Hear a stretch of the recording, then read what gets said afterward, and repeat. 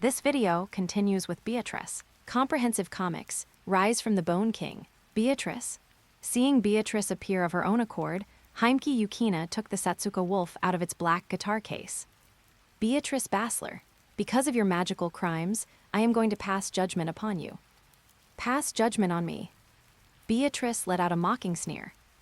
Naive little girl, Big Sister is going to show you the cruelty of this world right now. After saying this, Beatrice pressed a button on the remote in her hand. The 13 artificial angels in the sky above the island immediately ceased their fighting and launched an attack on Heimki Yukina. The divine child of the Sueni and the high priestess sword which hereby pray. O dawn of demon breaking, O snow mist wolf of divinity, swiftly aid me with the divine authority of steel to strike down the evil gods and 100 demons. Heimki Yukina brandished the Setsuka wolf to meet the attacking artificial angels. Bang! The divine vibration wave released by the Setsuka wolf collided with the divine energy released by the artificial angels. The Setsuka wolf, which should have been able to nullify magic, not only failed to eliminate the artificial angel's divine energy, but was instead suppressed by it. As I thought, it's no use. Heimki Yukina bit her lip in frustration, then sent a command to the dragon scale ring on her left ring finger. Connect. In the next instant, the space around Heimki Yukina began to distort. Seeing the scene, Beatrice's eyes widened in shock. Is this little girl an artificial angel too? Under the watchful eyes of Vaya, Case Canyon, Beatrice, and Reiki Kirishima, Heimki Yukina's figure disappeared from the distorted space. When she reappeared, she had already transformed into an angel with 10 white wings on her back. An endless torrent of divine energy erupted from Heimki Yukina's body, impacting the surrounding space. So this is the power of an angel. Feeling the divine energy of the heavenly realm continuously flowing into her body, Heimki Yukina spoke with a complex expression. Only now do I truly possess the power to subjugate the fourth progenitor. As the artificial angels approached Heimki Yukina once more, she swung her right hand, using the Setsuka wolf to slash out a wave of divine energy that distorted space.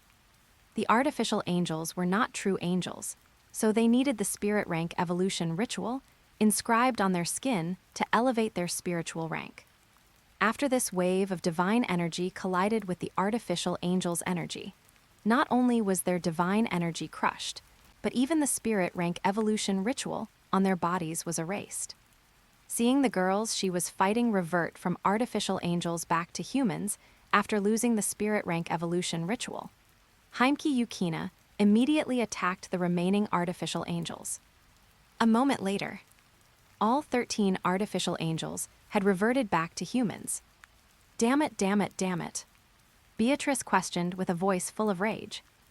You damn little B***H, why are you interfering with us? It seems a person like you will never repent for your crimes. Heimki Yukina walked toward Beatrice with an expressionless face. Just then, surrender, I surrender. Reiki Kirishima raised both hands in a gesture of surrender. Reiki. Beatrice turned and glared at Reiki Kirishima with a vicious gaze. You dare betray me. Reiki Kirishima said helplessly. We've already failed. The most important thing now is to stay alive. I will never forgive a traitor, Snake Crimson. Beatrice summoned a living weapon with a deep red shaft, a spear-shaped familiar. Then, under Reiki Kirishima's disbelieving gaze, Snake Crimson pierced through his heart. Beatrice, you actually did this to me. Reiki, this is all your fault for betraying me. Reiki Kirishima collapsed as a corpse, and Beatrice swung Snake Crimson with her right hand, looking at Heimki Yukina. Heimki Yukina looked at Beatrice with an emotionless, cold gaze and said, Beatrice, you truly are an irredeemable magical criminal. Shut up. Beatrice accused angrily. The reason I've become like this is all your fault.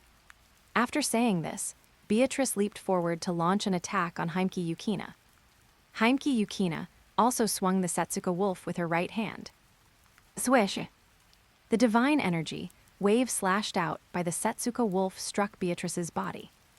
Beatrice seemed to enter a state of time stop.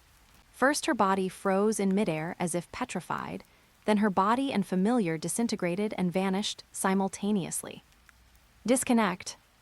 Reverting from her 10-winged angel form back to human, Heimki Yukina turned to look at Vaya with a dejected expression. Senior, I killed Beatrice. Vaya walked up to Heimki Yukina and took the initiative to pull her into his arms for comfort. Yukina, Beatrice was an irredeemable criminal. You don't need to feel guilty for passing judgment on her. Senior, thank you. Vaya placed his right hand on Heimki Yukina's head, stroking her hair while simultaneously using sleep magic. Yukina, sleep. Sleep was only a first-tier magic. If Heimki Yukina resisted, sleep would have no effect on her at all. Seeing Heimki Yukina close her eyes and enter a dream, Vaya picked her up in a princess carry and then walked over to Case Canyon. Canon, let's go back. Brother, Case Canyon asked in a low voice. These girls who were forced to participate in the Artificial Angel Project are all victims of the Artificial Angel Project proposed by my father. My father and I must take responsibility for them. Brother, can you use spatial transfer, magic, to take them back to Madoushi Kusoku? Of course. Vaya agreed to her request. Foundation Gate. Artificial Island Management Association. Yace Akishide sat in his office, looking at the computer screen with a grave expression. Case Canyon, Lavria Lihivane, Heimki Yukina. Now that the White Dragon God Emperor has created 3 angels, does this guy really want to conquer the world? The headquarters of the magical corporate conglomerate Mar. CEO's office. A black-haired man with skin as pale as a vampire sat in his office chair, staring expressionlessly at the computer screen. He was none other than the CEO, founder and majority shareholder of Mar, Shafrir Ren. It seems we at Mar must deal with the White Dragon God Emperor. We cannot let this guy who appeared out of nowhere truly take Genbu Island away. After stating his thoughts, Shafrir's gaze turned toward the person sitting on the sofa. It was a beautiful woman with a baby face who looked to be around 30 years old, wearing a researcher's white coat. On her ID badge, the 3 characters Akiguro Momori were writ. What are your thoughts? I agree with your idea. The lazy-looking Akiguro Momori took on a serious expression. The 4th progenitor, Akiguro Shiro, is my son, which is why we at Mar did not carry out a plan to control Genbu Island. Now the Lord of Genbu Island is not my son Akiguro Shiro, but the suddenly appearing White Dragon God Emperor. He is a massive hindrance to your plans.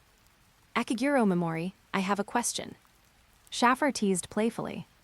You wouldn't happen to be acting as a mother, trying to use Mar to help your son Akiguro Shiro eliminate a competitor, would you?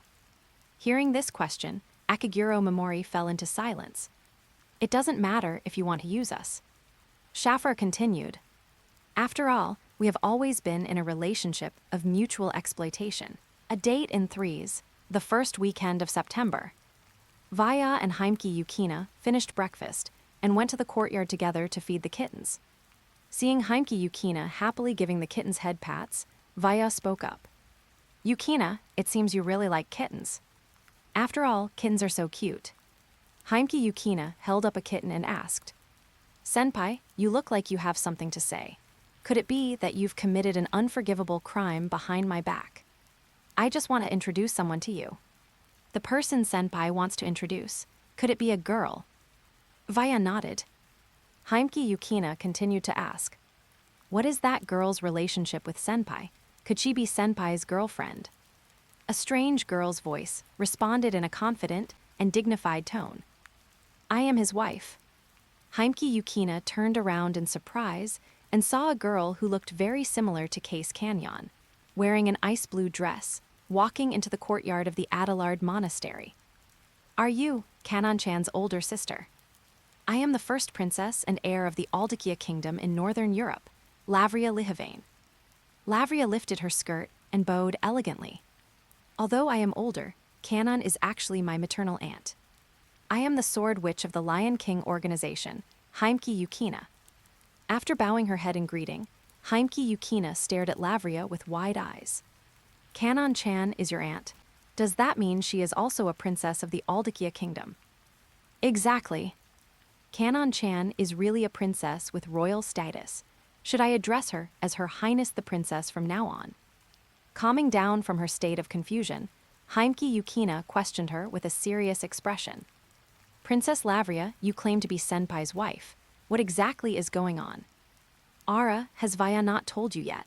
During this time, I've been going on sightseeing dates with Vaya every day on Genbu Island.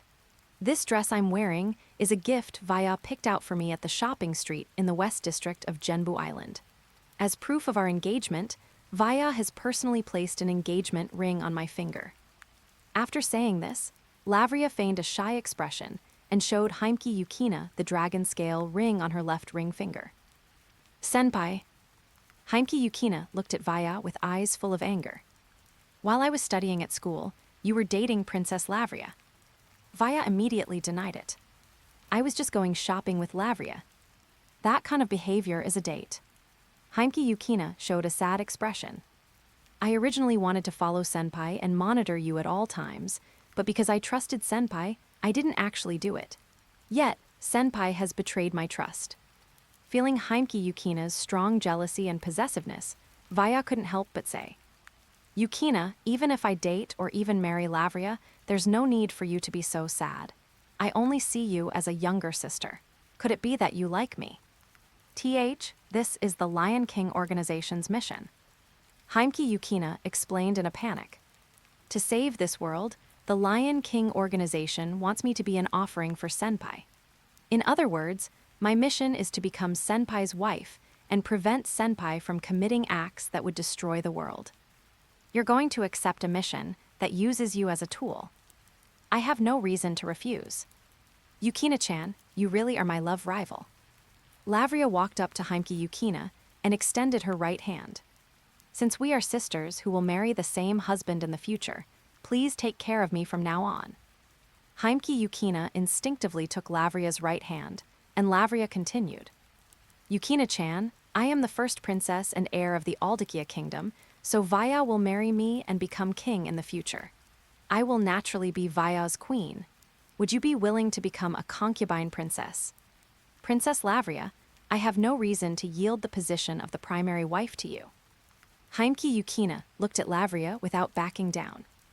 Just then, a delicate girl's voice suddenly spoke. I want to join this battle too. Vaya, Heimki Yukina, and Lavria turned around at the same time to see Case Canyon, wearing a white dress, walking into the courtyard. After meeting Vaya's gaze, Case Canyon gave a gentle, sweet smile. Brother, I've come to visit the kittens. Canon, you've come at the right time. Let me introduce someone to you. Brother, father has already told me about my background. Case Canyon walked up to Lavria and looked up at her niece, who was older than herself. Lavria, I am very happy to meet you, my blood relative. Canon, I must apologize to you on behalf of the Lihivane royal family. Lavria bowed her head with a serious expression. You should have enjoyed the treatment befitting royalty, but because the Lihivane royal family shirked its responsibility, you went through many painful things. You don't need to apologize to me. Case Canyon's gaze turned to Vaya and Heimki Yukina. If I were a princess raised in the Audiobook kingdom, I wouldn't have had the chance to meet brother and Yukina-chan. Canon. Looking at Case Canyon, who was younger than her and like a sister, Lavria asked somewhat guiltily. Since I am older than you, and we will marry the same husband, can I treat you as a younger sister? Case Canyon nodded without hesitation. Lavria feels very much like an older sister, and I want to treat you as one too. Canon. Lavria excitedly pulled Case Canyon into her arms. In the name of Lavria Lihivane, I swear that I will not let anyone harm you in the future. After the two separated, Lavria immediately suggested, Canon, Yukina, to celebrate us becoming sisters, let's go shopping together today. Sure. Heimki Yukina said in agreement. I happen to want to buy some new clothes. Case Canyon's gaze turned to Vaya. Will brother come along? No. Vaya turned around as if to flee. The three of you girls go shopping together.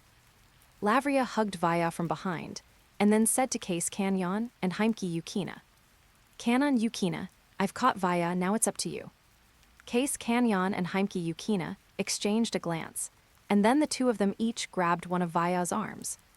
I want to go shopping with brother. Senpai, you're willing to go on a date with just Princess Lavria, but you're not willing to go on a date with me and Canon-chan. Faced with this situation, Vaya could only choose to surrender. World movement. After Vaya used world movement to take Lavria, Case Canyon, and Heimki Yukina away, a girl wearing a black dress with short black hair and a very lively aura walked to the entrance of the Adelard Monastery's courtyard. It seems that persuading the White Dragon God Emperor will be a very simple matter. Xian du Muyuma, West District, Genbu Island. An open-air cafe in the shopping mall of the commercial district. Under the scorching noon sun, Vaya finished his ice cream from Lulu's and once again glanced at the nearby swimwear shop. It's been nearly half an hour. Are they intentionally trying to let me bake in the sun? May I sit here? A girl's unfamiliar voice suddenly rang out beside him. Vaya turned around and saw a short-haired girl wearing a black dress, holding 2 ice creams from Lulu's in her hands. After meeting Vaya's gaze, the girl handed one of the ice creams to him. This is a tribute. A tribute. A look of confusion appeared on Vaya's face. The girl sat in the seat next to Vaya and explained, I want the White Dragon God Emperor to hear my request. Seeing that the girl before him possessed magical power rivaling the spiritual power of Heimki Yukina, Case Canyon, and Lavria, combined with her short-haired appearance, Vaya had already guessed her identity. What is your request? My name is Takogi Yuuma, daughter of the great witch Takogi Aya, who leads the library. Takogi Yuuma said, with a complex expression. Because of the grimoire of the Dark Oath incident 10 years ago, my mother was imprisoned in the prison barrier by the Witch of the Void, Nangong Nazuki. Therefore, I wish to borrow your strength to rescue my mother. In this world, there is a type of book known as a grimoire. These books, which record incantations, magical rituals, or ways to manipulate spirits and monsters, have always been regarded as the source of calamity because they can grant readers power beyond human wisdom. The world-renowned magical criminal organization, known as the Library, is an association that gathers a large number of high-level mages and witches who possess grimoires, reportedly numbering in the thousands. 10 years ago, the great witch Takogi Aya, leader of the Library, activated the forbidden grimoire, the Grimoire of the Dark Oath, on Genbu Island.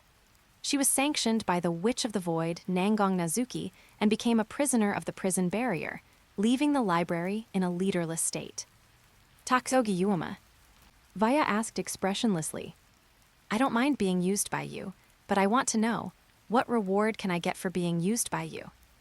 As long as your majesty rescues my mother, the thousands of high-level mages and witches of the library will serve you and help you complete the great undertaking of conquering the world. A shy blush appeared on Takogi Yuuma's pale little face. If you take a fancy to me, I will dedicate my body and soul to you and become one of your wives. Hearing these words, Vaya pinched her small and cute chin with his right hand. Do you have a boy you like? No, I don't. Takogi Yuuma looked a bit guilty. Vaya continued his inquiry. What about a childhood friend? Takogi Yuuma hesitated for a moment. I have a childhood friend named Akatsuki Kaju. Since you are a witch of the library, you should know that the 4th progenitor hidden on Genbu Island is Akatsuki Kaju. Why don't you ask this childhood friend for help? The current Kaju does not yet have the strength to defeat the world's strongest witch, Nangong Nazuki. In order to rescue Takogi Aya, have you already prepared yourself to give up on being with Akatsuki Kaju? Yes. Since you say so. A mischievous smirk appeared on Vaya's face. I accept your request. Rescuing her mother, Takogi Aya, was the very purpose of Takogi Yuuma's existence.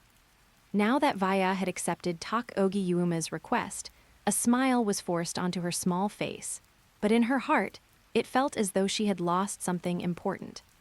Vaya paid no mind to Takogi Yuuma's reaction and directly used origin magic to teleport with her. World movement. In the next instant, Vaya and Takogi Yuma arrived in the airspace over the waters at the northern end of Genbu Island. Sensing the bond of blood connection, Takogi Yuma's eyes widened with excitement. I can feel my mother here. Is the prison barrier hidden here? Your Majesty White Dragon God Emperor, please release an attack capable of interfering with subspaces to break the subspace hiding the prison barrier. The prison barrier is a special barrier for imprisoning magical criminals. The prison barrier of Genbu Island is supported by the power of the dragon veins in the sea area, and it is hidden in a subspace called Dream by the Witch of the Void, Nangong Nazuki. As the price for hiding the prison barrier in a subspace, Nangong Nazuki must sleep forever to maintain the dream. To invade the prison barrier guarded by Nangong Nazuki, the simplest way is to use massive magical power sufficient to interfere with subspaces, to attack the space where the real world overlaps with the prison barrier. Because the subspace hiding the prison barrier is Nangong Nazuki's dream, invading the prison barrier in this way would also cause immense damage to the owner of the dream, Nangong Nazuki. Your goal is to rescue Takogi Aya, not to destroy the prison barrier guarded by Teacher Neiyu. Vaya refused Takogi Yuma's request, and then began to search for the subspace where Nangong Nazuki's dream was located. Could it be?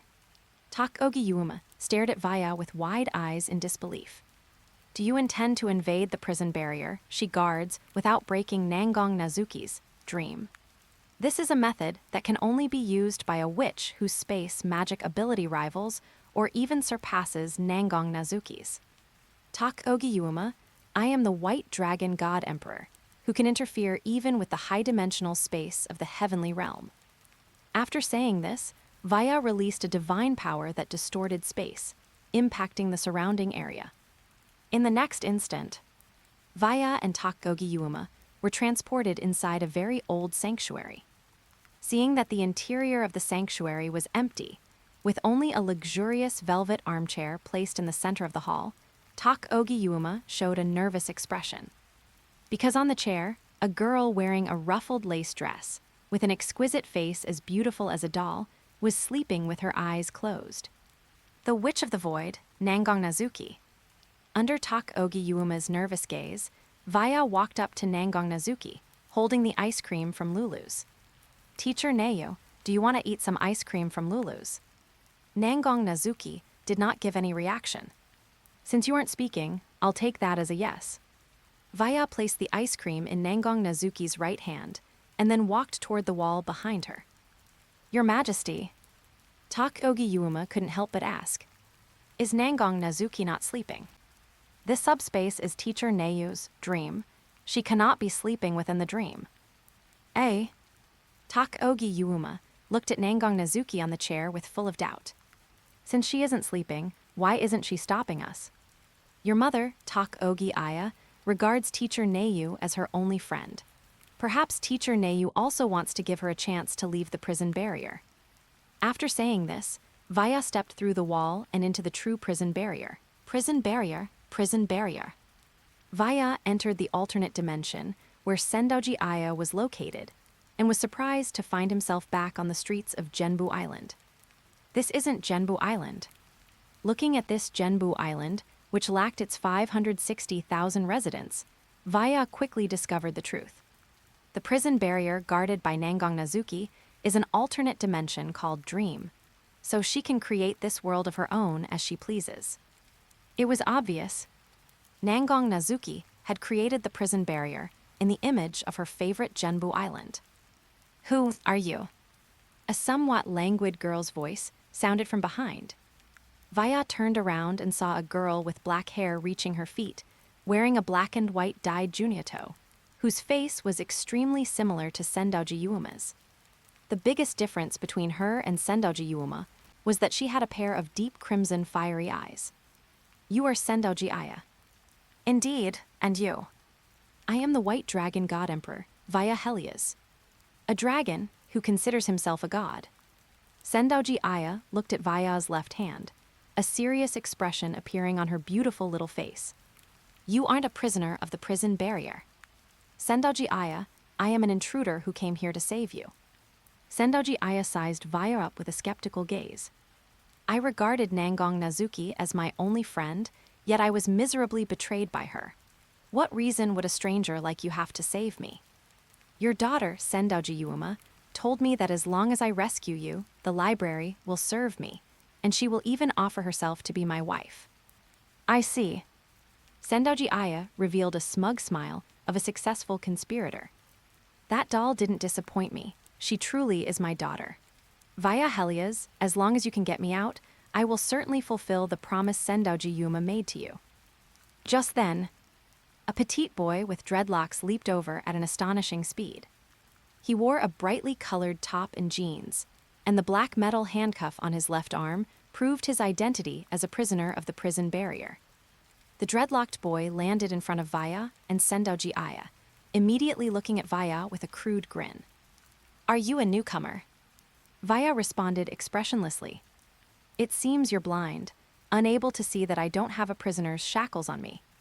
Prisoners of the prison barrier all have black metal handcuffs on their left hands, and even Sendoji Aya was no exception.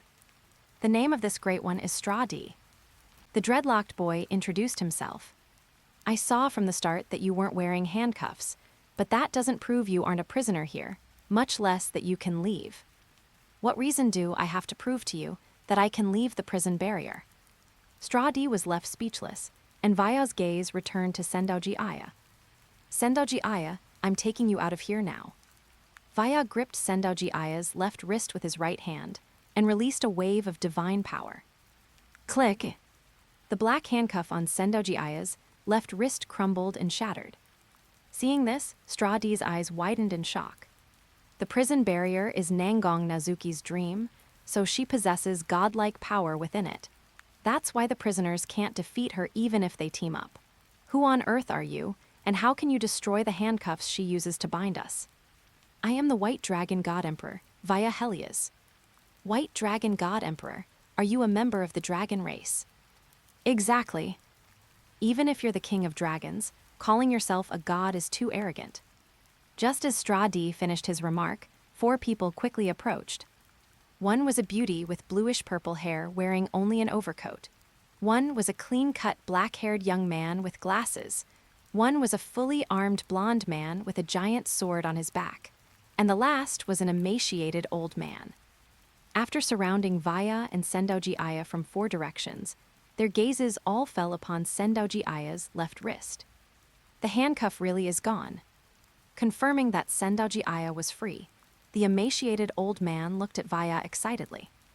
Boy, I am Kirasaka. Quickly help me release this damn binding and then take me out of the prison barrier. Are you ordering me? Vaya looked at Kirasaka with cold eyes. I am indeed ordering you. Kirasaka raised his right hand, releasing blazing flames. If you refuse to help me, I will surely burn you to ashes. In this world, there is not only the high-dimensional heavenly realm, where gods reside, and the demon realm, where demons reside, but also the spirit realm, where elemental spirits reside.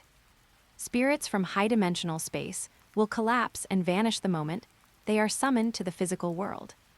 To maintain a spirit's existence, it must be summoned into a vessel called a spirit furnace. It is said that a very small number of spirit casters can use their own bodies as spirit furnaces to summon spirits, exerting power that surpasses demons even with a human body. Kirasaka was such a spirit caster, capable of summoning a fire spirit within his own body. Facing Kirasaka's threat, Vaya sneered mockingly. You truly are an ignorant and foolish person. No wonder you became a prisoner of the prison barrier. Arrogant youth, I shall teach you a lesson now. With a wave of his right hand, Kirasaka unleashed blazing flames at Vaya. Whoosh! Vaya blew a breath of frost dragon breath at Kirasaka. In the next instant, under everyone's disbelieving gazes, Kirasaka turned into an ice sculpture. That's a dragon's breath. It seems you really are a dragon. The fully armed blonde man gripped the giant sword on his back with his right hand. I am a descendant of the Dragon Slayer clan, Brood Dambergraph. Since we have met here, let us begin our battle of destiny. Having said that, Brood Dambergraf brandished his giant sword at Vaya. Sendoji Aya immediately warned. The Dragon Slayer clan are unconventional attack mages who have only strengthened their combat abilities to counter dragons. Exactly. Brood Dambergraf said confidently. As long as you are a dragon, you are no match for my dragon-slaying sword. Dragon-slaying sword? Vaya acted as if he had heard a joke. Dragon Slayer, show me your dragon-slaying power. As you wish. Brood Dambergraf swung the dragon-slaying sword at Vaya. Bang! Vaya released the world's severance barrier, blocking the dragon-slaying sword with an invisible barrier. Dragon Slayer, is this the extent of your dragon-slaying power? Bang, bang, bang, bang, bang. Brood Dambergraf swung his sword repeatedly, trying to break Vaya's barrier with the dragon-slaying sword. Xian du mu yi. After a series of slashes, the world's severance barrier showed no signs of being broken by the dragon-slaying sword. As Brood Dambergraf was about to launch another slash, the bespectacled young man suddenly attacked, kicking Brood Dambergraf in the head with his right foot. Dragon Slayer, your disrespectful behavior ends here. If you wish to continue, I shall be your opponent. Akatsuki Mega. Brood Dambergraf, injured and on the ground, glared at the black-haired young man with angry eyes. Akatsuki Mega ignored his reaction, turned, and knelt before Vaya. Your Majesty, my name is Akatsuki Mega, grandson of Akatsuki Senra, the designer of Genbu Island. Please allow me to pledge my loyalty to you. Akatsuki Mega, you want me to take you out of the prison barrier? Yes. Akatsuki Mega did not deny it. I have a mission that I must complete. Now Genbu Island is my territory. Vaya showed a faint smile. In consideration of your grandfather, Akatsuki Senra, who designed Genbu Island, I can take you out of the prison barrier. I am extremely grateful for your benevolence. Akatsuki Mega stood up and looked at the beautiful woman with long, bluish-purple hair. Kuryu Lakirio, the tragic diva, do you also want to test His Majesty's strength? I have no such foolish ideas. Kuryu Lakirio gave Vaya a charming smile. Your Majesty, I am Kuryu Lakirio, an old-generation vampire connected by blood to the third progenitor, the Chaos Princess. Please allow me to serve you. Vampires have 6 ranks. Progenitors are the highest rank of vampire.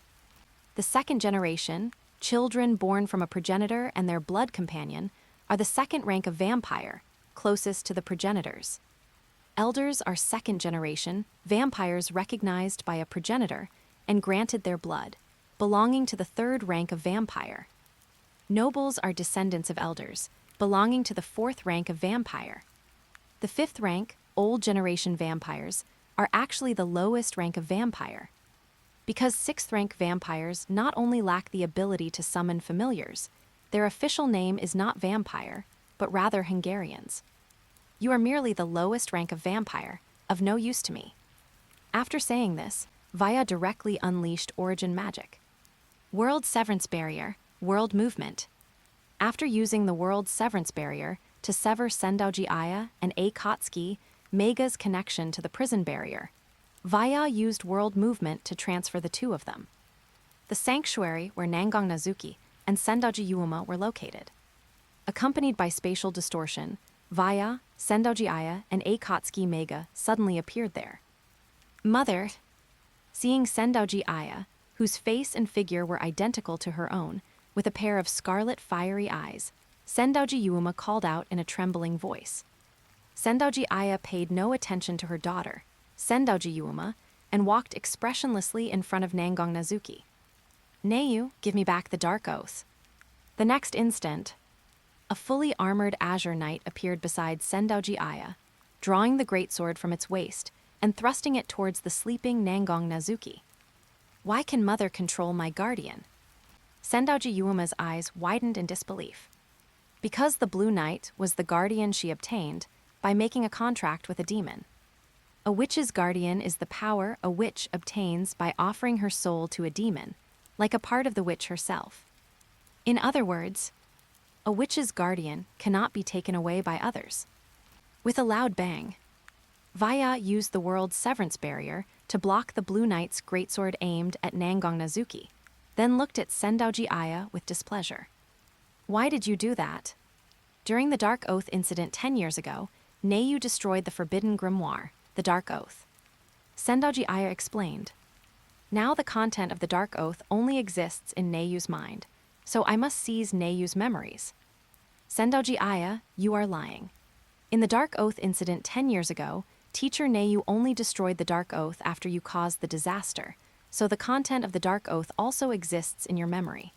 Could it be that you, the great witch who commands the library, do not possess photographic memory and have forgotten the content of the Dark Oath? The real reason you attacked Teacher Neiyu is actually that you don't want her to stop you again. Her lie exposed by Vaya, Sendoji Aya angrily questioned.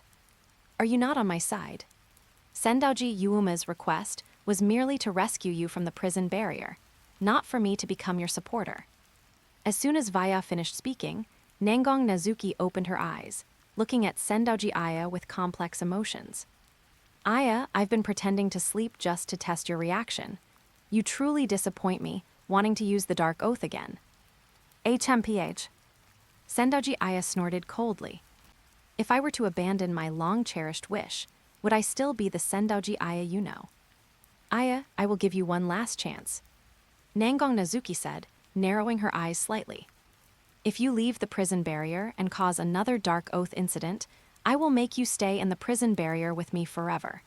Don't forget, my strength is greater than yours. You will definitely not be able to defeat me. After delivering this warning, Nangong Nazuki waved her right hand, transferring Sendoji Aya, Sendoji Yuima, and Akatsuki Mega outside. Now only Vaya and Nangong Nazuki remained in the sanctuary.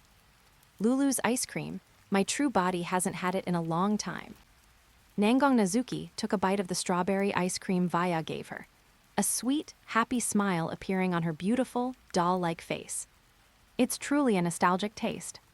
To protect the prison barrier, Nangong Nazuki's true body had been sleeping in the sanctuary within the prison barrier. The Nangong Nazuki serving as a teacher at Ayami Academy was merely a clone she created with immense magical power. Halfway through her ice cream, Nangong Nazuki suddenly asked Vaya. Vaya Helias, why did you do this? I don't believe you rescued Aya to gain the library and Aya's daughter, Sendoji Yuima. Teacher Neiyu, I genuinely want you to fight me with all your strength.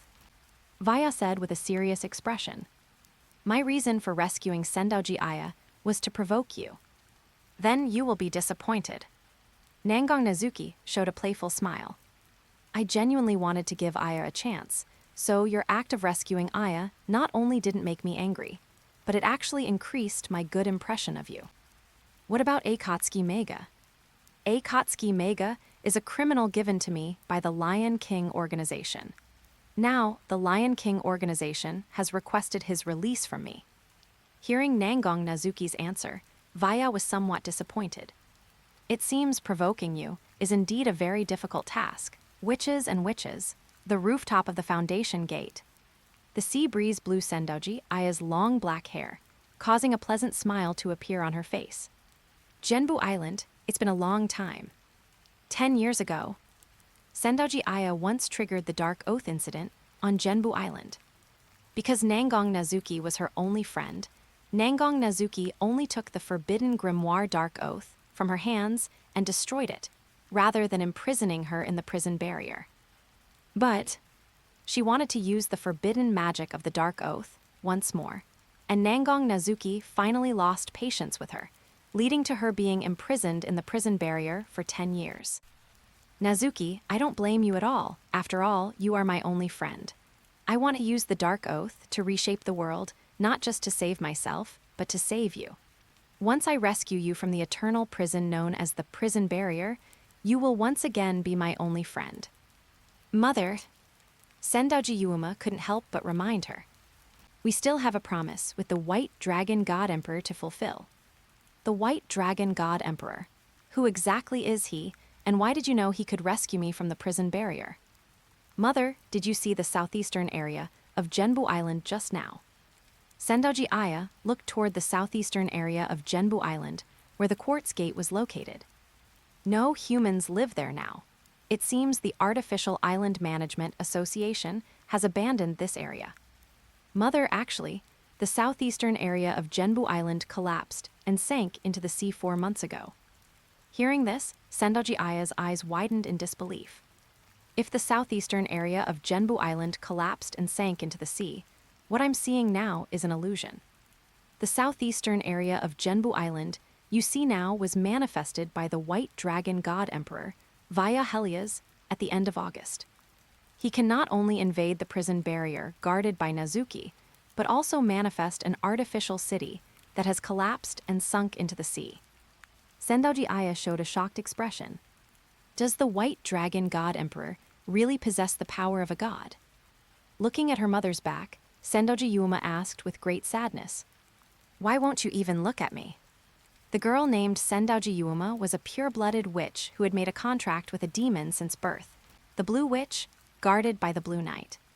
Since her earliest memories, the maids who cared for her had always told her that her mother was imprisoned in the prison barrier by the hateful Witch of the Void, Nangong Nazuki, so her mission was to rescue her mother from the prison barrier.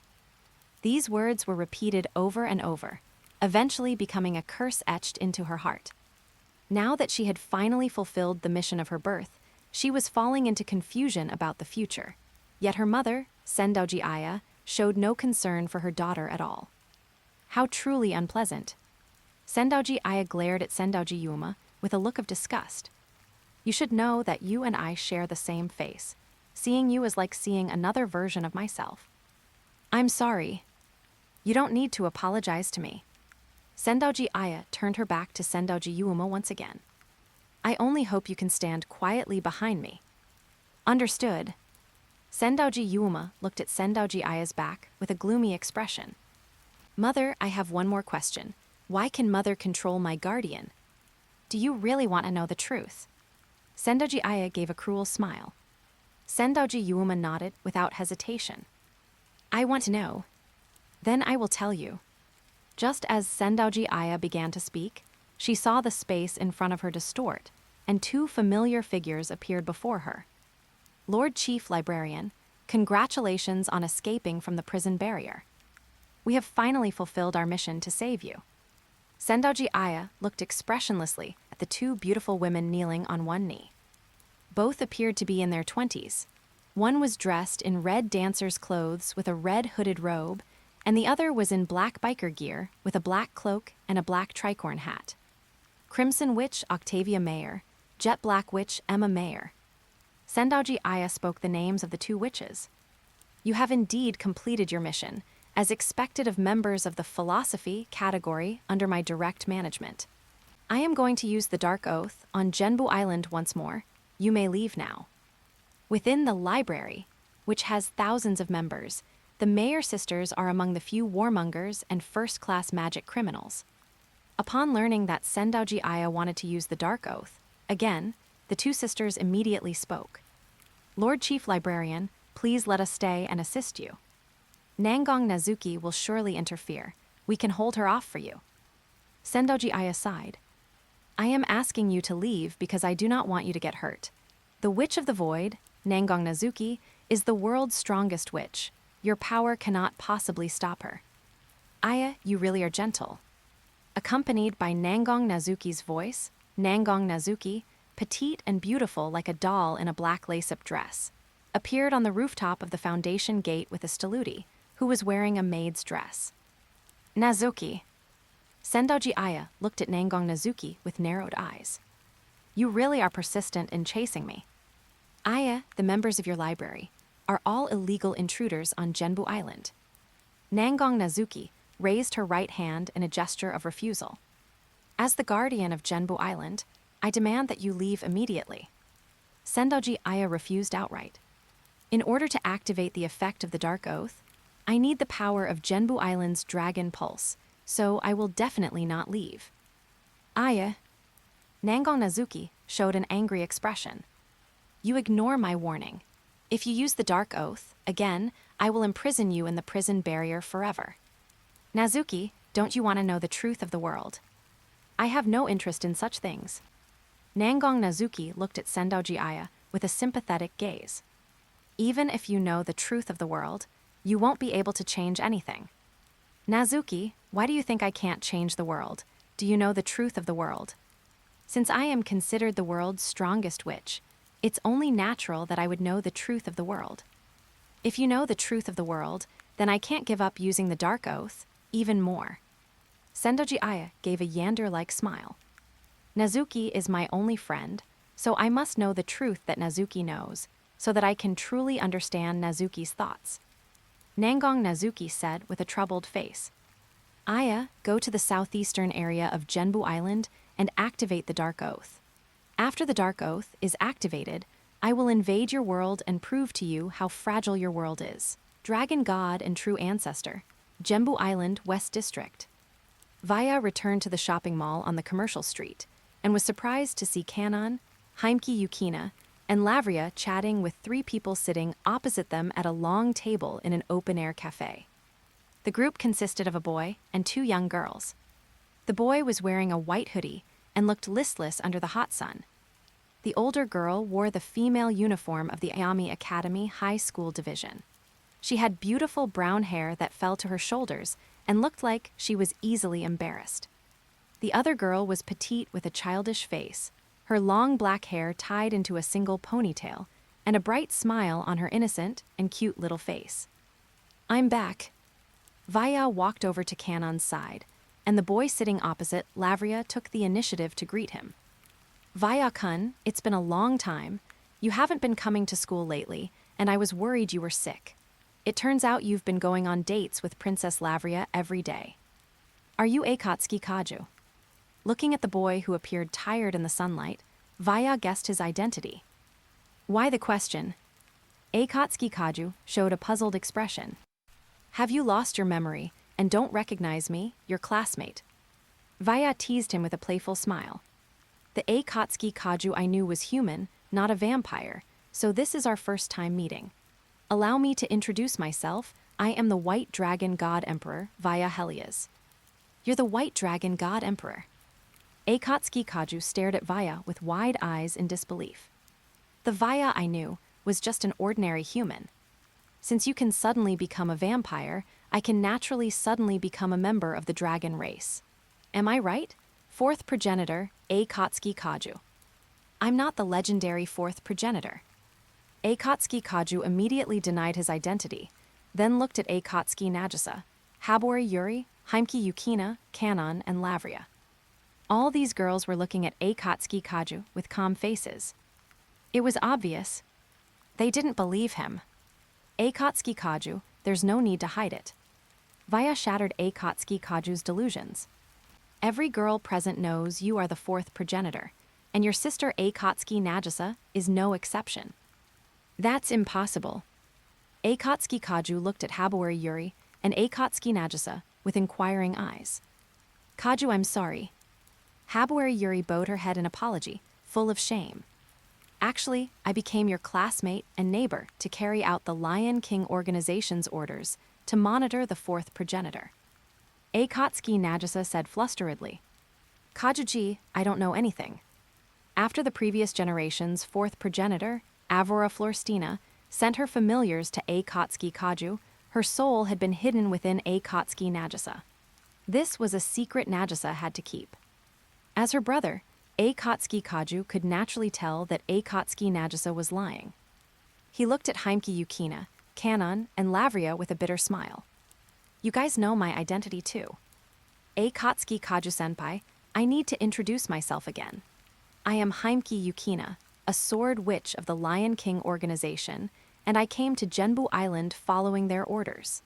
Monitoring the 4th progenitor was originally my mission, but because Vaya-senpai is more dangerous than you, I changed my mission to monitoring Vaya-senpai. Monitoring, in other words, you also became Vaya's neighbor. In order to monitor Vaya-senpai. Heimki Yukina's face flushed with embarrassment. I am currently living with Vaya-senpai. You're living together. Akatsuki Kaju's gaze shifted to Vaya. Don't misunderstand, Yukina is like a sister to me. Vaya said expressionlessly. You can live with your sister Akatsuki Nagisa, so naturally, I can live with Yukina. Heimki Yukina gave Vaya a dissatisfied glare. Vaya-senpai is not my brother, and I am not Vaya-senpai's sister. Akatsuki Kaju-senpai. Kanon said somewhat nervously. I also need to reintroduce myself. Actually, I am of the Aldikia Kingdom's royal bloodline and possess spiritual power equal to Yukina-chan and Nagisa-chan. Lavria followed up by saying, Fourth progenitor, I know your true identity because I have been keeping an eye on you. Keeping an eye on me? Akatsuki Kaju looked confused. Habori Yuri explained. Kaju, the Aldikia Kingdom is a neighbor to the Battle King domain, the empire of night ruled by the first progenitor. The princess has been watching you perhaps because she wants to use a marriage alliance to borrow the fourth progenitor's power to oppose the Battle King domain. Learning the reason why Lavria was watching him, Akatsuki Kaju couldn't help but ask. Princess, you are with Vaya-kun now because you want to use the power of the White Dragon God Emperor to oppose the first progenitor. Lavria shook her head. I am with Vaya because I fell in love with him at first sight and have fallen hopelessly in love with him. Although Lavria looked serious, everyone could see she was lying. White Dragon God Emperor, I also need to introduce myself to you. Habori Yuri took the initiative to stand up and speak to Vaya. I am Habori Yuri, a sword witch of the Lion King organization, currently serving as the fourth progenitor's observer. Because Yukina-chan is a precious friend of mine, I hope you won't do anything to hurt her. If you hurt Yukina, I will definitely do my utmost to subjugate you. I've noted your warning. Vaya showed a faint smile. Since you are concerned about Yukina, I forgive your transgression of rudeness. Vaya-senpai, I am Kajuji's sister Akatsuki Nagisa, and also a friend of Yukina-chan and Kanon-chan. Akatsuki Nagisa looked at Vaya hesitantly. Since you call yourself the White Dragon God Emperor, I want to know if you can perform the resurrection of the dead. I can. You really can resurrect the dead. I am the White Dragon God Emperor residing in the realm of God. As long as the soul of the deceased has not vanished, I can bring them back to life. Hearing Vaya's answer, Akatsuki Nagisa lowered her head and said, I want to request you to help me resurrect a precious friend. Nagisa, you have a precious friend who passed away. Akatsuki Kaju looked at his sister in surprise. Akatsuki Nagisa didn't answer the question, but looked up at Vaya with pleading eyes. Vaya-senpai. Akatsuki Nagisa, I can help you resurrect the soul of the deceased. Vaya said expressionlessly, but you must pay the price for resurrecting the dead. A price? Akatsuki Nagisa hesitated for a moment, then said with a firm face, Vaya-senpai, as long as you resurrect my friend, I can give you my everything. It seems I'm going to have another love rival. Lavria feigned distress. Vaya, although I don't mind you having several side consort queens, I hope their number does not exceed 12. Senpai. Heimki Yukina glared at Vaya with a fierce gaze. You wouldn't make an excessive demand of Nagisa-chan, would you? The price of resurrection. As Akatsuki Nagisa's older brother, Akatsuki Kaju was naturally the person who cared about her the most. Vaya Helias. Under the surprised gaze of the girls, Akatsuki Kaju glared at Vaya with his vampire red eyes. If you dare make any excessive demands of Nagisa, I won't forgive you. Facing Akatsuki Kaju's threat, Vaya showed an excited smile. Fourth progenitor, are you trying to challenge me? Akatsuki Kaju did not deny it. Although I am a pacifist, I will never avoid fighting when my family is hurt. Then you shall pay the price, instead of Akatsuki Nagisa. Akatsuki Kaju, as a normal man, I have no interest in middle school girls. I intended for you to pay the price right from the start. Seeing Akatsuki Kaju's puzzled expression, Vaya continued. The person Akatsuki Nagisa wants to revive is Aurora Florstina, the one who gave you the power of the fourth progenitor. I believe reviving Aurora is a responsibility you cannot shirk. After becoming the fourth progenitor, Akatsuki Kaju lost most of his memories related to Aurora, but he instinctively knew that Aurora was extremely important to him. Can you really revive Aurora? Akatsuki Kaju looked at Vaya with disbelief. Vaya nodded. As long as you agree to my request, I can revive Aurora immediately. What is your request? Akatsuki Kaju, I want you to tame the fourth progenitor's familiars, and then fight me with all your strength. Your request. I know you lack the ability to tame familiars, but you have already received the sacrifice sent by the Lion King organization. Habuari Yuri's spirit medium blood can help you tame the familiars. Akatsuki Kaju said discontentedly. This is between you and me. How can I involve Yuri? Before Akatsuki Kaju could finish speaking, Habuari Yuri proactively hugged his arm. Kaju, I am willing to offer you my spirit medium blood. You are the grandson of my master's master, Akatsuki Hisano-sama, so your concerns are my concerns. Please do not refuse me. Akatsuki Kaju fell into hesitation. Although he did not want Habuari Yuri to become a sacrifice to appease the familiars, he also did not want to give up on reviving Aurora. Akatsuki Kaju, it seems you need some time to consider this. You can come find me anytime once you accept my request. After saying this, Vaya turned and left. Yuri-senpai, please don't push yourself. Nagisa-chan, I was truly happy to run into you while shopping today. Fourth progenitor Akatsuki Kaju, I look forward to your fight with Vaya. After Heimki Yukina, Case Canyon, and Lavria finished their farewells, they immediately rushed behind Vaya at top speed. A family restaurant in the shopping district. A private room with 4 seats. This takoyaki tastes really great.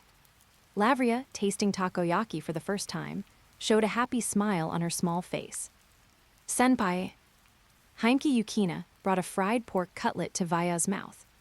I think the fried pork cutlet is delicious. You should try some too. Brother, I'll share some of my grilled meat with you too. Case Canyon looked at Vaya with expectant eyes, seemingly competing with Heimki Yukina. Vaya accepted the offer and ate the 2 girls, fried pork cutlet and grilled meat, then shared his pickled herring with them. Yukina, Canon, this is my return gift. Sensing Lavria's gaze, Vaya also shared the pickled herring with Lavria. Lavria, you should try the pickled herring too. Thank you. Lavria pretended to be shy and shared her takoyaki with Vaya. This is my return gift. Lunchtime ended. Lavria, Heimki Yukina, and Case Canyon squeezed onto the 2 seats opposite Vaya, staring at him with intimidating gazes like 3 judges passing sentence on a criminal. Senpai. Heimki Yukina spoke first. Canon-chan, Princess Lavria, and I spent half an hour in the swimwear shop picking out swimsuits that you would definitely like. But when we came outside, Senpai was gone. Do you know how sad we were, Senpai? Case Canyon followed up. Brother, please tell us what you were doing during that time. Lavria looked at Vaya with a cunning gaze. I think you were spending time with other girls during this period. Am I right? While you were choosing swimsuits, a girl named Sendouji Yuuma asked me for help to rescue her mother, Sendouji Aya. Vaya said without any concealment. After rescuing Sendouji Aya from the prison barrier, I immediately returned to you. Sendouji Aya. Lavria whined discontentedly. You actually rescued the Great Witch who leads the magical criminal organization, the Library. Do you prefer older women over young maidens like us? Princess Lavria, since Sendouji Aya already has a daughter, I don't think Senpai would break up another person's family. Hearing Heimki Yukina's words, Lavria sneered. Yukina, you are too naive. Sendouji Aya's daughter is actually just her clone. In other words, Sendouji Aya is an unmarried older woman of 26. Upon learning this information, Heimki Yukina was completely shaken. I trust brother. Case Canyon looked at Vaya with a determined expression. Brother must have a legitimate reason for rescuing Sendouji Aya. Canon, thank you for trusting me. Vaya gave Case Canyon a gentle smile. Canon-chan is so sly. Heimki Yukina puffed out her cheeks and muttered. Actually, I also trust Senpai, because Senpai is a battle maniac who has no interest in romance. Darling, of course I trust you too. Lavria showed a playful and lively cute expression. The reason we're interrogating you now is actually because we want you to take us to the beach, so we can show you the swimsuits we carefully selected for you. Then I'll take you all to Aozora Land. Aozora Land is a man-made island theme park built 18 kilometers away from Genbu Island, operated by several enterprises including Kyusuke Happiness Enterprise. The island not only features amusement facilities like resort hotels, water parks, and roller coasters, but also a special aquarium and zoo called the Demonic Beast Garden, and is highly anticipated as a brand new symbol of Genbu Island. Aozora Land. Case Canyon looked at Vaya with a puzzled expression. Brother, I heard that Aozora Land is still 3 months away from its test run. The reason I want to take you to Aozora Land is precisely because Aozora Land has not started its test run yet. Vaya explained, we can play freely at Aozora Land without any tourists bothering us. I approve of going to Aozora Land. After Lavria stated her position, Heimki Yukina quietly said, I approve too, the world's strongest nightmare, Aozora Land. Vaya used world movement to bring Heimki Yukina, Case Canyon, and Lavria to this artificial island, seeing that all the facilities here had been completed. Aozora Land was not yet in test operation, because the 2,200 endangered rare magical beasts collected from all over the world required a lot of time to be transferred to the aquariums and zoos of the Demon Beast Garden. Seeing the entrance to the Demon Beast Garden and the adjacent pool area, Heimki Yukina proactively spoke. Senior Kanon-chan, Princess Lavria, since we've come to Aozora Land, would you like to visit the Demon Beast Garden? As a sword witch of the Lion King organization, I can introduce most of the magical beasts to you. Yukina. Lavria hugged Heimki Yukina, reminding her. The first thing we need to do is let Vaya see our swimsuits. After saying this, Lavria pushed Heimki Yukina towards the changing room in the pool area. Brother, these are the swim trunks we picked out for you. After handing a shopping bag to Vaya, Case Canyon caught up with Lavria and Heimki Yukina. A moment later, Case Canyon, Heimki Yukina, and Lavria emerged from the changing room in the pool area, and Vaya's eyes widened in amazement. White, blue, black, these colors truly suit your styles. Case Canyon showed a shy, sweet smile. Brother, what do you think? All your swimsuits are very cute. Hearing Vaya's assessment, Heimki Yukina pouted her small face in dissatisfaction. We're not children. Dear. Lavria pounced and hugged Vaya. I knew you liked black just like me. We really are the best couple. Splash. Because Vaya didn't resist, Vaya and Lavria fell into the pool. Seeing this, Case Canyon pulled Heimki Yukina and jumped into the pool. Yukina-chan, brother can't swim, let's go save him quickly. Half an hour later. After the frolicking in the pool area ended, Vaya brought Case Canyon, Heimki Yukina, and Lavria to the beach of the artificial coast. There's a beach ball here.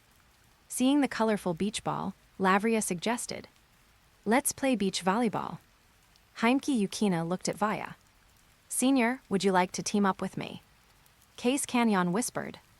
I also want to team up with brother. Lavria proactively hugged Vaya's right arm. Darling, of course you'll team up with me. Facing this three-way choice, Vaya fell into hesitation. Just then, a magical white horse with a horn on its forehead arrived on the beach, and on its back was a young girl in a blue swimsuit. She had brown curly hair falling to her shoulders and light blue eyes. Her delicate and cute small face was expressionless, and she carried a melancholic and somber aura. 4 intruders detected. Big brother, big sisters. Aozora Land is not yet in test operation. Please leave immediately. What a cute little sister. Hearing the little girl's words, Heimki Yukina put on the air of a big sister. Are you an employee's family member at Aozora Land? Don't treat me like a child. The little girl pouted in dissatisfaction. I'm an employee who tames magical beasts in the Demon Beast Garden. An employee who tames magical beasts. Heimki Yukina showed a surprised expression. Are you a dream demon? The dream demons of this world are a demon race primarily composed of females. Although dream demons possess neither great power nor long lifespans, they have powerful mind control abilities. Because dream demons' abilities are very effective for taming magical beasts, Kyusuke Happiness Enterprise employs a large number of dream demons as staff to manage the Demon Beast Garden. That's right, the little girl said boastfully. I am a dream demon, and the world's strongest dream demon at that. If you refuse to leave, I will use my dream demon abilities to control you. The world's strongest dream demon. Lavria showed a provocative smile. Little sister, if you can do it, then control us. You won't regret it. The little girl erupted with astonishing magical power. After impacting Lavria with her magical power, the little girl said coldly, "Big sister, I command you to lie on the ground and meow like a cat." I won't accept such a command. Lavria leaped next to the little girl and lifted her off the magical beast's back. My ability is ineffective against you. Seeing that Lavria was not controlled, the little girl looked at Vaya, Case Canyon, and Heimki Yukina. Big brother, two big sisters, quickly stopped the big sister. While giving the command, the little girl released her magical power. Such astonishing magical power. Feeling the little girl's immense magical power, Heimki Yukina looked solemn. Perhaps this child really is the world's strongest dream demon. Vaya, Case Canyon, and Heimki Yukina were also not controlled by her ability, causing the little girl to question in a panic. I am the world's strongest dream demon. Why are my abilities ineffective against Big Brother and Big Sisters? Lavria, Heimki Yukina, and Case Canyon looked at Vaya. Senior, Heimki Yukina inquired. Is it because Senior has been protecting us that the Dream Demon's ability is ineffective against us? You haven't been controlled by the Dream Demon's ability because the rings I gave you are protecting you. After answering this question, Vaya said to Lavria, Lavria, stop bullying her. I just wanted to correct her mistake. Lavria let the little girl stand on her feet, then placed her right hand on her head and patted it. Little sister, controlling others' minds is a magical crime. You absolutely must not do such things again in the future. Big brother, big sisters, my name is Eguchi Yume. The little girl said, lowering her head. I apologize for what just happened, but you must leave Aozora land. If others find you, you might get hurt. Your worries are unnecessary. Vaya showed a confident smile. I am White Dragon God Emperor Vaya Helias, and everything on Genbu Island is currently under my control. Heimki Yukina followed up. I am Heimki Yukina, a sword witch of the Lion King organization. Lavria announced her identity with an imposing aura. I am Lavria Lihavane, the first princess and heir of the Aldikia Kingdom. I am Case Canyon, and also a member of the Aldikia Kingdom's royal family. After Case Canyon finished her self-introduction, Vaya made an inviting gesture to Eguchi Yume. Yume, we're about to play beach volleyball. Do you want to join? Eguchi Yume was startled. Big brother, I am a taboo dream demon. Do you really not mind my identity? Since your abilities are ineffective against us, to us, you're just a normal little sister. Hearing Vaya's reply, Eguchi Yume feigned anger. I'm not a little girl anymore. Secret Oath, the southeastern district of Genbu Island. In this uninhabited artificial city, only the sound of the sea breeze blowing through the buildings could be heard under the cover of night. The Quartz Gate, located at its center, was a massive 6-story building. Because its outer walls were made of magically reinforced transparent diamond glass, it looked like a jewel palace resembling a hexagonal crystal. The top floor of the Quartz Gate, wearing a black and white dyed Junieto, her long black hair falling to her feet, Sendoji Aya, with her crimson fiery eyes, was using chalk to write characters that radiated a golden light onto the wall. Looking at these mysterious characters, Sendoji Yuma was somewhat confused. This is the Dark Oath. It was said that the Dark Oath possessed the power to nullify all supernatural abilities, including mana and spiritual energy. But she didn't feel like her own mana was being affected. Lady Grand's librarian. Emma Mayer, the Jet Black Witch, suddenly spoke up. Updates are not easy. Remember to share 101 Kanshu. Calm. My mana has disappeared. Octavia Mayer, the Crimson Witch, followed suit. My mana has disappeared as well. Sendoji Aya did not stop writing. This is the real reason I had you leave Genbu Island. Once the effect of the Dark Oath is activated, all supernatural abilities will be nullified, with only myself as the exception. Sendoji Yuma couldn't help but say, Mother, my mana hasn't disappeared. Snap! The chalk in Sendoji Aya's hand suddenly snapped. As expected, you are me. Finishing the final passage of the Dark Oath with the remaining half of the chalk, Sendoji Aya turned around and gave Sendoji Yuma an eerie smile. My daughter, come with me. Accompanied by the distorted ripples of space, Sendoji Aya used spatial transfer to take Sendoji Yuma to the roof of the quartz gate. Enjoying the sea breeze, Sendoji Aya closed her eyes and took a deep breath. Yuma, you once asked me at the Foundation Gate why I could control your guardian. Now, I will give you the answer. Mother, an ominous premonition rose in Sendoji Yuma's heart. In the next instant, Sendoji Yuma's guardian, the Blue Knight, appeared behind her, with eerie black blood vessel-like patterns corroding his entire body. Aya! Sendoji Yuma let out a cry of agony. Sendoji Aya turned to look at Sendoji Yuma with a cruel sneer. Yuma, you are my daughter in name, but in reality, you are my clone. You are another me, which is why the world I created with the Dark Oath cannot nullify your mana. And because we are the same person, I can take back the guardian I lent you. As the Blue Knight turned completely black, the psionic circuits connecting Sendoji Yuma and the Blue Knight were all severed, and Sendoji Yuma's mana leaked from the broken circuits like blood. The Black Knight, now dominated by Sendoji Aya, left Sendoji Yuma and transferred behind his former master, Sendoji Aya. Mother! Collapsing to the ground after losing all her strength, Sendoji Yuma looked at Sendoji Aya with large, tear-filled eyes and questioned her. Why do this to me? Before Nazuki destroyed the Dark Oath, she had already read its entire contents. Sendoji Aya explained. Since Nazuki can also use the Dark Oath to create her own world, the world I created with the Dark Oath cannot nullify her mana. To counter Nazuki, who is protected by the Ring King, I must take back the guardian I lent to you.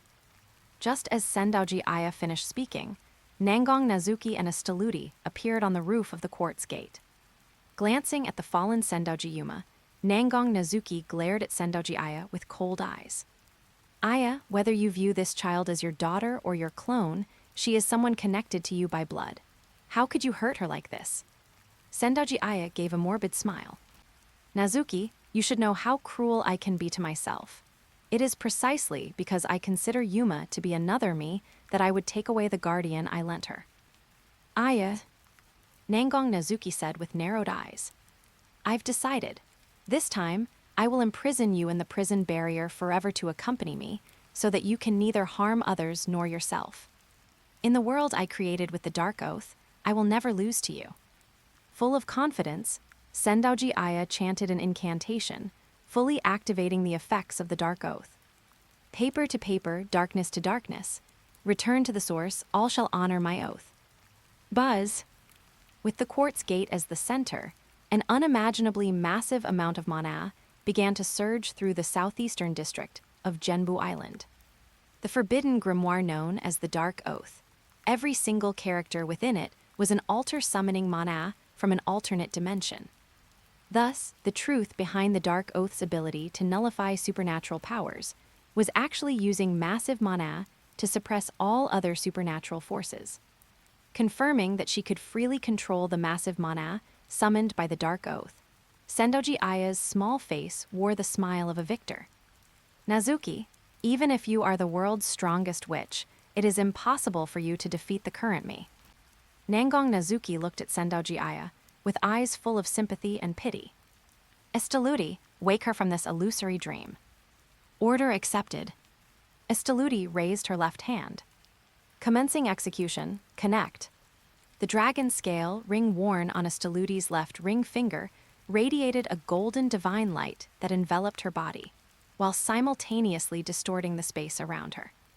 Under Sendoji Aya's disbelieving gaze, Esteludi transformed into an angel with 10 white wings on her back. Then, a torrent of divine energy erupted from Esteludi, beginning to suppress the massive mana Sendoji Aya had summoned with the Dark Oath. Feeling the world she created with the Dark Oath collapsing, Sendoji Aya was completely shaken. The power of Genbu Island's ley lines plus the mana summoned by the Dark Oath. Why can't it nullify her power? Aya, do you really not understand? Nangong Nazuki said with a cold face. The principle of creating a world you can freely control with the Dark Oath is to use the Dark Oath to summon massive mana to suppress all other supernatural powers.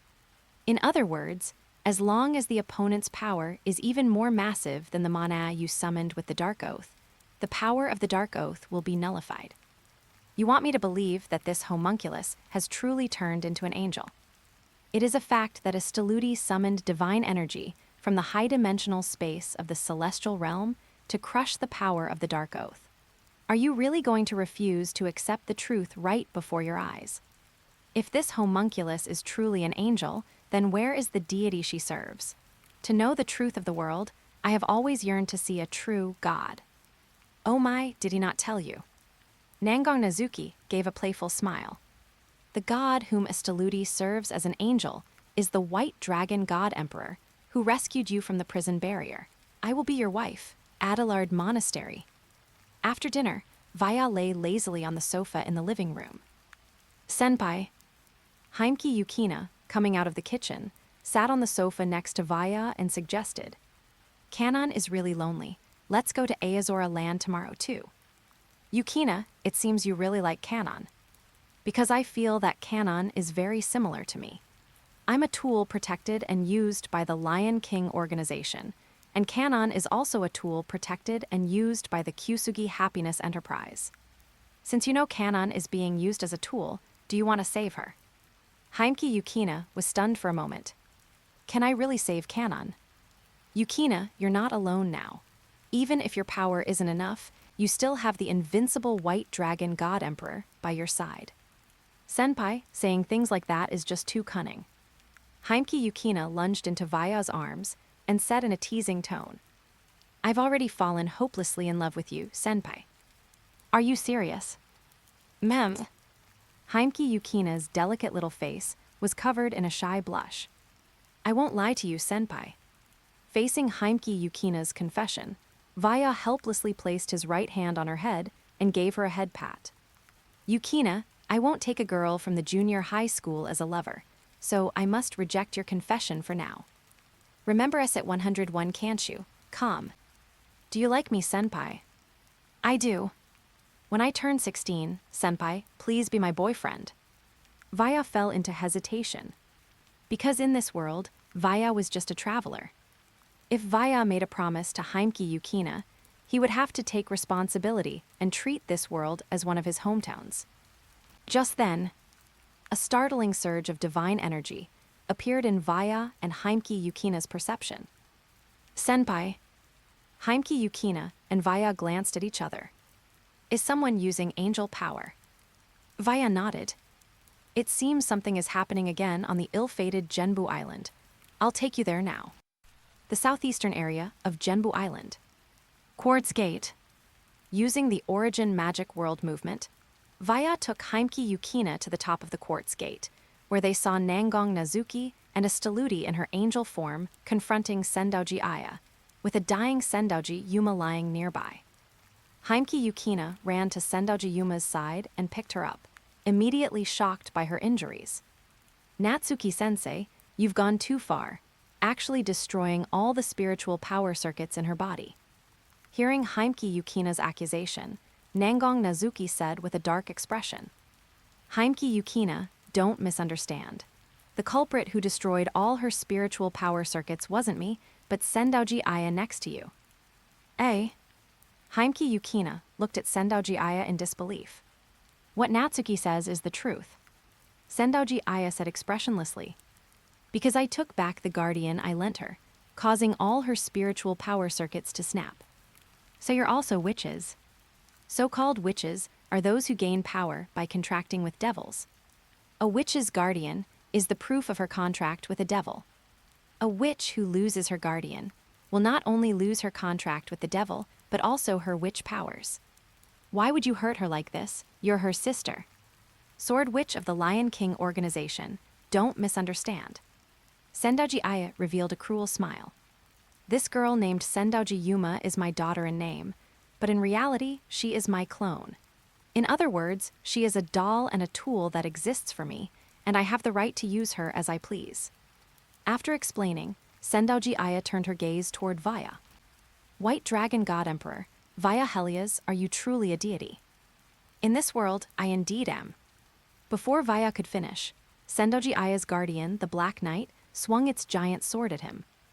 With a loud bang, Vaya blocked the Black Knight's giant sword with the World Severance Barrier. As expected of a deity. Seeing this, Sendoji Aya walked toward Vaya with an excited, distorted smile.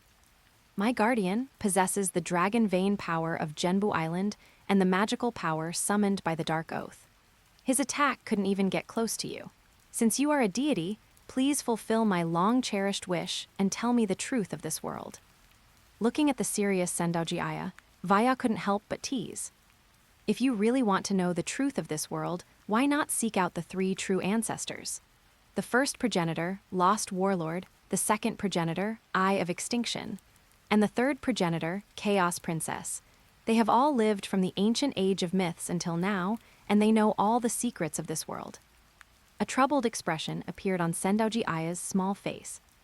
Although I am the Grand Librarian who commands the library, and my strength as a witch is second only to the world's strongest witch, Nangong Nazuki, my power cannot even overcome a vampire elder. I simply don't have the status to negotiate as an equal with the three true ancestors and have them tell me the truth of the world. I am a god even more powerful than the three true ancestors. What right do you have to make me tell you the truth of the world? Sendoji Aya lunged directly into Vaya's arms, looking at him with her scarlet eyes and a seductive smile. I am very confident in my beauty and figure. As long as you tell me the truth of the world, I am willing to be your wife. Aya. Nangong Nazuki rebuked her in dissatisfaction. Are you going to continue falling into depravity?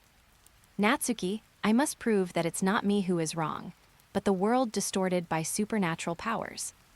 Unable to persuade Sendoji Aya, Nangong Nazuki turned her gaze toward Vaya. Vaya Helios, don't let Aya charm you. Natsuki-sensei, Sendoji Aya is your close friend, isn't she? Vaya gave a provocative smile.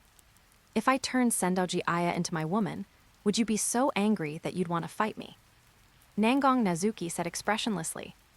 Aya has chosen her own depravity. I have no reason to save her. And if Sendoji Aya were being forced by me, would you stop me? Seeing that Nangong Nazuki didn't deny it, Vaya took out his phone. Cain. Kid, don't go looking for trouble for me. A blue cartoon doll, Magai, appeared on Vaya's phone screen. Vaya ignored Magai's words and handed the phone to Sendoji Aya. Sendoji Aya, this guy is the god of sin, Cain, who turned the three true ancestors into true ancestor vampires. If you want to know the truth of the world, you can let him tell you as well. Sendoji Aya stared wide-eyed at Vaya's phone. What is this? Sendoji Aya had been imprisoned in the prison barrier for 10 years, so she had never seen a modern phone. This is a modern-day cell phone. So it's a phone. Embarrassed and annoyed, Sendoji Aya took Vaya's phone and questioned Magai on the screen. Are you truly the god of sin, Cain? If you want to know the truth of the world, you can indeed treat me as Cain himself. It has increased again.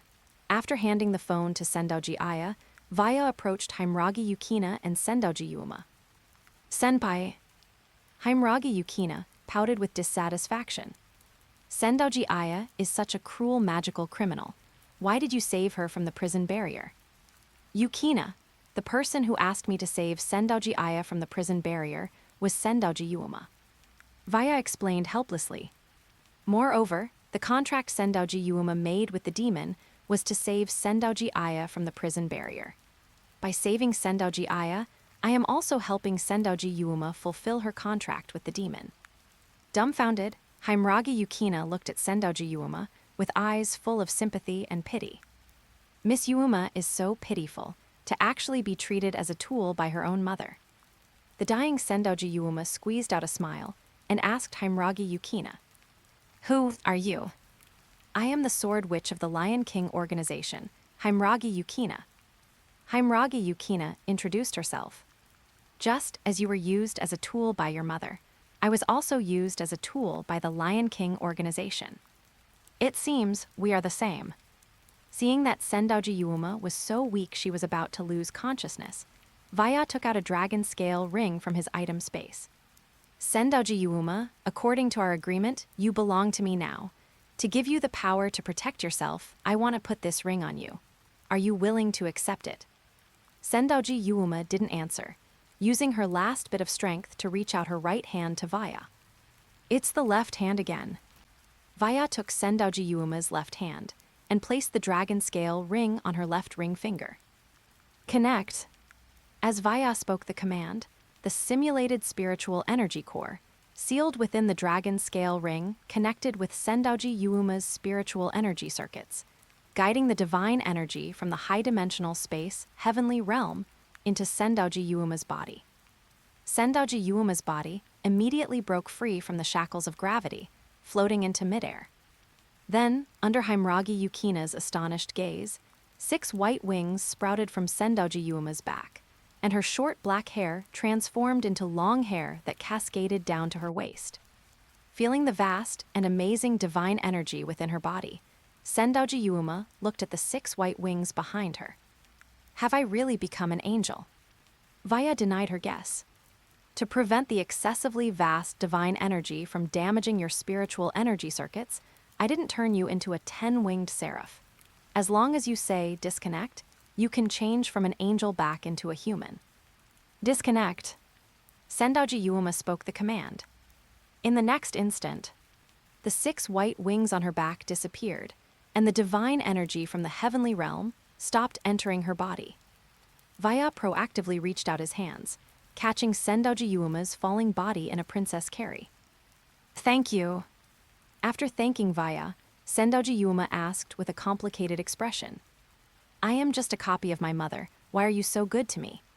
For Sendoji Yuuma, saving her mother Sendoji Aya from the prison barrier was the entire meaning of her existence.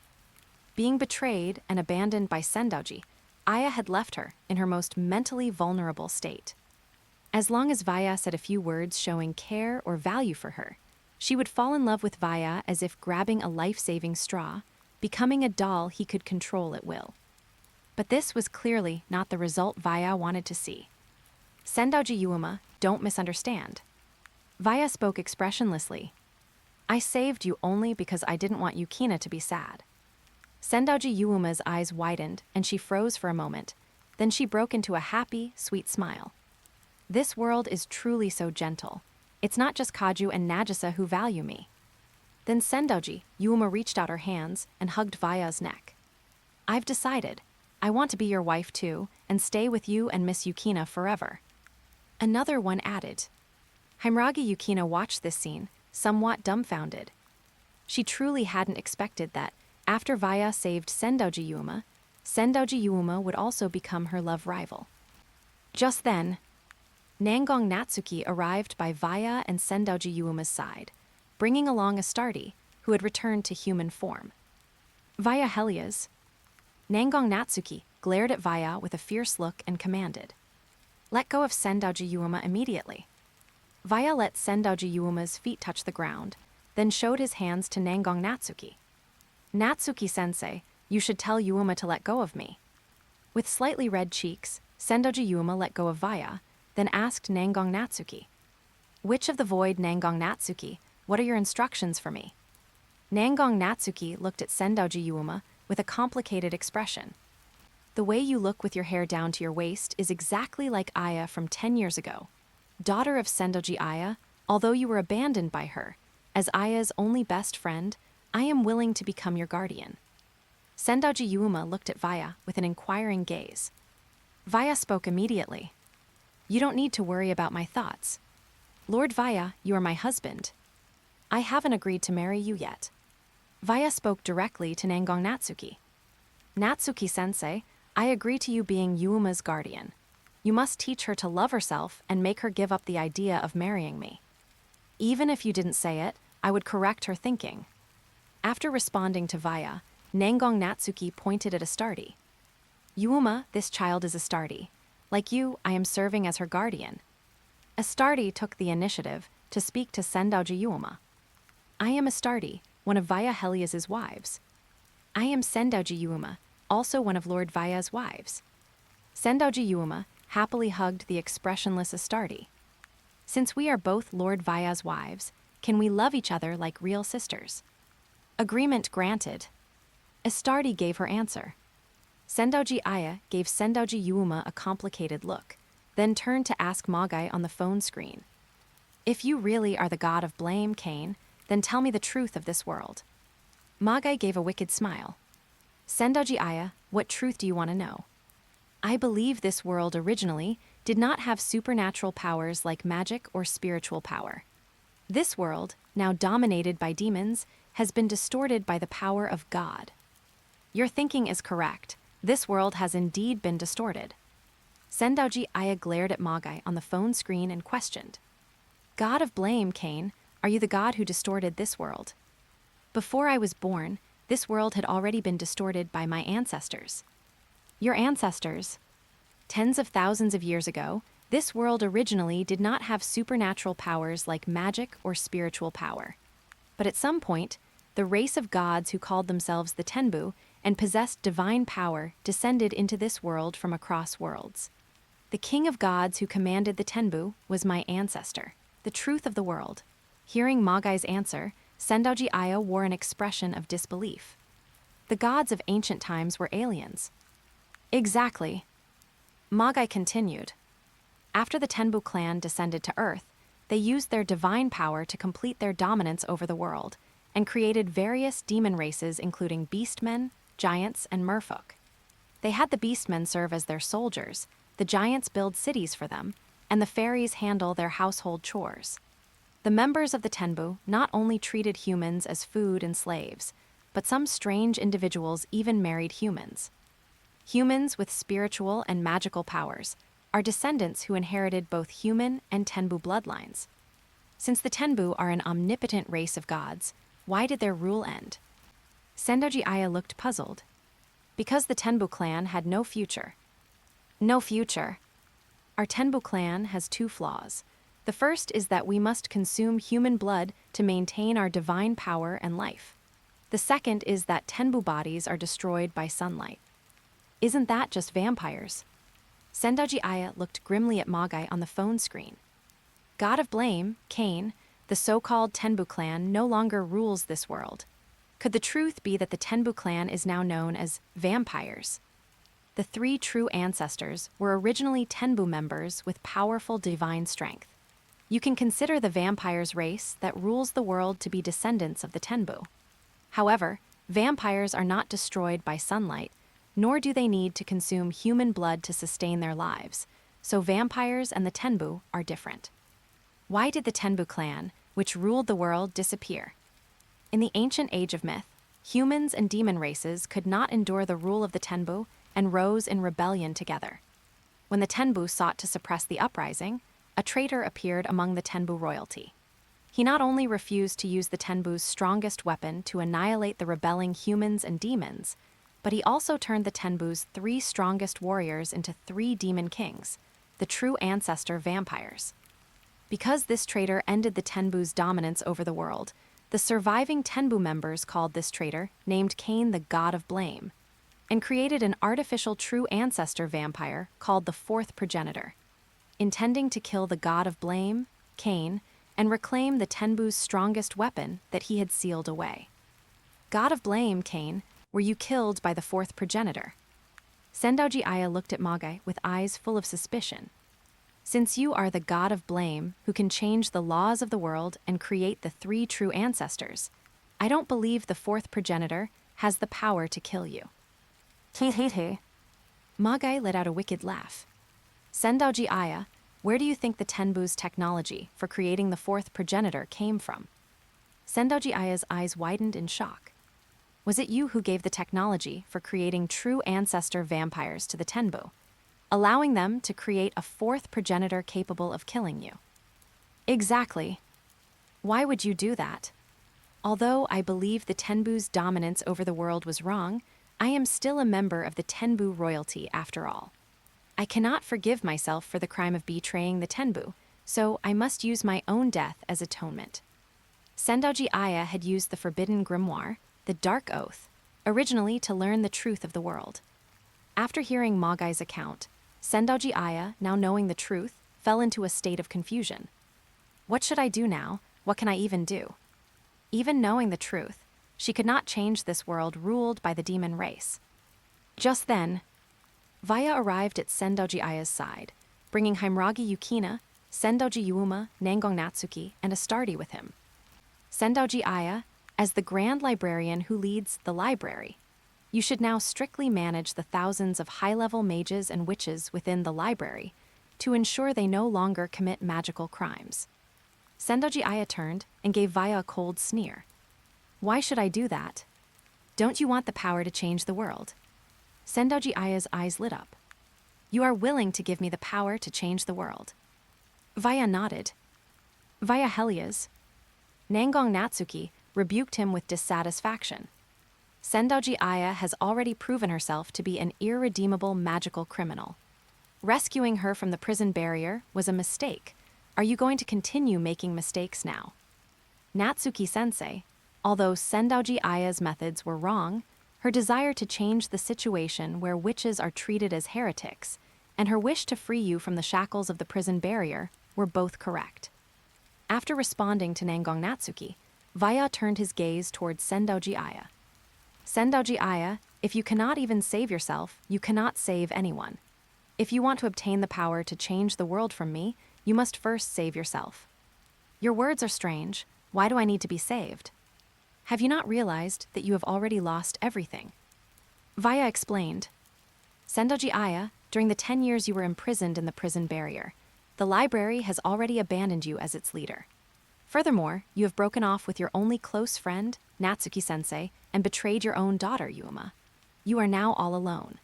Only after you restore your friendship with Natsuki-sensei, receive forgiveness from your daughter Yuuma, and reclaim your position as the leader of the library, will I give you the power to change the world. Restore my friendship with Natsuki, receive Yuuma's forgiveness. Sendoji Aya broke off with her only close friend Nangong Natsuki 10 years ago, and betrayed her daughter Sendoji Yuuma 10 years later, all because she believed she was right. The requirement Vaya proposed was for her to admit she was wrong. Sendoji Aya, I will be waiting for you to come find me. After saying this, Vaya used world movement to take Himragi Yukina back to the Adelaide Monastery. At the top of the quartz gate, only Sendoji Aya, Nangong Natsuki, Sendoji Yuuma, and Astardi remained. Aya, Nangong Natsuki spoke up of her own accord. Come home with me. Natsuki. Sendoji Aya wore a wavering expression. I haven't admitted I was wrong to you yet. I am your only close friend, after all. Nangong Natsuki showed a gentle smile. Even if you don't admit your fault, I will forgive you. Mother. Sendoji Yuuma lunged forward to hug Sendoji Aya, a cunning smile on her small face. I have so many things I want to say to you. Even if you don't want to, I'm taking you to Natsuki-sensei's house. Yuuma, Sendoji Aya said with half-closed eyes. You're still willing to call me mother. Since you gave me life, even if you aren't a qualified mother, I won't deny your identity. Besides, mother, you're such a fool that you even hurt yourself. It's understandable that you would hurt your daughter too. King of Warcraft, the next day. Vaya, Yukina, Canon, and La Folia arrived once again at Azure Paradise, where Ketomi was located. Standing in the pool area of Azure Paradise, Vaya asked Yukina, Yukina, did you arrange a meeting place with Ketomi? Yukina answered with a guilty conscience. No. Canon suggested. Big brother, Ketomi said she would be taming magical beasts at the aquarium and zoo in the Beast Garden. We can go to the Beast Garden to look for Ketomi. That's too much trouble. La Folia looked at Vaya with full confidence. My dear, I believe you can pinpoint Ketomi's location directly. Vaya nodded, then used the Origin Magic World movement to transport them to the Beast Garden. The zoo and the Beast Garden.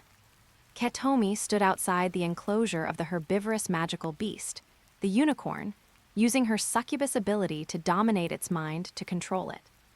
Beside her was a super small legged tank covered in red armor, with a silhouette resembling a tortoise and a large caliber cannon barrel at the front. Ketomi.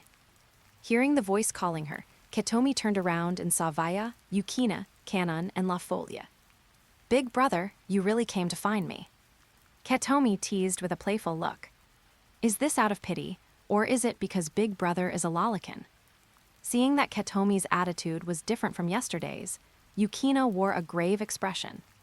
Could it be that you are the second personality born from Katomi, being exploited by Kyusugi Happiness Corporation all this time? That is not the case. The speaker of the red-legged tank emitted a synthesized male voice. The personality currently controlling Katomi is a virtual personality named Ruru that I programmed for her, in order to draw out the power of the world's strongest succubus that she possesses. An artificially created second personality. Upon learning this fact, Yukina angrily opened her black guitar case and took out Setsuko Wolf. This is an absolute criminal act. As a sword shaman of the Lion King organization, I will bring you to justice. Then, Yukina leaped onto the top of the legged tank and pierced the lid with the gun blade of Setsuko Wolf. To be able to destroy the armor of Hizumaru, are you really human? Swish, swish, swish. Yukina destroyed the lid of the tank as if she were cutting through paper. Fragments of the lid fell inside, and Yukina's eyes widened in shock. Because the pilot inside the tank was not a man, but a little girl who looked to be the same age as Katomi, wearing a red pilot suit with her burning red hair tied into twin tails. After making eye contact with Yukina, the little girl said in a panic, "Big sister, please show mercy. I was only hired to complete the job. The real culprit is not me." "What is your name?" "I am Lydian Tidier, a programmer who completes commissions like a mercenary." Lydian's pilot suit had an ID tag, and the name on it was indeed Tidier, which was enough to prove that Lydian was not lying. Seeing the expression of fear on Lydian's small face, Yukina suppressed her anger and said, "As long as you delete the virtual personality controlling Katomi immediately, I promise not to hurt you." As soon as Yukina finished speaking, a black figure attacked her.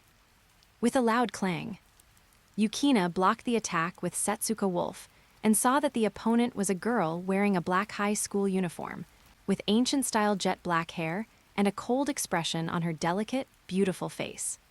Her weapon was a double-pronged spear with a gun blade that looked like a tuning fork.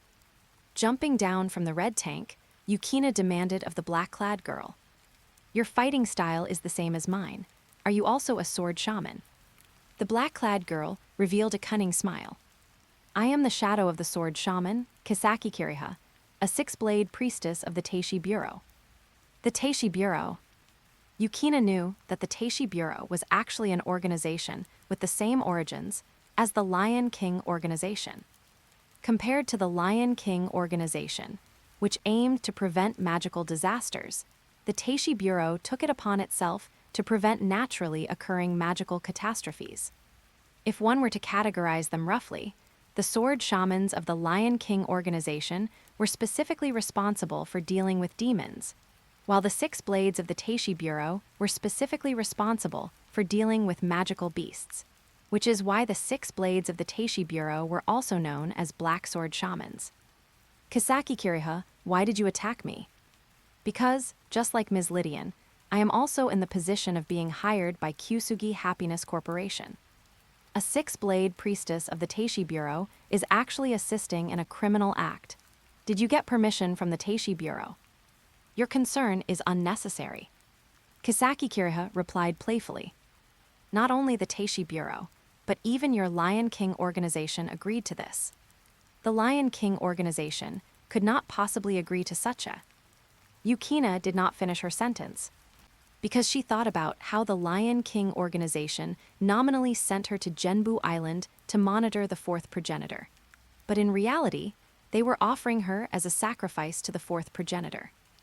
Just then, a man in a white suit, accompanied by heavily armed soldiers, rushed over.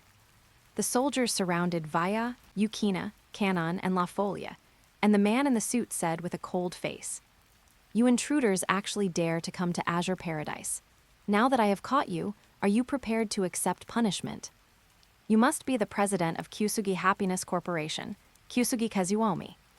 Vaya walked to Yukina's side and said, "I am the current master of Genbu Island, the White Dragon God Emperor, Vaya Helios. Because of your criminal acts, It is you who should be prepared to accept punishment. You are the White Dragon God Emperor. Kyusugi Kazuomi was not unfamiliar with the White Dragon God Emperor. The reason Kisaki Kiriha, a six-blade priestess of the Teishi Bureau, was assisting him was to use the power of the world's strongest magical beast, Leviathan, to crusade against the White Dragon God Emperor who had occupied Genbu Island. Even if you really are the White Dragon God Emperor, you cannot accuse me of criminal acts without reason. Kyusugi Kazuomi, do you really think I don't know you want to use the power of Ketomi, the world's strongest succubus, to control the world's strongest magical beast, Leviathan? Seeing the panicked expression on Kyusugi Kazuomi's face, Vaya continued. Your plan hasn't been executed yet, so I don't have evidence to punish you right now. Therefore, my way of punishing you is to grant your wish. How are you going to grant my wish? I will give you the world's strongest magical beast, Leviathan. After saying this, Vaya's figure disappeared. In the sea area, thousands of kilometers away from Genbu Island. A deep water area of 4,000 meters. A giant beast with a body length of over 4,000 meters was drifting along the dragon vein on the seabed. This giant beast was the living weapon created by the gods of the ancient era, known in mythology as the Leviathan, the Serpent of Envy. World Severance Barrier. As Vaya's voice reached Leviathan's ears, an invisible barrier with a diameter of 10 kilometers enveloped Leviathan. Then, the invisible barrier lifted Leviathan rapidly, soon causing it to leave the sea and transport it to a high altitude hundreds of meters above the sea surface. Yuihime Eguchi. After Vaya left, Kyusugi Kazuomi's gaze swept over La Folia, Kanon, and Yukina. With the princess of the Aldikia Kingdom and a sword shaman of the Lion King organization by his side, he is indeed likely the true White Dragon God Emperor.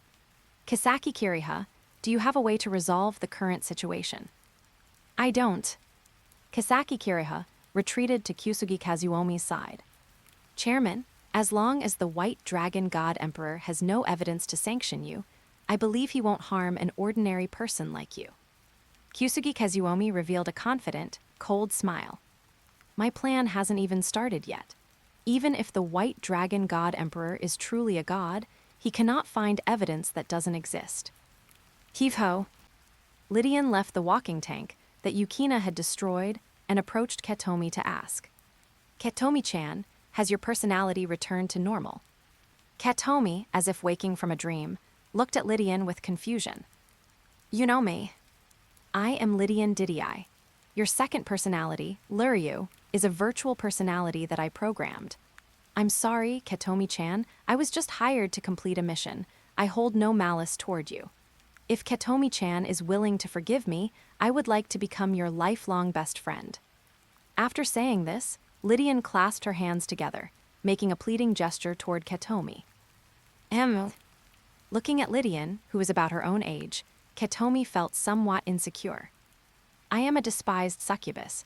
Are you really willing to be friends with me? Ketomi-chan, there's no need to worry.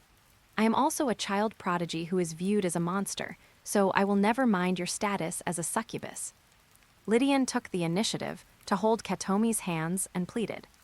Ketomi-chan, please show me mercy. If you don't become friends with me, I will definitely be sanctioned by the big brother and big sisters who saved you. Since you say it like that, Ketomi revealed a mischievous, little devil-like grin.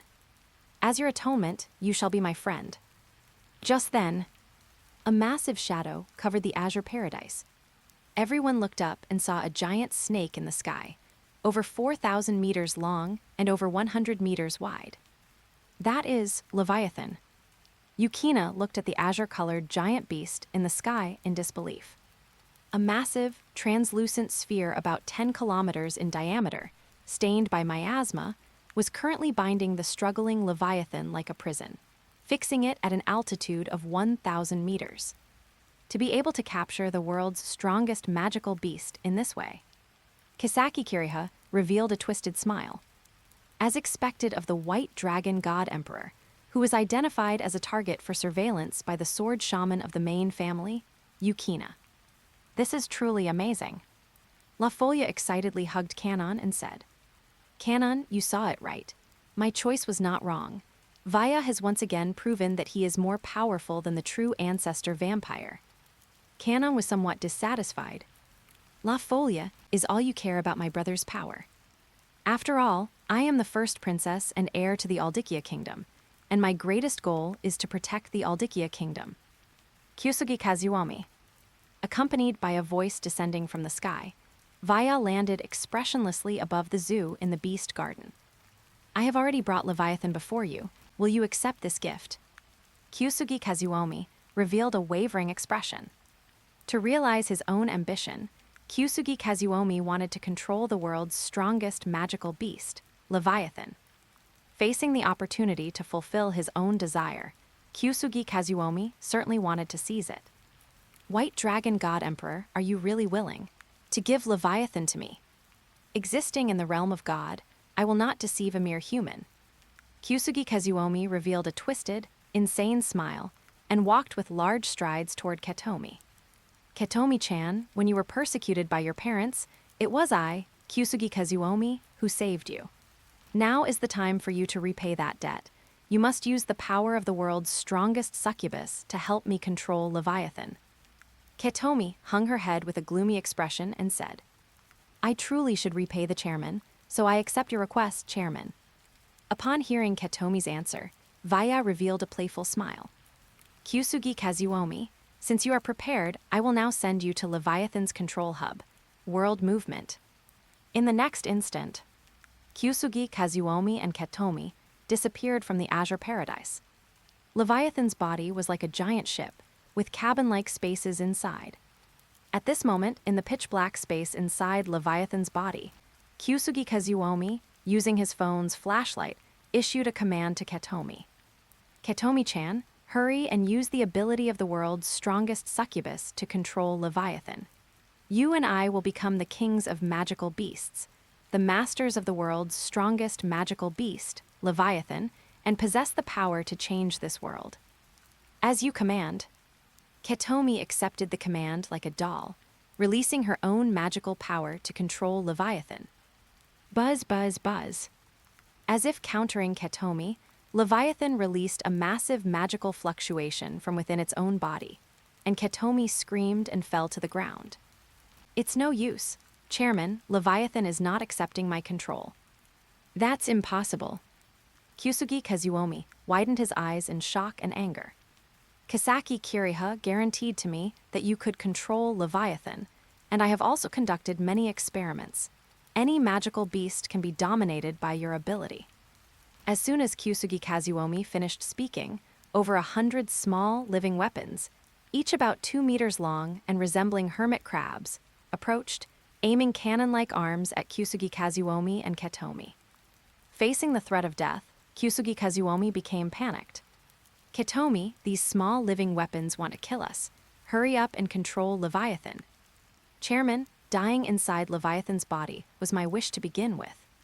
The succubus race inherits power through reincarnation.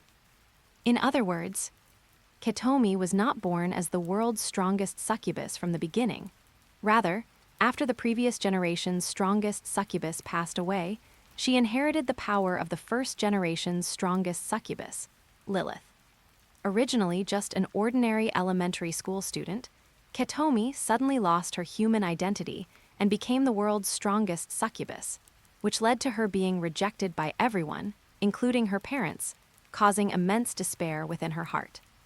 In order to prevent Lilith's soul from reincarnating again, Ketomi decided to die inside Leviathan's body, using Leviathan to seal away Lilith's soul.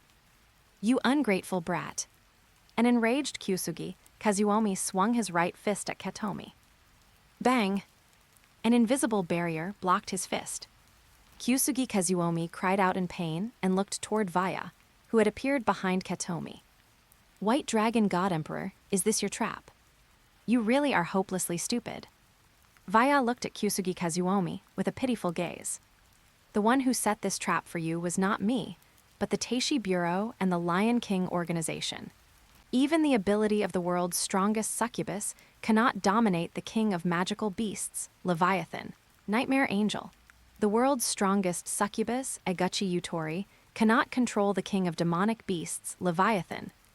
This was a result Kyusugi Kazuomi had completely failed to anticipate. Because Eguchi Yutori could not control Leviathan, he would be unable to use the king of demonic beasts' power to change the world. Kisaki Kiriha was indeed using me. Coming back to his senses from the shock, Kyusugi Kazuomi spoke through gritted teeth.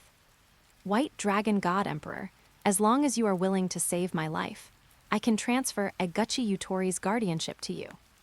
Kyusugi Kazuomi, if you don't want to die here, then give the ownership of Azure Paradise to Ketomi. Hearing Vaya's demand, Kyusugi Kazuomi's eyes widened in disbelief. Are you joking? If I give Azure Paradise to Eguchi Yutori, I'll lose almost all my wealth.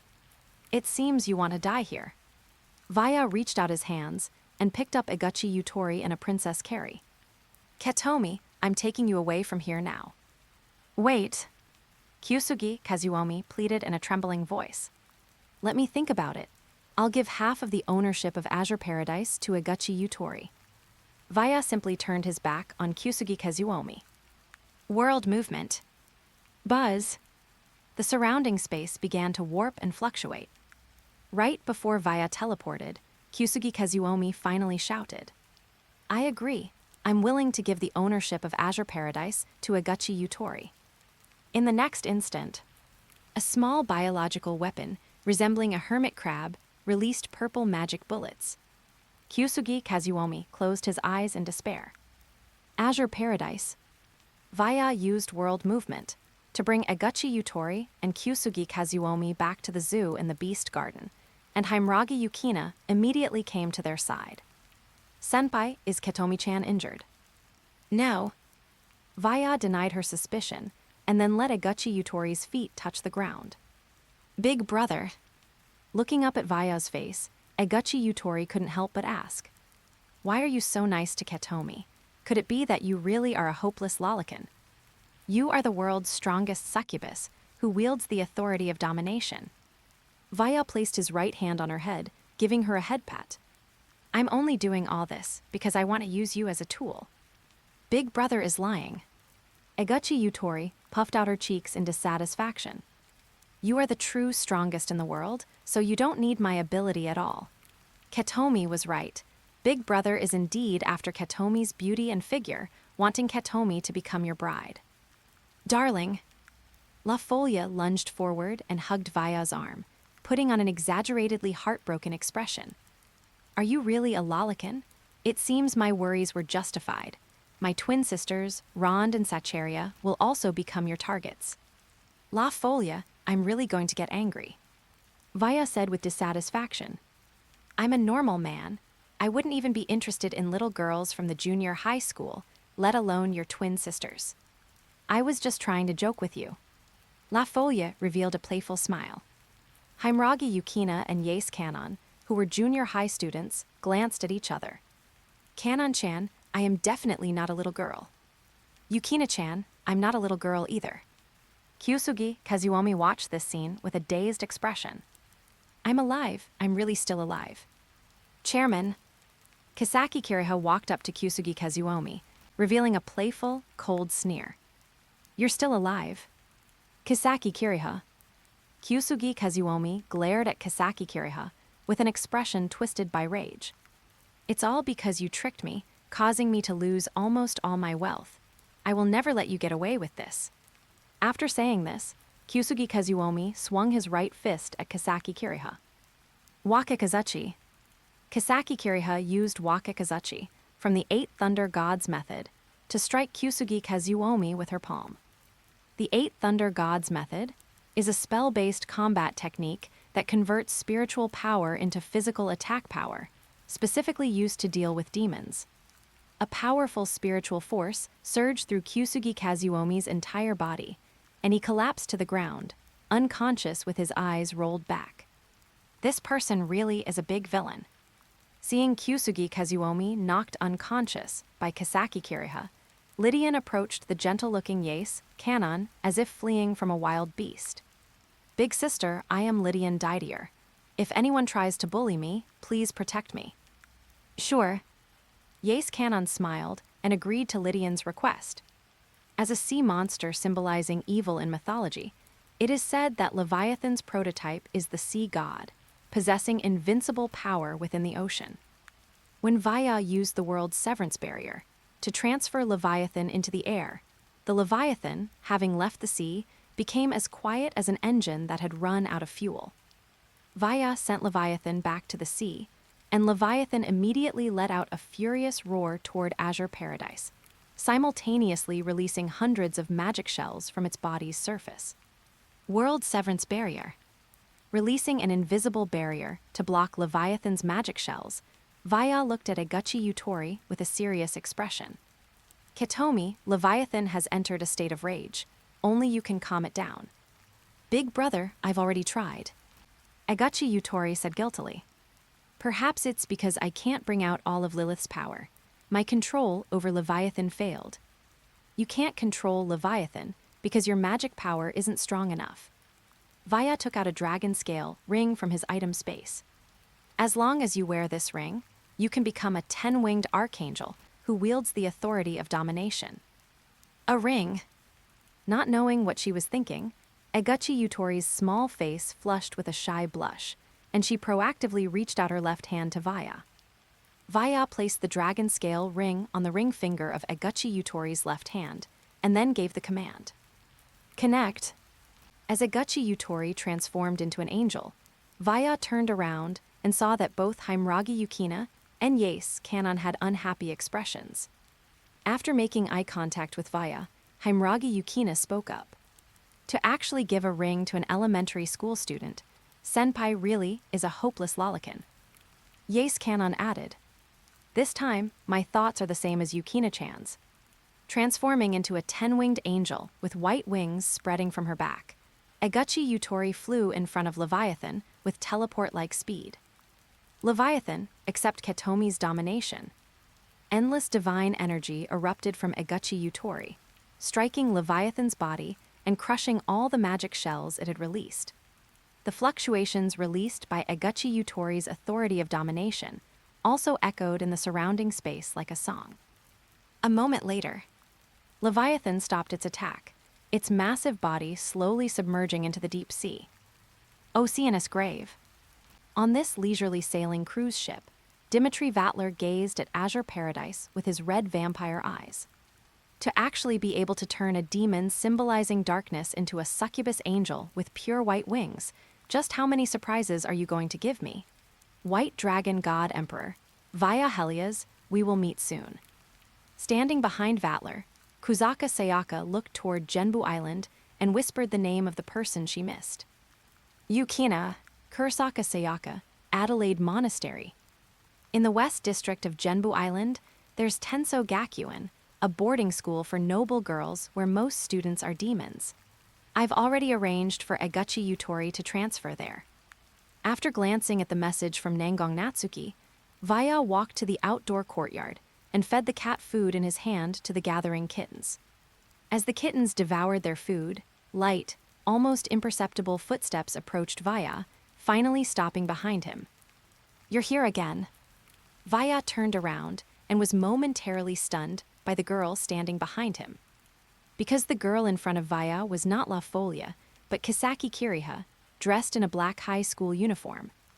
Black Sword Shaman. Kisaki Kiriha curtsied, holding her skirt with both hands.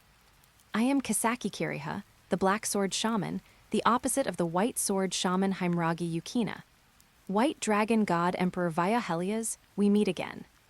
Looking at the mastermind who wanted to use Eguchi Yutori to control Leviathan, Vaya questioned her with dissatisfaction. What is your purpose in coming to me? You don't seem to like me. Kisaki Kiriha threw herself into Vaya's arms, a charming smile on her delicate and beautiful face. I think a maiden like me is more attractive to you than a little girl from junior high school. Kisaki Kiriha, do you want to become my angel? Since the main family's White Sword Shaman Himragi Yukina can, then I, the Black Sword Shaman of the Teishi Bureau, certainly can too. I believe that not only in beauty and figure, but also in my abilities, I will not lose to Himragi Yukina. Vaya understood Kisaki Kiriha's thoughts. The six-bladed priestess, known as the Black Sword Shaman, is the shadow of the Sword Shaman. You want to become my angel to prove that you won't lose to Yukina. Are you willing to accept me? Vaya's purpose in coming to this world was to raise the level of the world transcender. If Vaya were merely a transient visitor, he would have no reason to turn Kasaki Kiriha into his angel. However, now Vaya was no longer a transient visitor, for Vaya had established a new order in this world centered around the White Dragon God Emperor. To protect the new order he had established, Vaya had to leave behind a power sufficient to suppress the 3 true ancestors in this world, so the more angels, the better. Kasaki Kiriha, are you truly resolved? Please don't worry, I want to become your angel not only to prove that I won't lose to Haimragi Yukina, but also because I am certain that you are a man worthy of becoming my husband. After saying this, Kasaki Kiriha slowly brought her cherry lips closer. Just then, an angry girl's voice chastised them. Shameless hussy. Vaya and Kasaki Kiriha turned around and saw a tall, slender, beautiful girl with light-colored long hair tied into a single ponytail, a refined and elegant delicate face, and light green eyes. She was wearing the high school uniform of a prestigious girls' school and carried a black instrument case on her back, just like Haimragi Yukina. You are the Lion King organization's Mayheim, Kusaka Sayaka. Kasaki Kiriha recognized her identity. This is our first meeting. Why did you say such excessive things to me just now? Was I wrong? Kusaka Sayaka stomped aggressively in front of Vaya and Kasaki Kiriha. This man belongs to Yukina. You trying to steal him now, of course, makes you a shameless hussy. Seeing Kasaki Kiriha speechless, Vaya spoke up. Kusaka Sayaka, don't misunderstand about Yukina and me. I am a normal man and have no interest in little girls in junior high school, so I just treat Yukina as a younger sister. Kusaka Sayaka looked at Vaya with suspicion. You really didn't make a move on my Yukina. Vaya showed an expression of displeasure. You know my identity, yet you dare to treat me with such disrespect. Even if you are Yukina's senior sister, I must punish you. Facing Vaya's threat, Kusaka Sayaka reluctantly bowed her head in salute. Your Majesty, this humble girl is Kusaka Sayaka, the Mayheim of the Lion King organization. Please forgive my earlier disrespect. I heard you have androphobia. Vaya used his right hand to pinch Kusaka Sayaka's small, cute chin and lifted her face. This is my punishment for you. Not only Yukina, but even I have to be, by you. Kusaka Sayaka showed an unwilling expression. Don't jump to conclusions. I won't do anything else to you. Vaya withdrew his right hand and asked, You are currently Dimitri Vatler's observer. Is your visit to me at Vatler's command? Exactly. Kusaka Sayaka took out a luxurious, gold-embossed envelope. The noble vampire of the Battle King domain, Duke Dimitri Vatler, who rules the Ordeal Kingdom, wishes to duel you. This is his declaration of war. I accept Vatler's declaration of war. Vaya took the envelope in his hand. But I don't believe the current Vatler has the strength to challenge me, so Vatler's opponent is not me. You want someone else to fight Duke Vatler on your behalf. Kusaka Sayaka's eyes widened as she spoke. The person fighting Duke Vatler on your behalf, could it be my Yukina? Dimitri Vatler's opponent is me. La Folia's majestic voice rang out from behind Kusaka Sayaka. You are Princess Lavria Lihavane of the Aldikia Kingdom. Recognizing La Folia's identity, Kusaka Sayaka's expression changed drastically. You are the first princess and heir of the Aldikia Kingdom. You absolutely cannot risk your life to challenge the vampire closest to a true ancestor. Kusaka Sayaka, you don't need to worry about me. I possess the power of an angel bestowed by the White Dragon God Emperor. La Folia raised her left hand, showing Kusaka Sayaka the dragon scale ring on her left ring finger. I must defeat Dimitri Vatler to prove that my angelic power can approach or even rival a true ancestor vampire. Seikai Academy. High School, Class 1B. As the bell for the first class rang, Nangong Natsuki and Sendoji Yuuma, dressed in Seikai Academy's high school uniform, walked into the classroom together. Seeing Sendoji Yuuma, who had a confident expression on her beautiful face, Akatsuki Kaju's eyes widened in disbelief. Yuuma. Feeling Akatsuki Kaju's gaze, Sendoji Yuuma gave him an elegant smile. I have good news for you all. We have another transfer student. After Nangong Natsuki finished speaking, Sendoji Yuuma began her self-introduction. My name is Sendoji Yuuma. I'm very happy to be classmates with everyone. Please take care of me from now on. It really is Yuuma. Although Akatsuki Kaju confirmed Sendoji Yuuma's identity, he felt as if he was seeing a stranger. Because Akatsuki Kaju's childhood friend, Sendoji Yuuma, was a short-haired girl with a tomboyish image. However, the Sendoji Yuuma next to Nangong Natsuki had waist-length hair and an elegant, noble demeanor. Angels versus vampires. In the distant age of myth, the god of blame, Cain, a traitor to the Tenbu clan of gods, sealed 6,452 beast bullets within the space station known as Ikkyo.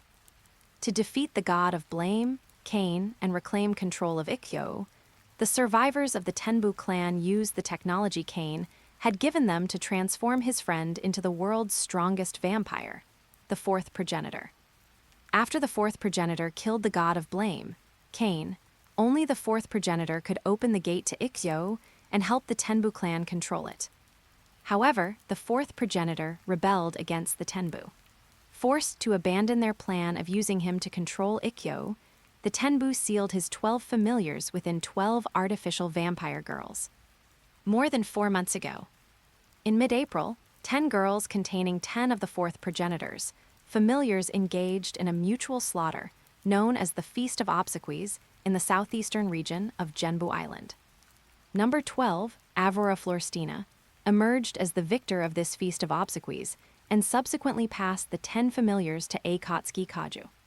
At the same moment, Akatsuki Kaju was born as the fourth progenitor.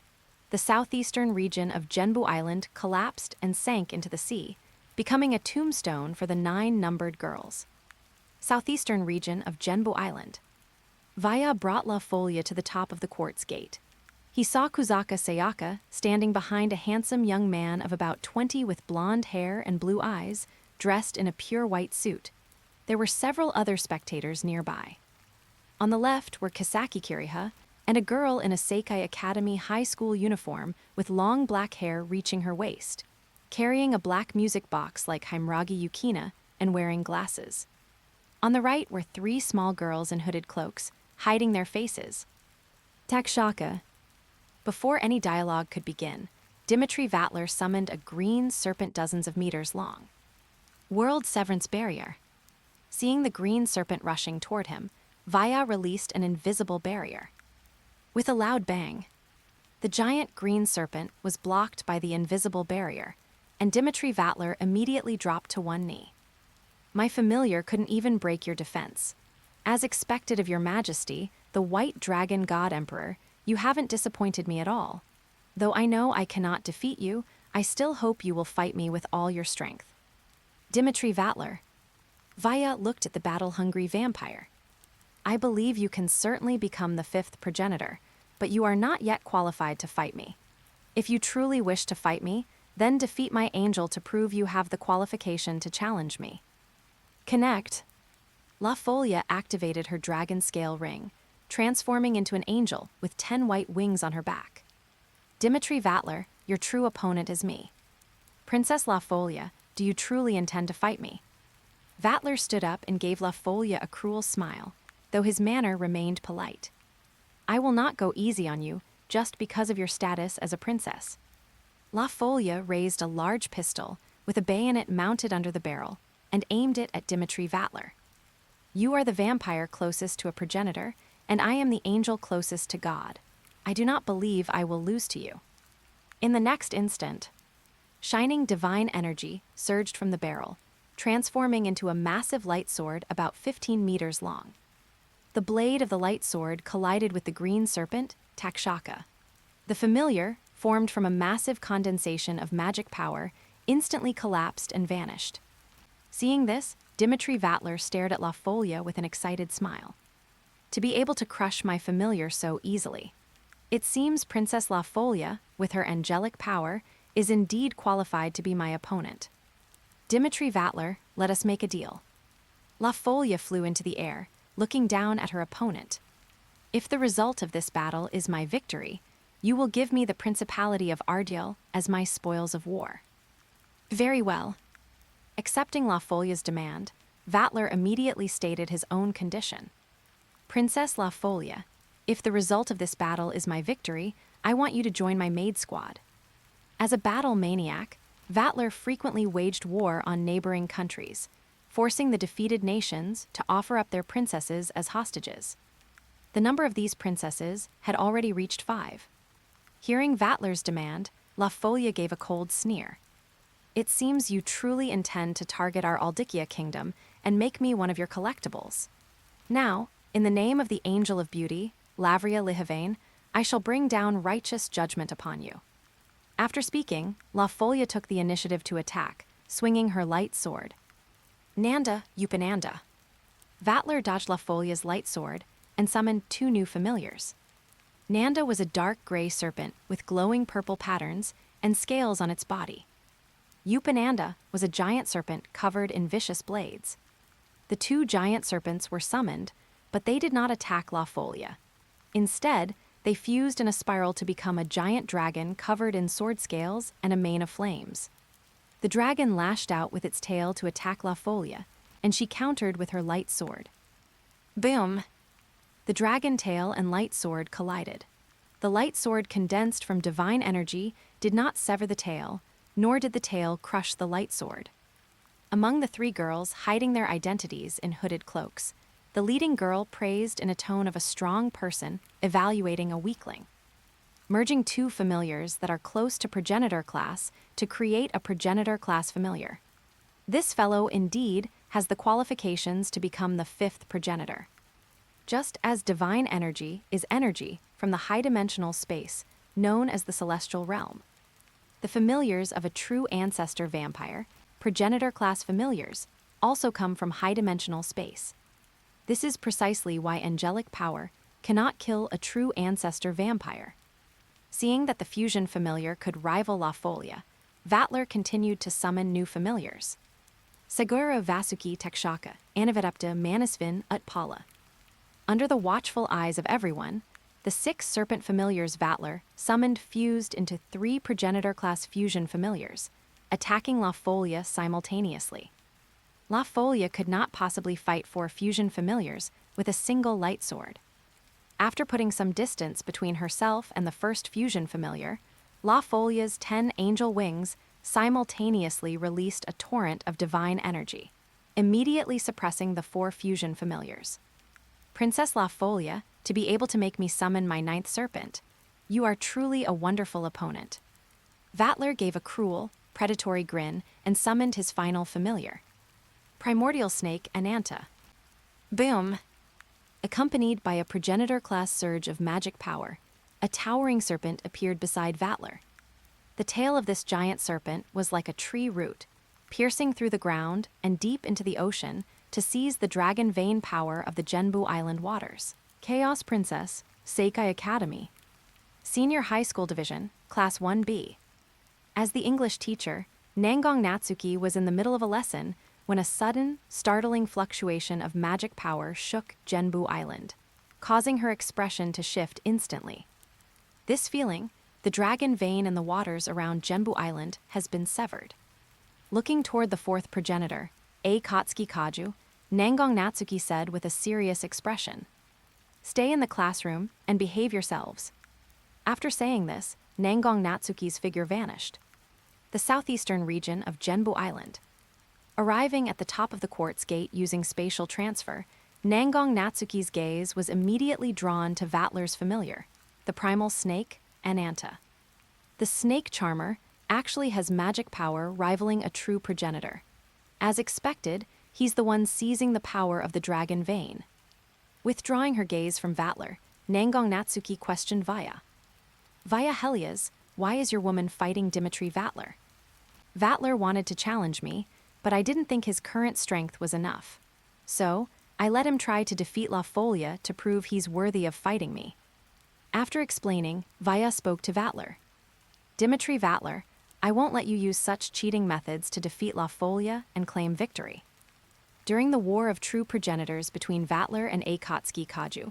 Kaju, who possessed 11 familiars, had to team up with Himragi Yukina in her artificial angel form to defeat Vatler, who had modified 9 of his snake familiars with the power of holy annihilation.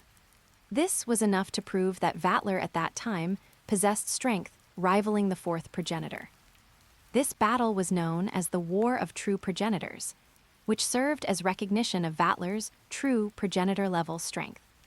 Currently, Vatler has not yet used the power of holy annihilation to modify his familiars. His strength is only equivalent to the 4th progenitor with 9 familiars. As a 10-winged angel, La Folia is capable of rivaling the 4th progenitor with 10 familiars. Under normal circumstances, the current Vatler would definitely be unable to defeat La Folia. Vatler used the authority of the primal snake, Ananta, to seize the dragon vein power of the Genbu Island waters, boosting his own magic power to the true progenitor level. This is undoubtedly a form of cheating. World Severance Barrier. Vaya used a 10-kilometer diameter world severance barrier to cut the connection between the primal snake and the dragon vein. A helpless, bitter smile appeared on Vatler's face. It seems I must use my own strength to defeat Princess La Folia. Dimitri Vatler, victory shall only belong to me. Declaring her victory, La Folia used the torrent of divine energy released from her 10 wings to suppress the 4 merged familiar beasts, the primal snake, Ananta, and Vatler himself. Seeing this, the girl hiding her face under a hooded cloak spoke once more. Little Vatler has lost. The torrent of divine energy currently released by La Folia was enough to rival the 4th progenitor with 10 familiars. Even if Vatler fought with all his might, he could not bridge the gap in power. The outcome of this battle was decided from the very beginning. Vaya gave his assessment, then walked over to the 3 girls hiding their identities under hooded cloaks. I am the White Dragon God Emperor, Vaya Helias. As the opponent I have long anticipated, shouldn't you introduce yourself? The leading girl took off her cloak's hood, revealing her face. She appeared to be about 15 years old, with waist-length blonde hair, a beautiful and delicate face like an elf's, and large, azure eyes that sparkled with iridescent light. Aurora Florstina. Seeing the girl's face, Nangong Natsuki let out a cry of surprise. Hearing that name, Kirasaka Sayaka and Kasaki Kiriha showed expressions of disbelief. Because Aurora had already paid the price of death to pass the power of the 4th progenitor to Akatsuki Kaju. The bespectacled girl carrying the black music box showed no change in expression, as if she had known from the start that the girl had the exact same appearance and face as Aurora.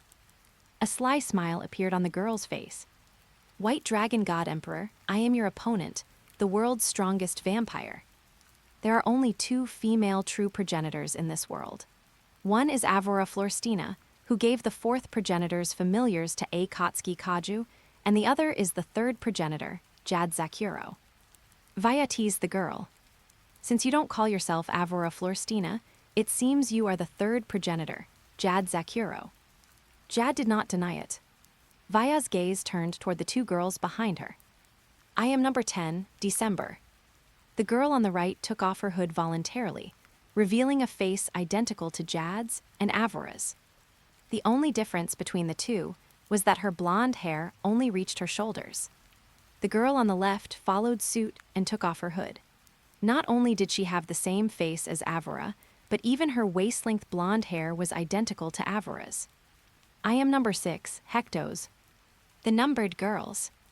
Vaya looked at the playfully smiling December and the expressionless Hectos with a gaze of pity. As containers designed to seal the familiars of the 4th progenitor, the numbered girls were artificial vampires with defects, created by the Tenbu using incomplete technology. As soon as they unsealed the familiars, their bodies would collapse and vanish. White Dragon God Emperor, they are the chips I've brought. Jad said in a provocative tone. I will fight you as you wish. If I lose, number 6 and number 10 will be your spoils of war. If you lose, you must leave Genbu Island. I have no reason to refuse, for victory will surely be mine. After accepting Jad's terms, Vaya's gaze turned toward La Folia and Vatler. Although Vatler was suppressed by La Folia's torrent of divine energy, he showed no signs of being defeated by her. In this world, there is a concept called innate accumulation time, which is the total amount of combat experience. Simply put, innate accumulation time, the more combat experience one has, the greater their total amount of magic power. As a battle maniac, Vatler not only possessed 9 powerful snake familiars, but he himself was a vampire with a very powerful innate accumulation time, total magic power. Now, Vatler's own magic power, combined with the magic power of the 9 snake familiars, was enough to rival the 4th progenitor with 10 familiars. Therefore, La Folia could only suppress Vatler. She could not completely defeat him. Dimitri Vatler, La Folia can only suppress you. This battle is a draw. I acknowledge that you have the qualification to challenge me. Hearing Vaya's words, La Folia stopped releasing the torrent of divine energy, and Vatler withdrew his snake familiars. Your Majesty, thank you for your recognition. Since even my strongest state cannot defeat your angel, please allow me to increase my strength first before challenging you again. After saying this, Vatler turned into a golden mist and vanished. After Vatler left, Vaya looked at Jad Zakuro with the gaze of a hunter who had spotted his prey. 3rd progenitor Jad Zakuro, the southeastern region of Genbu Island, is now entirely our battlefield. Are you prepared for battle? Of course. Hearing Jad's answer, Vaya looked at Nangong Natsuki. Natsuki-sensei, please take everyone away. Great War of the 3rd True Ancestor. When the Heavenly Clan, the race of gods, created the 4th progenitor, the 4th progenitor, who was endowed with 12 stellar familiar beasts, was undoubtedly the world's strongest vampire. This is because the sin god Cain only turned the 3 true ancestors into vampires and did not endow them with familiar beasts. Later, when the 4th progenitor was sealed, the 3 true ancestors not only tamed a large number of true ancestor-level familiar beasts, but also increased their inherent accumulated time over thousands of years. Now, the power of the 3 true ancestors is no longer something that Akatsuki Kaju, the 4th progenitor, can compare to. This is precisely the reason why the 3rd progenitor was able to suppress Akatsuki Kaju with a single familiar beast when his 12 familiar beasts went berserk. The southeastern region of Genbu Island. After Nangong, Natsuki took the others and left. Vaya Helios looked at Jada, who was as beautiful as a fairy maiden, with an unprecedentedly grave expression. 3rd progenitor, I will not go easy on you just because you are a girl. A girl? Jada revealed a very delighted smile. I am a vampire true ancestor who has dominated the Chaos Realm for thousands of years. Normal people would take me for an old hag pretending to be young. A guy like you who takes me for a girl is truly cute. I am the immortal 3rd progenitor. If you were to go easy on me, it would actually be an insult to me. Then prepare yourself, World Severance Barrier. With Vaya Helios's body as the center, an invisible barrier with a diameter of 10 kilometers sealed off the surrounding sky and sea. Then, Vaya Helios aimed his right hand at Jada and unleashed origin magic. Ultimate Holy Explosion.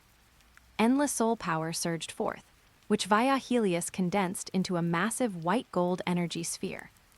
The next instant, Vaya Helios directly detonated the white gold energy sphere. Booms, booms, boom.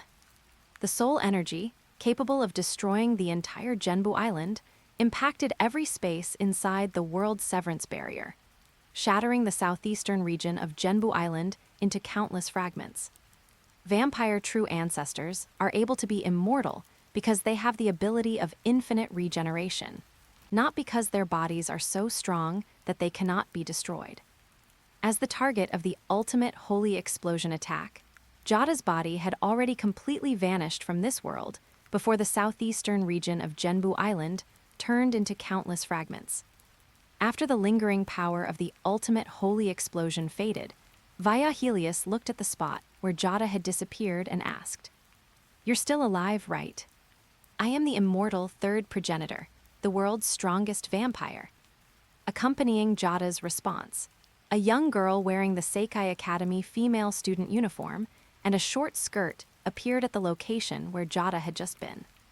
She had emerald-like light green long hair, large jade green eyes, and her delicate, beautiful little face possessed a formidable aura that made one think of a wild leopard. Seeing that Jada was completely unscathed, Viahelius couldn't help but say, "I just completely destroyed your body, yet you were still able to revive. It seems your immortality does not stem from your own self." "Correct." Jada did not hide it. "My immortality comes from my familiar beasts.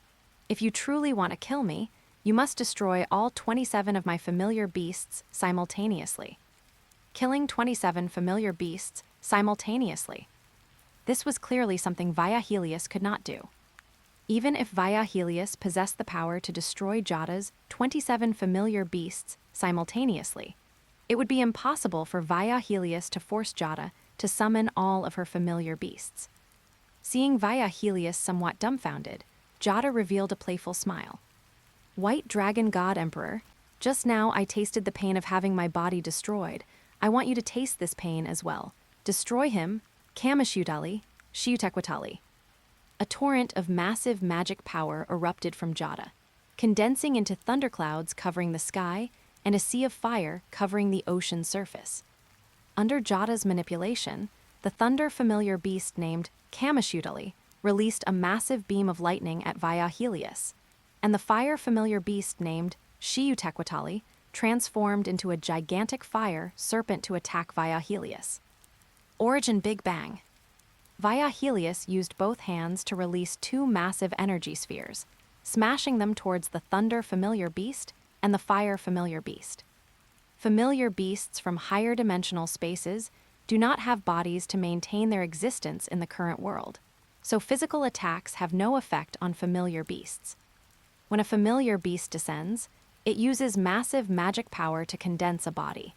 The simplest way to defeat a familiar beast is to use supernatural power stronger than the familiar beast to shatter the magic power that constitutes the familiar beast's body. Boom! Boom! Under Jada's surprised gaze, the two massive energy spheres collided with the bodies of the thunder familiar beast and the fire familiar beast, creating a massive explosion and shattering the bodies the two familiar beasts had formed from magic power. It seems you understand the weaknesses of familiar beasts very well. Jada, your familiar beasts pose no threat to me whatsoever. Viahelius looked at Jada with a dissatisfied gaze. If your attacks cannot pose a threat to me, I will be very disappointed in you. Since you say so, Zickeltripe. Jada summoned a massive black sphere with a diameter exceeding 100 meters. Seeing the familiar beast Jada summoned, Viahelius's eyes immediately lit up. Because this familiar beast was a space-type familiar beast that used space itself as its entity, the interior of the black sphere was an alternate space capable of infinite extension. Jada had not only used this familiar beast to seal Akatsuki Kaju, the fourth progenitor, when his 12 familiar beasts went berserk, but had also sealed Vatra, whose strength was closest to that of a true ancestor. "White Dragon God Emperor, as long as you can break my Zickeltripe, I will fight you with my strongest form." Hearing these words from Jada, Viahelius voluntarily flew towards the space-type familiar beast that resembled a black sun. Inside the space-type familiar beast, as an alternate space different from the current world, there was neither light, nor sound, scent, or gravity here. There was only endless darkness. Since the interior of this space-type familiar beast is an alternate space, there are at least 3 ways to leave this alternate space. The first method is to have Yukina and the others in the current world summon me. The second method is to use power sufficient to interfere with multiple spaces to escape this alternate space. The third method is to forcibly break this alternate space using power that rivals Jada. After sensing the strength of this alternate space, Viahelius revealed a cruel sneer. "Jada, you had better be careful." After issuing the warning to Jada, Viahelius once again unleashed ultimate holy explosion. Endless soul power condensed into a massive white gold energy sphere with a diameter of over 100 meters, and its radiance illuminated this pitch-black alternate space. You are actually able to use that attack consecutively. Without waiting for Jada to finish speaking, Viahelius voluntarily detonated the white gold energy sphere. Booms, booms, boom. The torrent of energy that shook the space began to impact this alternate space, causing Zickeltripe to emit a silent wail, and cracks began to appear in the barrier of the pitch-black space. Before the body of the space-type familiar beast, Zickeltripe, collapsed, Jada voluntarily cancelled the summoning. Leaving the pitch-black alternate space and returning before Jada, Aiolia looked at Jada with an expectant gaze and urged, "Jad Zekiro, hurry up and fight me with your strongest form." Jada bared her vampire fangs and glared at Aiolia with a fierce gaze. "Do not disappoint me." After saying this, Jada's body began to twist and deform. Chapter 140 LV 102. As Jada completed her transformation, a winged serpent of massive proportions, over 100 meters in length, appeared before Vaya. She possessed an emerald green serpentine body and wings, her entire being radiating immense magic power that shook the space around them. Looking at Jada's feathered serpent form, Vaya revealed an excited smile.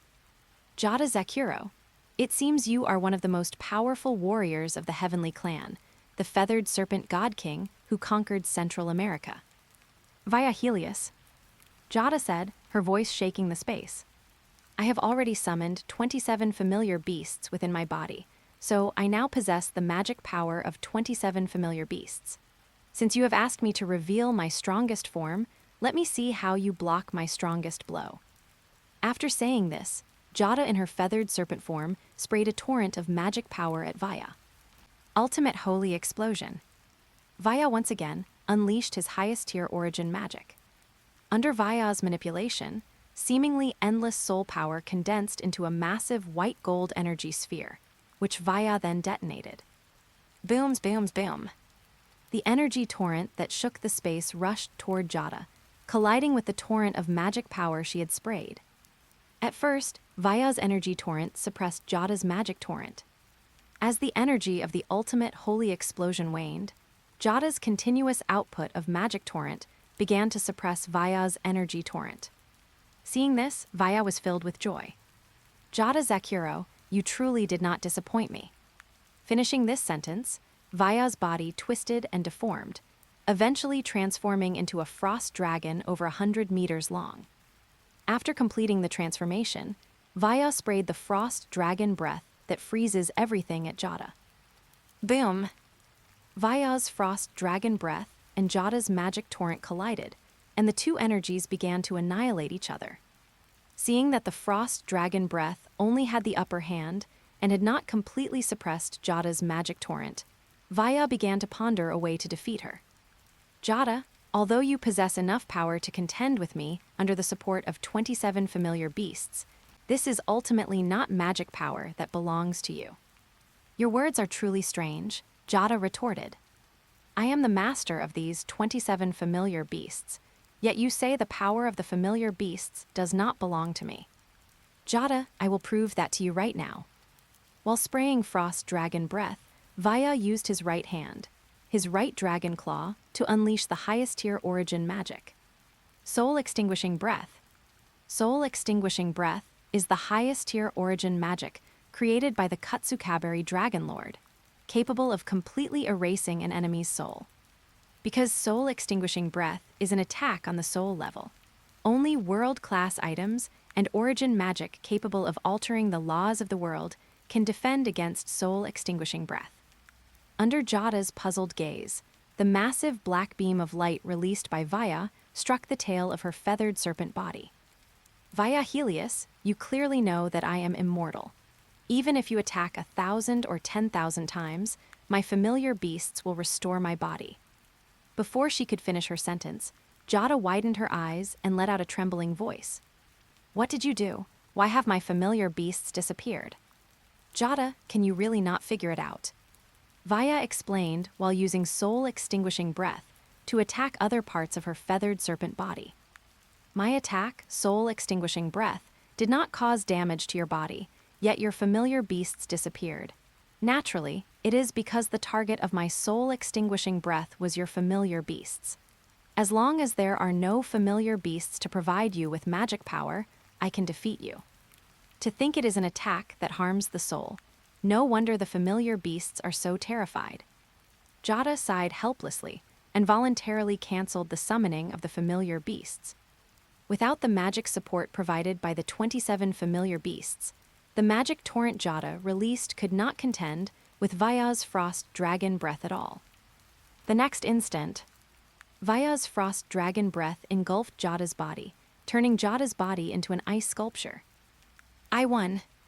Vaya, having issued his declaration of victory, immediately opened his attribute panel.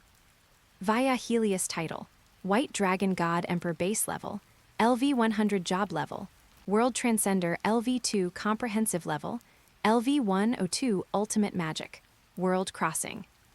Seeing that World Transcender had increased to LV2 and his comprehensive level had increased to LV 102, Vaya confirmed his guess. The three true ancestors who have dominated the world for thousands of years are indeed world-class transcendents. Calming down from his excited state, Vaya noticed that Jada was resummoning familiar beasts. Accompanied by fluctuations that shook the space, Jada, who had turned into an ice sculpture, collapsed and vanished. Immediately after, crack, the world severance barrier was broken by a force that pierced through space. Seeing a ball of white mist fly away from the gap in the world severance barrier, Vaya widened his eyes in disbelief. The third progenitor actually ran away. The coast of the southern district of Genbu Island. Seeing that the battle between Vaya and Jada had completely destroyed the southeastern region of Genbu Island the moment it began, a look of dissatisfaction appeared on Nangong Natsuki's small face. You monsters, can't you go to an uninhabited area like Antarctica to fight? Kirasaka Sayaka approached the bespectacled girl carrying a black music box and asked curiously, Your music box is the same brand as mine. Could it be that you are also from the Lion King organization? Kisaki Kiriha chuckled and teased. Kirasaka Sayaka, as a sword shaman of the Lion King organization, to think you don't recognize the three sages of the Lion King organization. Are you really one of the three sages? Upon learning the identity of the bespectacled girl, Kirasaka Sayaka was somewhat skeptical. The bespectacled girl sighed helplessly. Kirasaka Sayaka, my name is Hinako Kuyo. Kuyo. Kirasaka Sayaka naturally knew that Kuyo was the title of Shizuri Kiyomi, the head of the three sages of the Lion King organization. Please forgive my rudeness. Recovering from her shock, Kirasaka Sayaka hurriedly lowered her head and bowed. Go and carry out your mission. My mission? Thinking that she still had the mission to monitor Vatra, Kirasaka Sayaka immediately turned and left.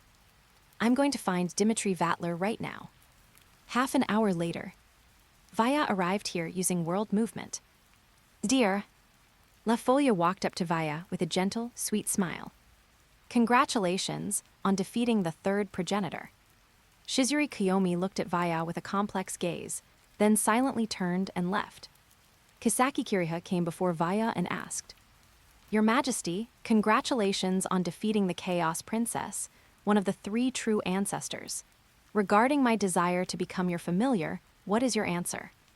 Vaya said expressionlessly, Kisaki Kiriha, you only want to use me to obtain the power of angels, and to prove that you, this black sword shaman, will not lose to Yukina. But I already have enough familiars, and you have no utility value to me, so I have no intention of making you a familiar. What a disappointing result. After Kisaki Kiriha left with a bitter smile, Nangong Natsuki asked Vaya, Vaya Helios, are you going to take the familiar beasts belonging to the fourth progenitor from Desamp and Desamp and Hector? As the guardian of Genbu Island, Nangong Natsuki witnessed the feast of blazing light over 4 months ago. She knew that the numbered girls were flawed artificial vampires, and as soon as Dismal and Hectos released the familiars sealed within their bodies would collapse and vanish. Natsuki-sensei, I will not sacrifice the lives of innocent girls to increase my power. After responding to Nangong Natsuki, Vaya walked up to Dismal and Hectos. Hectos, Dismal, do you want to live? Hectos said expressionlessly, I have no reason to live. Unlike my older sister, I have many companions. Dismal revealed a cheerful and playful smile. If I die, my dearest companions will surely grieve for me, but my death is destined. Even if I want to live, my body will collapse and vanish when I release my familiar." Hearing their replies, Vaya showed a gentle smile. "The reason you cannot say you want to live right now is because you are destined to die. I can modify your bodies so that they are no longer flawed." "Really?" Dismal's eyes widened excitedly. "As long as you let me live, I can do anything for you." Hector's showed a look of wavering emotion. "Remember us, 101 can't you, Net? Our kin 9 sisters lost their lives during the Feast of Blazing Light. Can I truly live on? Sister, you haven't tasted a happy life yet." Dismal hugged Hector's. "I can introduce my companions to you. If you become friends with them, you will definitely change your current way of thinking. I am the older sister." Hector's gently embraced Dismal. "As the older sister, I want to give the chance to live to number 12, allowing number 12 to resurrect using my body." "What a kind sister." La Folia walked up to Hector's with a complicated expression. "Hector's, I am also an older sister to 2 younger sisters. Although I am willing to sacrifice my life to protect my sisters, I don't believe Aurora Florstina will find true happiness by resurrecting using your body. This is my choice," Hector said, lowering her head. "If my choice is wrong, I am the one who should repent, not Aurora." "Hector's, I can resurrect Aurora?" Vaya proactively asked. "Since you've lost your reason to sacrifice yourself, are you still unwilling to change your mind?" Hector's looked at Vaya, full of uncertainty. "What is your reason for saving me and my sister?" "Because I want your memories." Vaya explained. "The numbered girls created by the Tenbu clan are not just the 12 of you. In a space station called the Otherworld, there are 6,452 numbered girls sleeping. To give them the self-awareness needed to tame their own familiars, I want to give your memories to these numbered girls. Not only are you saving us, but you're also saving the 6,452 numbered girls in the Otherworld. You really are a hero." Dismal showed a cheerful smile. "I've decided you can have my memories. And to repay your kindness, I'm even willing to become your wife and bear you a few children." Hector's followed up saying, "I am also willing to do anything for you." "My dear." La Folia teased him with a playful smile. "Am I going to gain 2 more love rivals?" Vaya shook his head, then aimed his hands at Dismal and Hector's foreheads. "Dismal, Hector's, I don't need your repayment. I am about to use memory manipulation magic on you now. Are you truly prepared? I might even implant settings into your memories like Dismal loves Vaya the most and Hector's loves Vaya the most." Dismal immediately responded. "Please, by all means, implant that setting. I've long wanted to taste the flavor of love." Hector's lowered her head, slightly shy. "I am also willing to fall in love with you. I absolutely will not tamper with your memories." After saying that, Vaya cast memory manipulation on them. Memory manipulation is a 10th tier magic that can not only browse, erase, and modify a target's memory, but also change an NPC's settings. After duplicating Dismal and Hector's memories, Vaya used the Origin Magic Convert familiar on them. Shrouded in the light of the Origin magic, Dismal and Hector's felt their bodies changing in surprise. A moment later, their conversion was complete, and Vaya used attribute detection to check their status. Dismal. Race, Vampire Dragonkin. Race level, Infant LV10, Youth LV10, Young Adult LV10, Adult LV10, Ancient LV5, Elder LV5. Job level, Vampire LV15, Dragonkin LV1, Leader LV15. Total level, LV81. Held familiar, Capricorn Eye Crystal. Hector's. Race, Vampire Dragonkin. Race level, Infant LV10, Youth LV10, Young Adult LV10, Adult LV10, Ancient LV5, Elder LV5. Job level, Vampire LV15, Dragonkin LV1. Total level, LV66. Held familiar, Underworld Princess's Rainbow Flame. Dismal, Hector's, you are no longer flawed artificial vampires. My body truly feels different from a vampire's. Right after Hector's finished speaking, Dismal threw herself into Vaya's arms and cried out.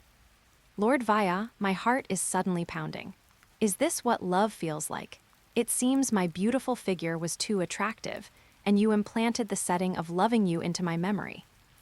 Just then, a car that looked somewhat old stopped nearby. When the driver's side door opened, a youth stepped out, wearing a buckled jacket, possessing the blue hair and delicate features of a homunculus. Seeing Dismal in Vaya's arms, the homunculus youth asked, looking stunned. Dismal, what are you doing? Oh dear, my companions have come to pick me up. Dismal turned and gave the youth a gentle, sweet smile. Loki, it's been a long time. The youth named Loki said expressionlessly. It's not just me, teacher is here too. The second person who emerged from the car was a middle-aged man around 40 years old, wearing a wrinkled gray jacket and having long, loosely draped black hair. Seeing this teacher, Nangong Natsuki's small face showed an expression of fury. Chiga Kido, are you still using children to eliminate the demon race? Natsuki, the last time we met was 15 years ago. Chiga Kido gave a helpless, bitter smile. Isn't it too harsh to say I'm exploiting these children to eliminate the demon race? As your disciple, I know you better than anyone. Nangong Natsuki said, gritting her teeth. Eliminating the demon race is these children's own idea, but they are immature kids. You know their situation, yet you still teach them techniques to eliminate the demon race. You are exploiting them. Moreover, I have already found out that you are the leader of the magic crime organization, Abyssal Trap, which aims to destroy the demon special zone. Resurrecting Cain. 15 years ago, Chiga Kido was the world's premier sorcerer. At that time, in order to gain the power of revenge, Nangong Natsuki made a contract with a demon under the guidance of Chiga Kido, becoming a witch with the title of Demon Slayer. However, after punishing many demons, Nangong Natsuki unexpectedly changed her mind. She no longer supported punishing demons through slaughter, and even volunteered to become a permanent prisoner of the prison barrier in order to atone for her sins. Seeing Chiga Kido again at this moment, Nangong Natsuki recalled the past that filled her with guilt. I never expected the Witch of the Void to also be Akido's disciple. Desamp flashed a cunning smile at Nangong Natsuki. Don't misunderstand. The Abyssal Trap existed long before you and Akido were born, and it has already destroyed several demon districts. I am the true leader of the Abyssal Trap, so even if Akido hadn't joined, those demon districts would still have been destroyed by the Abyssal Trap. Desamp. Nangong Natsuki wore a fierce expression. Since you are the true leader of the Abyssal Trap, the magical criminal organization that has destroyed several demon districts, I must bring you to justice. Witch of the Void. Hector looked at Nangong Natsuki with a serious gaze. I will not allow you to harm my sister. Natsuki-sensei, leave this matter to me. Vaya placed his right hand on Nangong Natsuki's head, performing a head pat. I will make Desamp atone for her sins. Don't pat the teacher's head. Nangong Natsuki glared at Vaya. How do you intend to make Desamp atone? Desamp, do you still remember, Iluvas? Hearing Vaya's question, Desamp was stunned for a moment. Of course I remember. That was the demon district destroyed by our Abyssal Trap 5 years ago. When the demon district, Iluvas, was destroyed by you, about 6,000 people became victims. Now, these 6,000 people are sleeping in the dream world of a certain girl, and you and Chiga Kido must take responsibility and save them. The victims of Iluvas are still alive. Upon learning this fact, tears of joy sparkled in Desamp's eyes. Vaya-sama, I am willing to save them. Today, you are reunited with your companions, so I will give you 3 days. Vaya looked at Desamp and Chiga Kido. 3 days from now, I will be waiting for you and Chiga Kido at the Adelaide Monastery. I never expected the White Dragon God Emperor, who declared war on the 3 true ancestors, to actually be a heroic young man. Chiga Kido took out a business card and handed it to Vaya. I run the Chiga Pet Hospital. I heard you keep many cats. You must come and give me your business when you have the chance. As long as your fees are reasonable, I will definitely prioritize your Chiga Pet Hospital. Vaya accepted the business card, and Chiga Kido immediately spoke to Desamp. Desamp, let's go back. Kari and Ran are waiting for you, We can't keep them waiting too long. Sister. Desamp pulled Hector toward the car. I'll introduce you to my companions. You'll definitely like Kari and Ran. Keystone Gate. The main computer room of the Artificial Island Management Association. Wearing the Seiya Academy high school uniform, Aba Asagi, with her long black hair tied into a single ponytail, was operating the main computer with fluid movements. Because she wasn't wearing glasses, her delicate and beautiful face had a spirited, willful air, different from her usual literary girl image. Found you, Witch of Cain. The voice of an unfamiliar young girl suddenly rang out in the main computer room. Aba Asagi turned around in surprise, seeing a petite, stunningly beautiful girl with pale green hair appearing in the main computer room. You are an intruder. You don't know who I am. Jada took out her phone and asked. You didn't tell her. The phone rang with the voice of the Mogwai, which was very familiar to Aba Asagi. You arrived too early. I haven't had the chance to tell the young lady yet. Aba Asagi picked up her own phone and asked the blue cartoon doll on the screen. Mogwai, do you know her? Young lady, don't be scared when I tell you this. The girl in front of you is Jad Zakuro, the third progenitor of the Chaotic Realm, the Night Empire that rules Central America. The third progenitor. Aba Asagi's eyes widened in shock. Why do you know such an important figure? That is because my true identity is actually a soul created from the memories and personality of the sin god Cain. You are the sin god Cain. Aba Asagi murmured in disbelief. Mogwai, am I dreaming? Witch of Cain, stop wasting time. You must come with me to Zone C now. Zone C? What is Zone C? Does the Keystone Gate have such an area?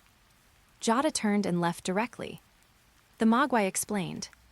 Young lady, Zone C is the place where you will use the power of holy annihilation on my behalf. What is holy annihilation? Aba Asagi was even more confused. Why must I go to Zone C? Jada, walking ahead, said, Of course, it is to resurrect your master, Cain. Keystone Gate, Level 0. Aba Asagi followed Jada here and saw Yase Akishage, the father of her childhood friend Yase Matoki, with an unfamiliar, bespectacled young man behind him. Uncle Yase, why are you here? Of course, to witness the resurrection of the great deity served by us, the descendants of the god of blame. Descendants of the god of blame. These were words that Aba Asagi couldn't understand again. Which Sama, I am Shojin Mega. The young man behind Yase Akishage said. Our Shojin clan, along with the Yase clan, the Hiba clan, and the Aba clan, are the descendants of the god of blame who have served the god of blame since ancient times. Then, Shojin Mega looked at Jada. Your Majesty, in order to resurrect the sin god Cain, I am willing to offer my own body. Cain is able to change the world using holy annihilation because he was born as royalty of the heavenly clan, and his body possesses divine power that rivals that of a true ancestor vampire. If resurrected using a human body, Cain would never be able to possess the divine power of his prime. After saying this, Jada summoned a young man wearing a researcher's white coat from another dimension. His face was very ordinary, and he was sleeping with his eyes closed. In order to resurrect Cain, I have already prepared a clone of Cain. Witch of Cain, you must enter C now. C is this submarine. Under the gaze of Jada, Yase Akishage, and Shojin Mega, Aba Asagi walked toward the submarine with heavy steps. Young lady, don't worry. Her phone rang with the voice of the Mogwai comforting her. I will teach you how to use holy annihilation, and then use the power of holy annihilation to transfer my soul from the network world into my clone. Mogwai, after I resurrect you, what will happen to this world? Young lady, please trust the partner who has always taken care of you. Cain and Vatra, a knight belonging to the demons. Jembu Island, East District. A black-haired youth, appearing to be around 13 years old with brown skin and golden eyes, walked out of the International Terminal building with a pleasant smile on his face. The ramen here is surprisingly delicious. I feel like I could eat it forever. It seems your highness likes this Jembu Island just as much as I do. A golden mist appeared behind the youth. coalescing into a handsome young man with blonde hair and blue eyes, wearing a white suit. Dimitri Vatler. The youth turned around and glared at Vatra with a fierce gaze. Showing yourself before me in this manner, it seems you've underestimated me. Prince Iblis Bur Yages. Vatra wore a twisted, morbid smile. You are not only the ruler of the 8 northern provinces of the Extermination dynasty, the Night Empire ruled by the second progenitor, the Eye of Extinction, but also a second-generation vampire who has inherited the direct bloodline of the second progenitor, possessing mythical-class familiar beasts that rival those of the true ancestors. In order to obtain the power to challenge the White Dragon God Emperor, I wish to seize the familiar beast, Thunder Acid King Snake, from your sister, Princess Mavia. Thunder Acid King Snake is a trophy I seized from my elder sister, Princess Mavia, as punishment for her betrayal. Iblis Bur sneered with a dark expression. If you wish to seize Thunder Acid King Snake, you must be prepared to be defeated by me. Keystone Gate. Level 0. Under the watchful eyes of Jada, Yesa Kishej, and Shojin Mega, the clone of Cain slowly opened its eyes. It seems the soul transfer was a success. Jada couldn't help but exclaim. As expected of Holy Annihilation, which can alter the laws of the world, it can even perform soul transfers. Jada, the true sin god Cain, was already destroyed by the 4th progenitor in the ancient era. I am merely a replica possessing the personality and memories of Cain. Can I really use this body and appear in this world under the identity of sin god Cain? Seeing Cain's lack of confidence, Jada reprimanded him with dissatisfaction. It was precisely because Cain dwelled on such boring questions that he chose to let the Heavenly Clan use the 4th progenitor to destroy him, atoning for his betrayal of the Heavenly Clan. If you feel you are not Cain, then you should make choices different from Cain's. I'm sorry. Via Helios's soul-extinguishing breath can directly attack the soul. It is the natural enemy of familiar beasts. Can your Holy Annihilation counter it? My Holy Annihilation can alter the laws of the world, so of course it can counter attacks that harm the soul. But I am the only one who can unleash the full power of Holy Annihilation. Hearing Cain's reply, Yesa Kishaj immediately pleaded with Cain. My god, Genbu Island is the territory we, the descendants of the god of blame, created for you, yet it was seized by the suddenly appearing White Dragon God Emperor. I now request that you drive away the White Dragon God Emperor and reclaim the Genbu Island that belongs to you. Yesa Kishej, are you trying to use me? I have no intention of claiming Genbu Island for myself. I accepted Jada's resurrection of me solely to save the 6,451 numbered girls sleeping in the otherworld. As soon as Cain finished speaking, 2 waves of magical power shook the entire Genbu Island. It is Dimitri Vatler and Esod Gulsun. 12 wings extended from Cain's back. Jada, I am going to stop them from destroying Genbu Island. Genbu Island, East District. On the street, outside the International Terminal Building, Iblis Bur summoned 4 familiar beasts, the giant golden jackal Duamudef, the golden giant eagle Kebe Senuf, and the golden lion Happy were his own familiar beasts, while the familiar beast resembling a giant cobra was the Thunder Acid King Snake. He had seized from his elder sister, Princess Mavia. Vatra also summoned 8 snake-type familiar beasts, and fused them into 4 even more powerful fused familiar beasts. Looking at Thunder Acid King Snake, Vatra wore the satisfied smile of a hunter. Iblis Bur, Thunder Acid King Snake, did not disappoint me. Now I must be rude to you. Dimitri Vatler, cannibalizing one's own kind is not your exclusive right. Iblis Bur said coldly. After defeating you, I will also seize your familiar beasts. Then let us begin. Whether I devour you or am devoured by you, both are outcomes I desire. Responding to Vatra's will, the 4 fused familiar beasts launched an attack on Iblis Bur's 4 familiar beasts. Before seizing Thunder Acid King Snake, Iblis Bur had been defeated by the numbered girls using the 4th progenitor's 3 familiar beasts. In other words, Iblis Bur's 3 familiar beasts were weaker than the 3 true Ancestor-level familiar beasts. At this moment, Vatra's 4 fused familiar beasts erupted into battle with Iblis Bur's 4 familiar beasts. Duamudef, Kebe Senuf, Happy, and Thunder Acid King Snake were all suppressed.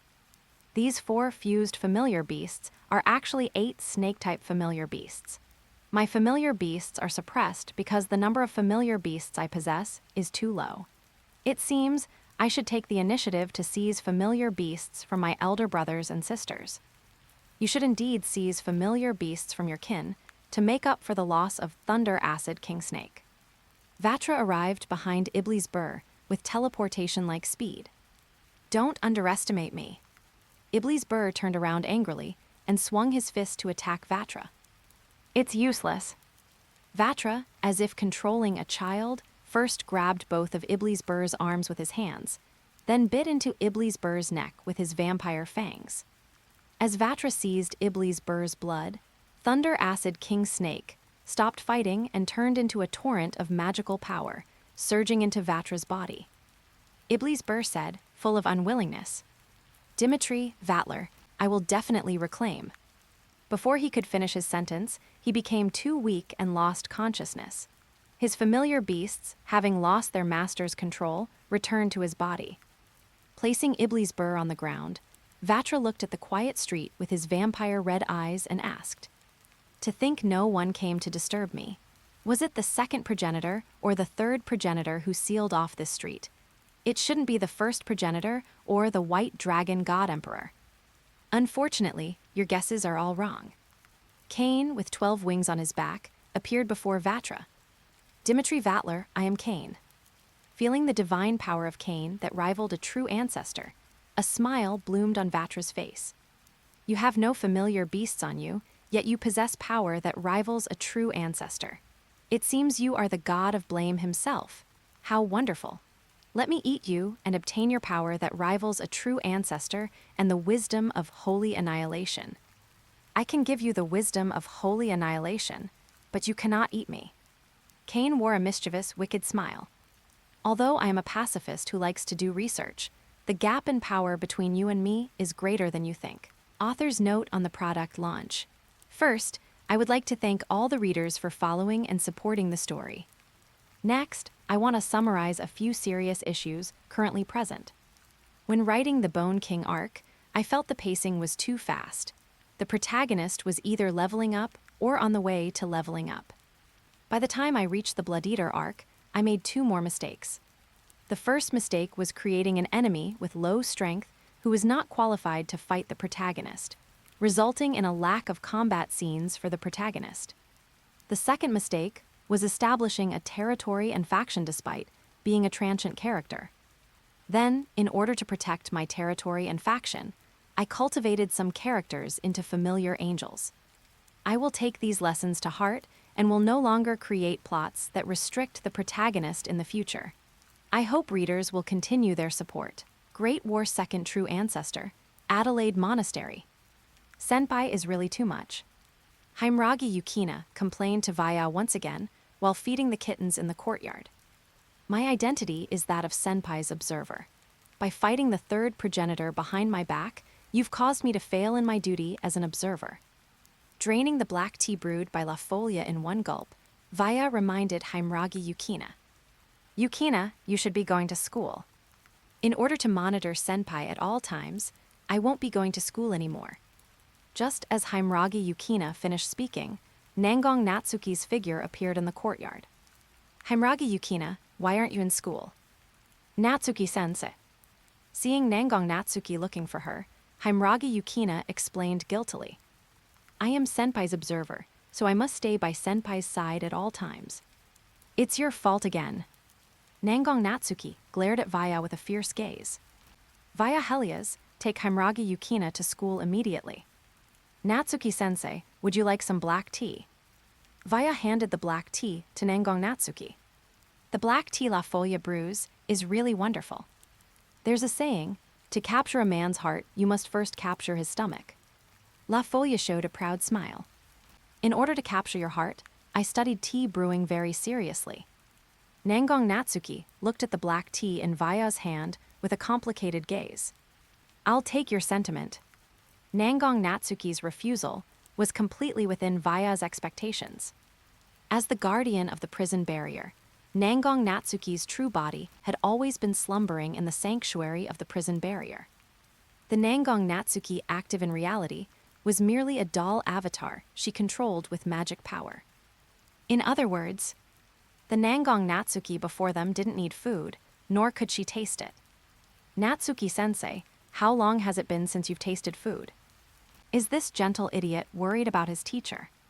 Nangong Natsuki revealed a gentle smile. Recently, I ate ice cream from Lulu's, and the taste was exactly the same as 10 years ago. As expected, the ice cream Vaya gave to Nangong Natsuki when he infiltrated the prison barrier was the first food her true body had tasted in 10 years. Natsuki-sensei, as the ruler of Genbu Island, I will establish the White Dragon Empire on Genbu Island, then formulate rules to punish magic criminals, causing your prison barrier to be decommissioned.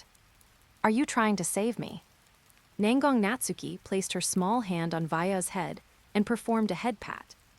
Via Helias, I volunteered to guard the prison barrier, so I do not need your salvation. Natsuki-sensei, I'm not trying to save you, but to save those magic criminals imprisoned by you in the prison barrier. Just as Vaya finished speaking, a boy about 13 years old with brown skin and golden eyes descended from the sky and landed in the courtyard. White Dragon God Emperor, I am Iblisbul Aziz, son of the ruler of West Asia's Empire of the Night, the Extinction Dynasty, the second progenitor, S-word girl Aziz. After finishing his self-introduction, Iblisbul continued, My father is already prepared to fight you. Vaya's eyes immediately lit up. Where is the second progenitor? The southeast area of Genbu Island. After answering this question, Iblisbul turned to leave. Wait a moment. Vaya asked curiously. Your complexion looks very weak. Could it be that you're injured? Dimitri Vatler attacked me and snatched away my familiar, the Thunder Acid King Snake. After saying this, Iblisbul turned into a golden mist and disappeared. As expected of Dimitri Vatler. Learning that Vatra had gained a serpent familiar close to the progenitor class, Vaya showed a joyful smile. It seems that when Vatra challenges me, he will certainly have strength rivaling a true progenitor. Darling. La Folia's small face showed a worried expression.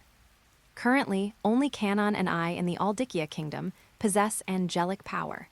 It's difficult to oppose the Battle King domain, which has 2 true progenitors. Could you also turn my mother and 2 younger sisters into angels? Vaya directly took out 3 dragon-scale rings from his item space and gave them to La Folia. Southeast area of Genbu Island. Atop the quartz gate, Vaya used world movement to bring Himragi Yukina, La Folia, and Nangong Natsuki here. He saw a petite girl about 16 years old standing beside Iblisbul, wearing a gorgeous crimson dress with gold threads, her long purple hair tied into twin tails. Seeing no one else there, Himragi Yukina asked Iblisbul, Prince Iblisbul, where is your father, the second progenitor? Nangong Natsuki tapped Himragi Yukina's head with her folding fan. Himragi Yukina, that person is the second progenitor. Is that true? Himragi Yukina looked at the purple-haired twin-tailed girl in disbelief. He's a man. Iblisbul lowered his head in shame and said, Though I'm loath to admit it, this person who looks like a beautiful young girl is indeed my father, the second progenitor. I am S-word girl Aziz, yo. The second progenitor declared his identity, then released an astonishing magic power of the true progenitor level. Second progenitor, may I ask you a question? Vaya sized up the second progenitor with a strange expression. The third progenitor, Jad Zakuro, takes the image of a beautiful girl because she's like a national idol, often patrolling her territory and receiving the frantic worship of her subjects. You and the first progenitor have always hidden your true faces. Did you appear in the form of this gorgeous young girl simply because you're a total pervert? Am I a pervert? The second progenitor didn't get angry. The moon has the beauty of the moon, flowers have the beauty of flowers, and stones have the beauty of gems. I simply want to become beauty, ni. You're not angry. Of course I get angry. Oh, but I won't let anger destroy my image of beauty, ni. The second progenitor half squinted his beautiful large eyes. As punishment for you, I shall defeat you with the power of holy annihilation. Yo. A man speaking in such a cute tone is, honestly, quite disgusting. Vaya sighed helplessly. Natsuki-sensei, please take Yukina and La Folia and leave. The second progenitor claimed to have obtained the power of holy annihilation. Are you worried about me? Vaya looked at Nangang Natsuki with a smile. Even if the second progenitor can use the power of holy annihilation to protect his familiars, it cannot bridge the gap in strength between him and me. After Nangang Natsuki left with Himragi Yukina and La Folia, Iblisbul also vanished into a golden mist. World Severance Barrier.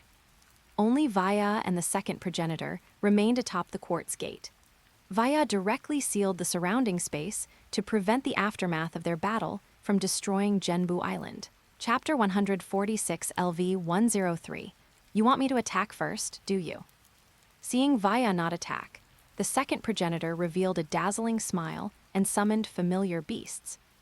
Army of Annihilation, Palace of the Dead. 2 mists of blood surged from the second progenitor. One transformed into over a dozen carnivorous dinosaurs, each more than 10 meters tall, and the other into hundreds of giant pterosaurs.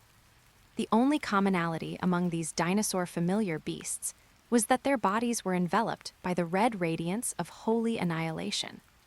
Your familiar beasts are extinct undead. Vaya looked at the familiar beasts summoned by the second progenitor. It seems you are one of the most powerful warriors of the Tenbu gods, the evil-eye demon god who conquered West Asia and the king of the underworld. That's right, I am the king who commands the undead. I am the white dragon god emperor who slays undead and evil creatures. Because my divine attribute attacks counter the undead, you are destined to lose this battle. After saying this, Vaya unleashed origin magic with his right hand. Soul-extinguishing breath. Boom!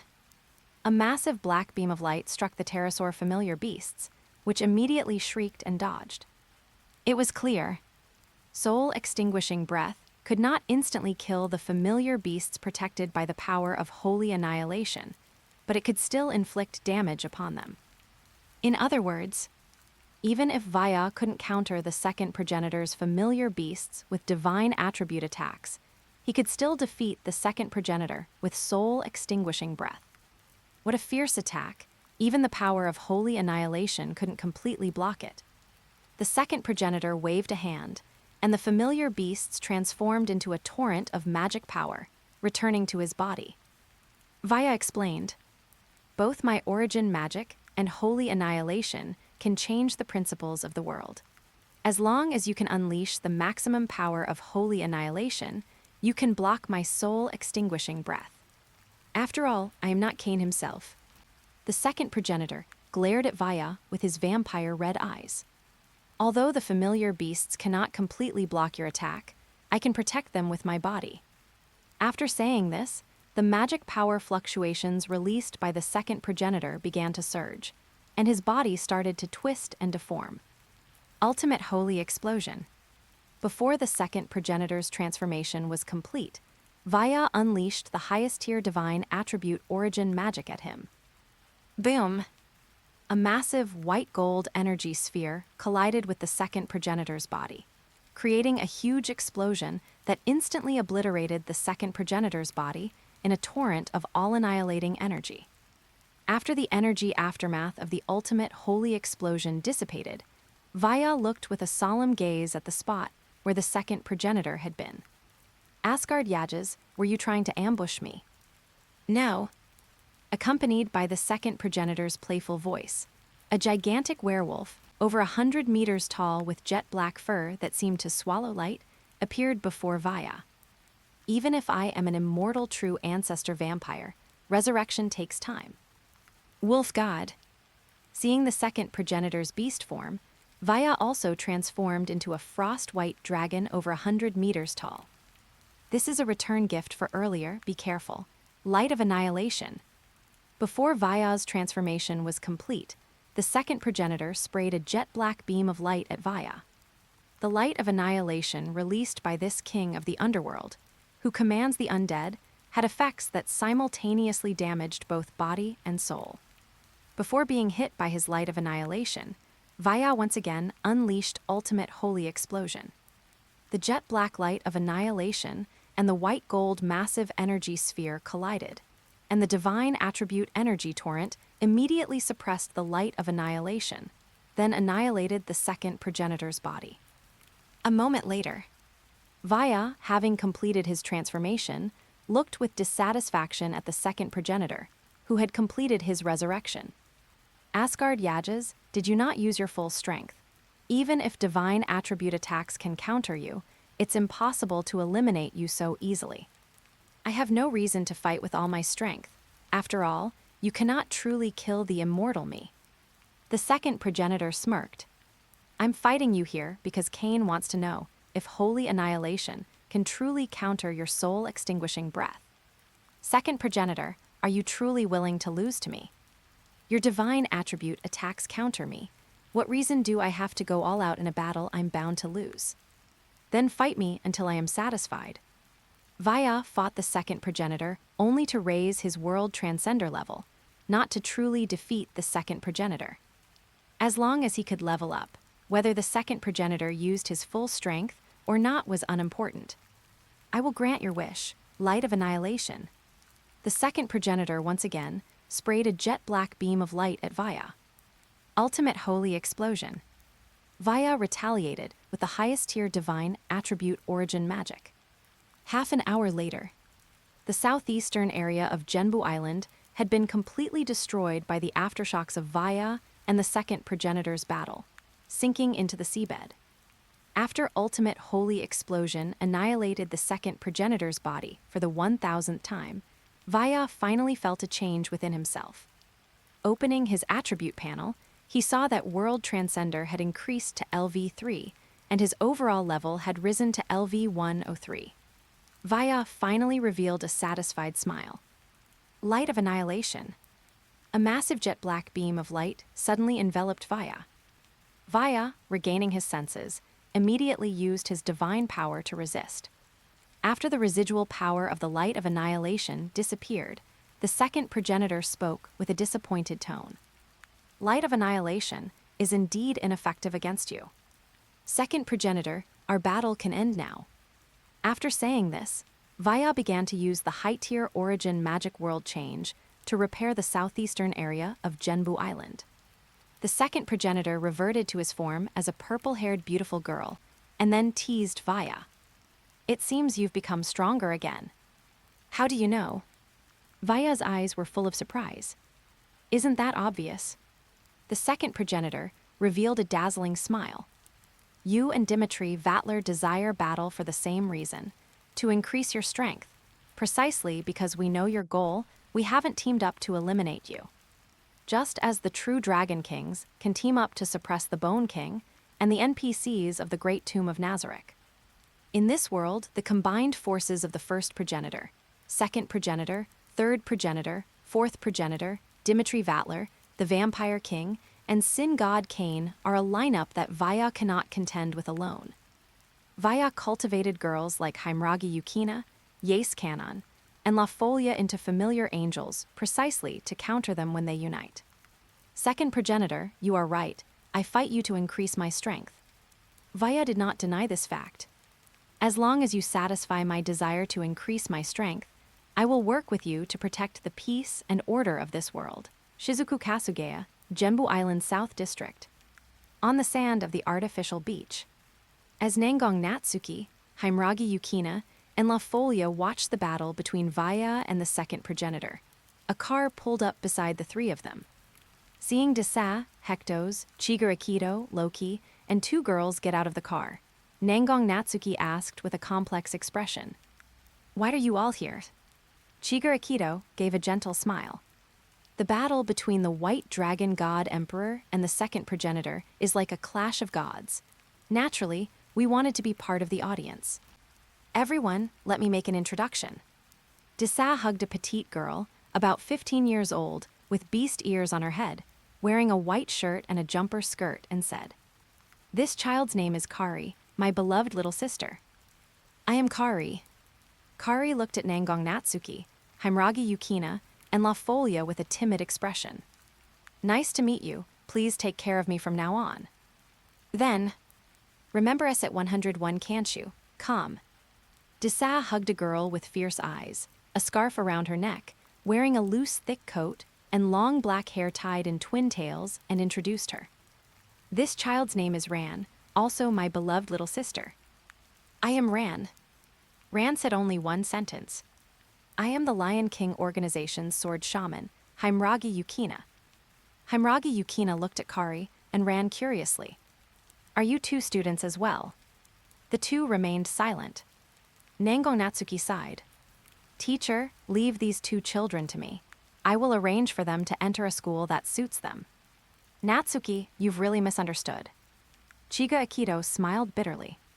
Kari is an orphan abandoned by her parents, and Ran was a tool turned into an undead. The person who saved them was Desamp. Nangong Natsuki's gaze turned toward Desamp. I agree.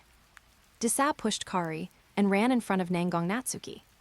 Nangong Natsuki, since you are Akido's disciple, I trust you will take good care of Kari and Ran. Loki. Chiga Akido also spoke to Loki. Natsuki is your senior sister. You should go and accept her care as well. Teacher. Loki showed an expression full of resentment. Chiga Akido placed his right hand on Loki's head.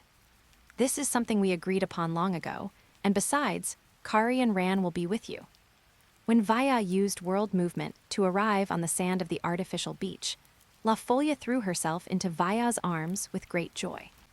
Darling, congratulations on defeating the second progenitor, Asgard Yages. It seems you will soon complete the great feat of defeating the 3 true ancestors and become the undisputed strongest in this world. La Folia, don't do this kind of thing in front of so many people.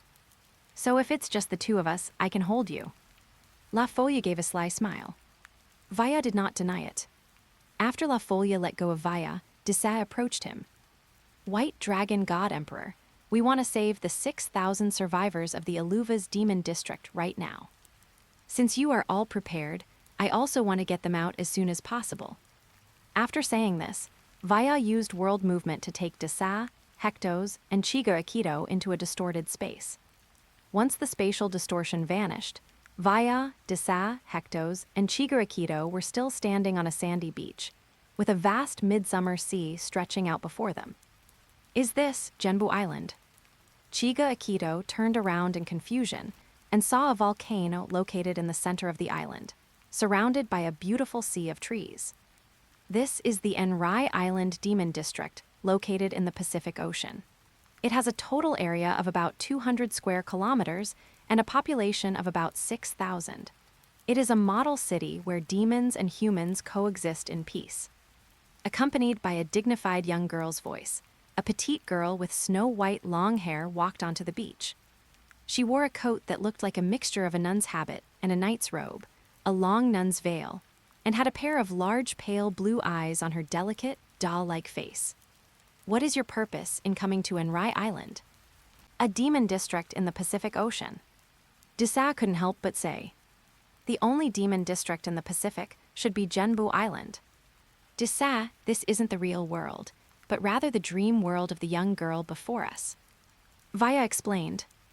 In this dream world, Enrai Island is the only demon district in the Pacific. A dream world. Hearing Vaya's words, the white-haired girl showed a deeply shaken expression. I am the guardian of Enrai Island, Kasugaya Shizuri. Who are you intruders, and what is your purpose for coming to Enrai Island? If you don't answer honestly, I will use the flame-eating serpent to punish you.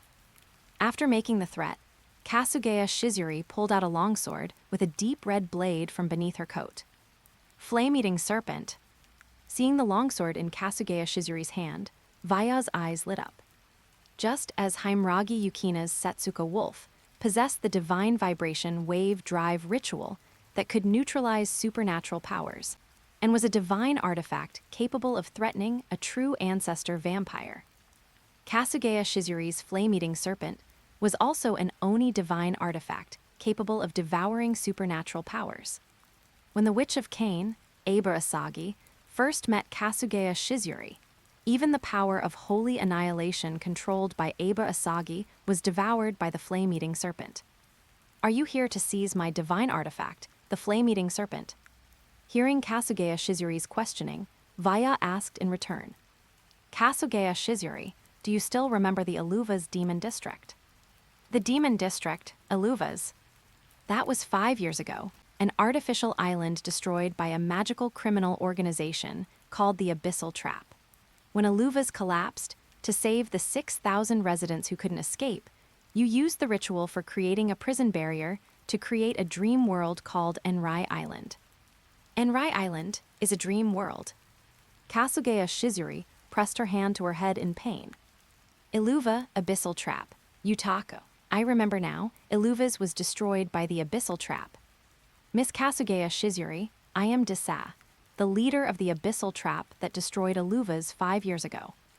After Desamp finished her self-introduction, Chigura Kido followed up. I am Chigura Kido, the strategist of the Abyssal Trap. So it was you who killed Shinako and the other innocent victims. Kasugaya Shizuri glared at Vaya, Desamp, Hector, and Chigura Kido with angry eyes.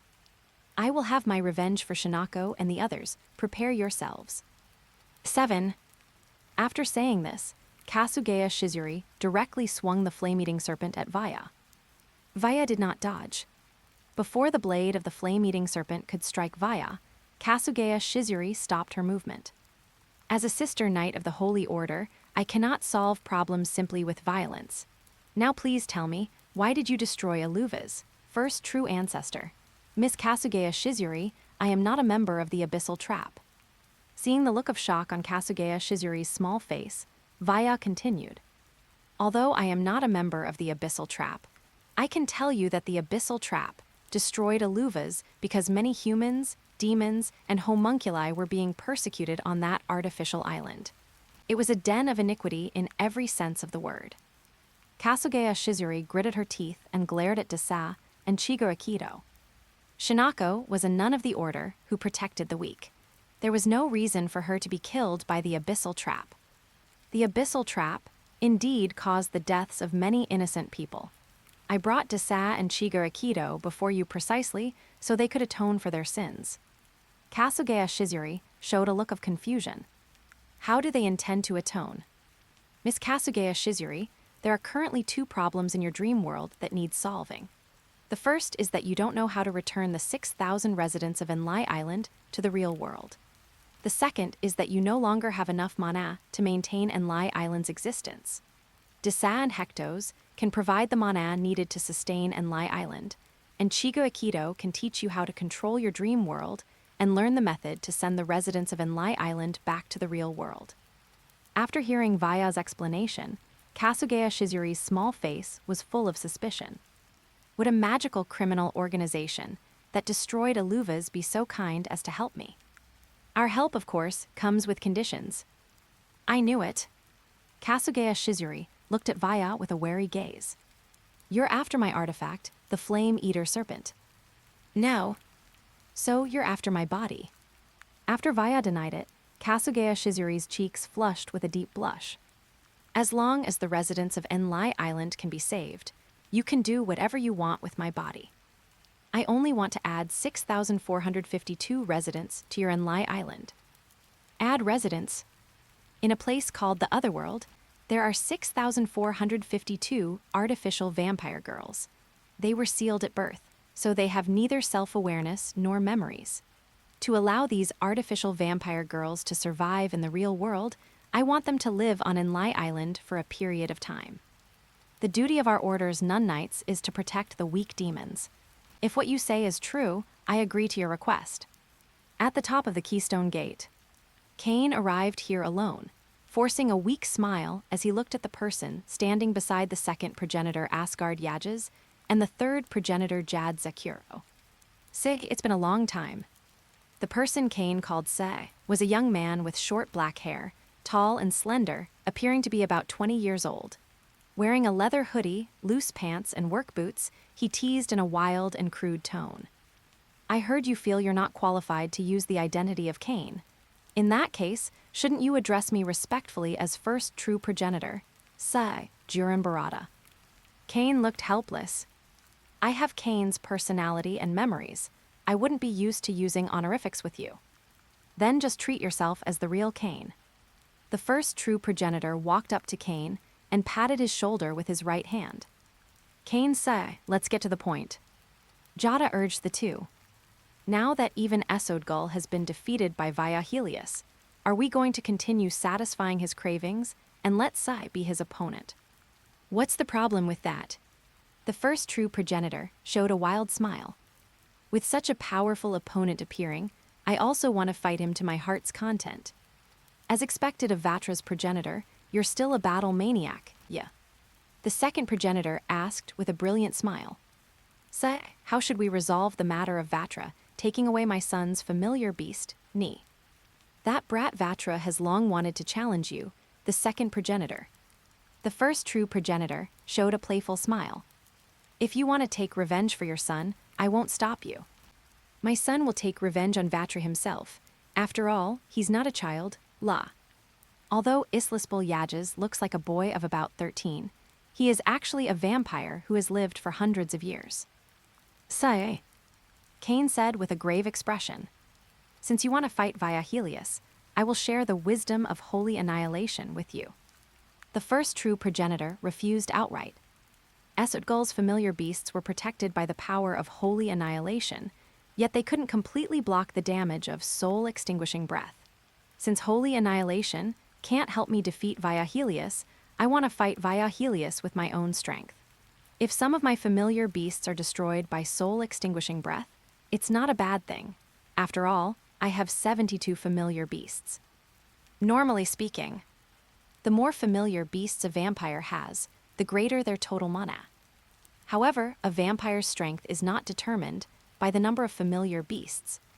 Because there is a limit to the mana a familiar beast can add. Once this limit is reached, no matter how many familiar beasts a vampire adds, their total mana will not change. This is why the first true progenitor's strength is at the same level as the second, third, and fourth progenitors, despite having more familiar beasts than all of them combined. In Lai Island, the grassland outside the city, a young girl opened her eyes and woke up. I am number 10 Desamp. The girl recalled her identity, thinking she had had a very long dream. In this long dream, she witnessed how a fellow kind known as number 10, Desamp, integrated into the real world. Wait, I'm not number 10, Desamp, I'm number 666. As soon as the girl finished speaking, she heard the voices of others around her. I am number 1231. I am number 2340. I am number 5000. I am number 6400. Number 666 turned around and saw over 6,000 similar young girls around her. Sisters, I am number 10 Desamp. I am number 10 Hectos. Hearing the familiar voices, the girls looked up and saw Desamp and Hectos floating in the air using magic. After introducing themselves, Desamp continued. To allow those of you without memories to tame your own familiar beasts, the White Dragon God Emperor, via Helios, lent my memories to you. But from the moment you wake up, you will have memories that belong only to yourselves. As your sisters, Big Sister Hectos and I will help you integrate into life on Enlai Island. Hectos followed up. Once you have the ability to survive in the real world, you can leave this place. Revive Aurora, Adelaide Monastery. Vaya walked into the living room under the cover of night and saw Heimragi Yukina and La Folia sitting on the sofa, chatting with a beautiful woman with long golden red hair tied in a large braid. She wore knee-length leather pants and a simple shirt, her impeccably beautiful face possessing a bright and cheerful charm. Princess La Folia and Yukina-chan are really super cute. You two must be my friends. Princess Zana, I also want to become friends with you and ask for your advice on how to be a virtuous wife. Our husbands are both the strongest monsters in the world, so I believe we'll have many common topics. Unlike La Folia, who was having a pleasant conversation with Princess Zana, Heimragi Yukina felt somewhat lacking in confidence, as if there were a huge disparity in their status. Princess Zana, are you really the 72nd consort of the first progenitor? That fellow Sai has 72 familiar beasts. So isn't it quite reasonable to need 72 blood partners corresponding to those familiar beasts? The first progenitor actually has 72 blood partners. I think he's truly terrible. The fourth progenitor has 12 familiar beasts. Does that mean he'll also have 12 blood partners? A vampire's familiar beast is a beast with its own self-awareness. If a familiar beast likes its master very much, the master doesn't need blood partners. That's why Jada Zakuro, the third progenitor, has lived for thousands of years and is still an unmarried young woman. Unfortunately, both the first and fourth progenitors are fellows disliked by their familiar beasts, so they must have a number of blood partners corresponding to the number of their familiar beasts. After explaining, Zana continued. White Dragon God Emperor, although not a vampire, the number of girls he has turned into familiar angels is not at all inferior to a vampire's blood partners, so don't have any prejudice against Sai. You're the first progenitor's 72nd consort, Zana Rashka, aren't you? Vaya denied it with dissatisfaction. The girls I turned into angels are indeed my familiars, but they're different from a vampire's blood partners because I have no intention of treating them as wives. After all, among these girls, there are not only middle schoolers like Yukina and Kanon, but also elementary schoolers like Ketomi. Seeing Vaya's figure, Himragi Yukina immediately asked, Senpai, were the survivors of Aluva saved? Vaya nodded. They already know their situation. Once they can adapt to life in the outside world, I will help them return to the real world. Darling, La Folia stood up and came before Vaya. Since you already know Princess Zana's identity, you should have guessed the reason she came here. She has come as the first progenitor's messenger to declare war on you. Vaya's gaze turned toward Zana. Princess Zana, I accept the first progenitor's declaration of war. Sai is the first progenitor, who possesses 72 familiar beasts. Zana looked at Vaya with a cunning smile. Although the three true ancestors have always been considered to have the same level of strength, Sai's power is indeed greater than the second and third progenitors. Vaya responded expressionlessly. My strength is also greater than the second and third progenitors. Then let me see how you defeat the first progenitor and accomplish the great feat of surpassing the three true ancestors. Genbu Island, North District. As one of the largest enterprises on Genbu Island, Mar owns a research institute here composed of several interconnected buildings. Akatsuki Sayama came to the mortuary, located in the basement of the research institute, and saw a huge block of ice about 3 meters long placed in the center of the lab. Inside the ice was a girl with blonde hair billowing like fire and a silver stake through her heart. Without a doubt, the girl inside the ice had already lost her life, which was exactly why Akatsuki Sayama named this lab the mortuary. Sleeping Beauty, I've come to see you again. Before she could finish her sentence, Akatsuki Sayama noticed there was another person in the lab. It was an unremarkable young man, wearing a robe similar to a researcher's. Good evening, Ms. Akatsuki Sayama. Looking at the man greeting her, Akatsuki Sayama maintained a lazy expression. Are you Cain? I do indeed possess Cain's personality and memories. Cain's gaze turned toward the girl in the ice. I am here to resurrect 12, Aurora Florstina. Akatsuki Sayama couldn't help but take a deep breath. After Aurora was killed, her soul and familiar beasts transferred to Akatsuki Sayama's daughter, Akatsuki Fusa. Even if Fusa was a high-ranking priestess, it was impossible for a human body to harbor true ancestor-class familiar beasts. Thus, the main purpose for Akatsuki Sayama preserving Aurora's body was to allow Aurora to replenish mana from her own corpse. But this method only lightened Akatsuki Fusa's burden in the end and couldn't truly solve the problem. To save Fusa, the only way was for Aurora's soul and familiar beasts to leave Akatsuki Fusa's body. Cain, can you really resurrect Aurora? Cain did not answer the question, but instead asked in return. You are also a wielder of the over-adaptation, divine power. Could it be that you are a descendant of the god of blame? That's a secret. Akatsuki Sayama showed a cunning smile. Maybe I'm a descendant of the heavenly clan. The descendants of the god of blame are also descendants of the heavenly clan. Cain also smiled. The fourth progenitor is an artificial true ancestor vampire created by the heavenly clan. Akatsuki Kaju is a descendant of the heavenly clan, so it was indeed his inevitable fate to become the fourth progenitor. Akatsuki Sayama did not deny this fact. Under Akatsuki Sayama's expectant gaze, Cain's right hand released a deep red glow toward the ice. The ice that Aurora had created using the fourth progenitor's familiar beasts, which only a true ancestor-class familiar beast could break, immediately melted and vanished. After Cain pulled out the silver stake from Aurora's heart, Aurora's body immediately erupted with a massive and astonishing wave of mana. Aurora's body is calling out for its soul. After moving Aurora's body to a chair in the lab, Cain turned and said, "Today is also the date Akatsuki Kaju brings Akatsuki Fusa here, right? So as not to disturb the reunion of Akatsuki Kaju and Aurora, I will meet him tomorrow." After saying this, Cain abruptly vanished. Just as Cain left, Akatsuki Kaju's panicked voice came from the stairs. "Fusa, is this really a place we're allowed to come to?" Akatsuki Sayama turned around and saw Akatsuki Fusa, radiating astonishing mana, leading Akatsuki Kaju into the lab. So it really is like this. Seeing the blonde girl on the chair, Akatsuki Fusa questioned Akatsuki Sayama. "Just who was it that resurrected my body?" "Aurora, first return to your own body." Hearing his mother Akatsuki Sayama's address to Akatsuki Fusa, and seeing the blonde girl on the chair, Akatsuki Kaju's eyes widened in bewilderment. What on earth is going on? Great war with the first true ancestor. Southeast area of Genbu Island. Under the blazing morning sun, Vaya brought Himragi Yukina and La Folia to the top of the quartz gate.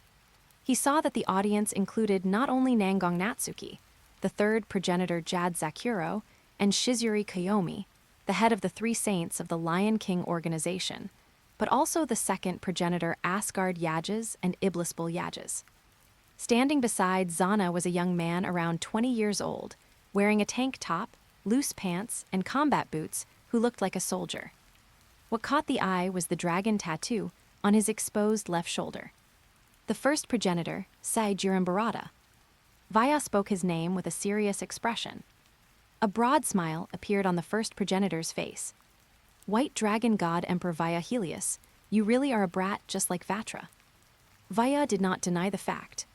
"Before you vampires who have lived for thousands of years, I am indeed a very young dragon.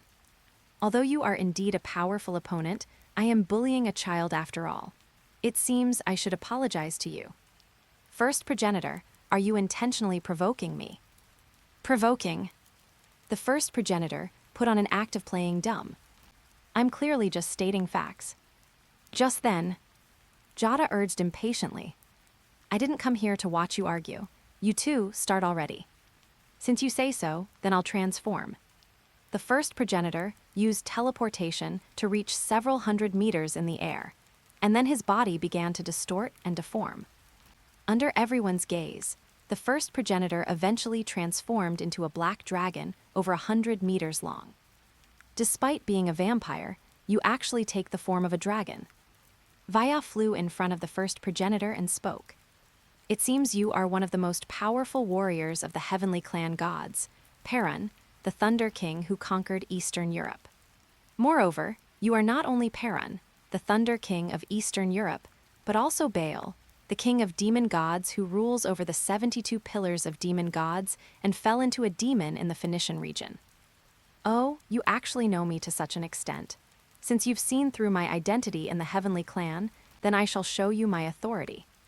A torrent of pitch-black mana erupted from the first progenitor, turning into black thunderclouds that shrouded Genbu Island. Under the first progenitor's control, streaks of lightning flashed within the black thunderclouds, letting out a massive roar that shook heaven and earth. First progenitor, your total mana indeed exceeds that of the second and third progenitors. Looking at the black thunderclouds covering the entire Genbu Island, Vaya showed a faint smile. "Unfortunately, your luck is bad. After studying the principle of the Oni artifact Flame Eater Serpent's ability-devouring power, I created a high-tier origin magic capable of devouring ability power." origin magic that devours ability power. Under the first progenitor's curious gaze, Vaya aimed his right hand at the black thunderclouds shrouding the sky. Ability devour. The next instant, endless soul power was released by Vaya, condensing into a black sphere 100 meters in diameter, like a black hole that devoured everything. Vaya smashed this black sphere into the thunderclouds. The black sphere immediately released a startling suction, devouring the black thunderclouds created by the first progenitor's massive mana. Is this your origin magic? Seeing this scene, the first progenitor asked with full curiosity. Via Helios, after my mana was devoured by your origin magic, was it perhaps transferred to an alternate dimension? Vaya shook his head. Ability Devour will transfer your mana into my body, so now I'm going to use your mana to attack you. Myriad Thunder Annihilation. The 9th tier magic, Myriad Thunder Annihilation, is the highest level lightning magic among tier magic.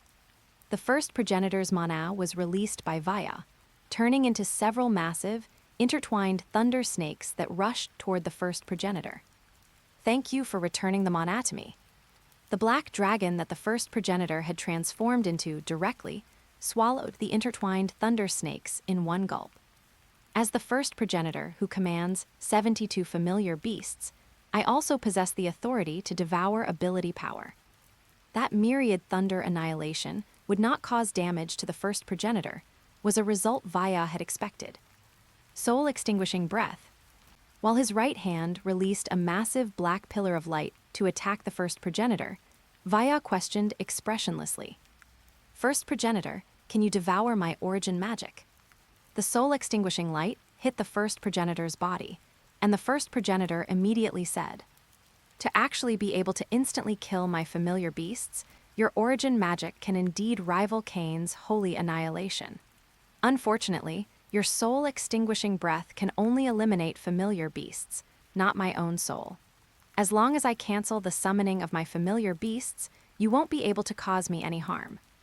You are a true ancestor vampire, born from Cain, changing the laws of the world.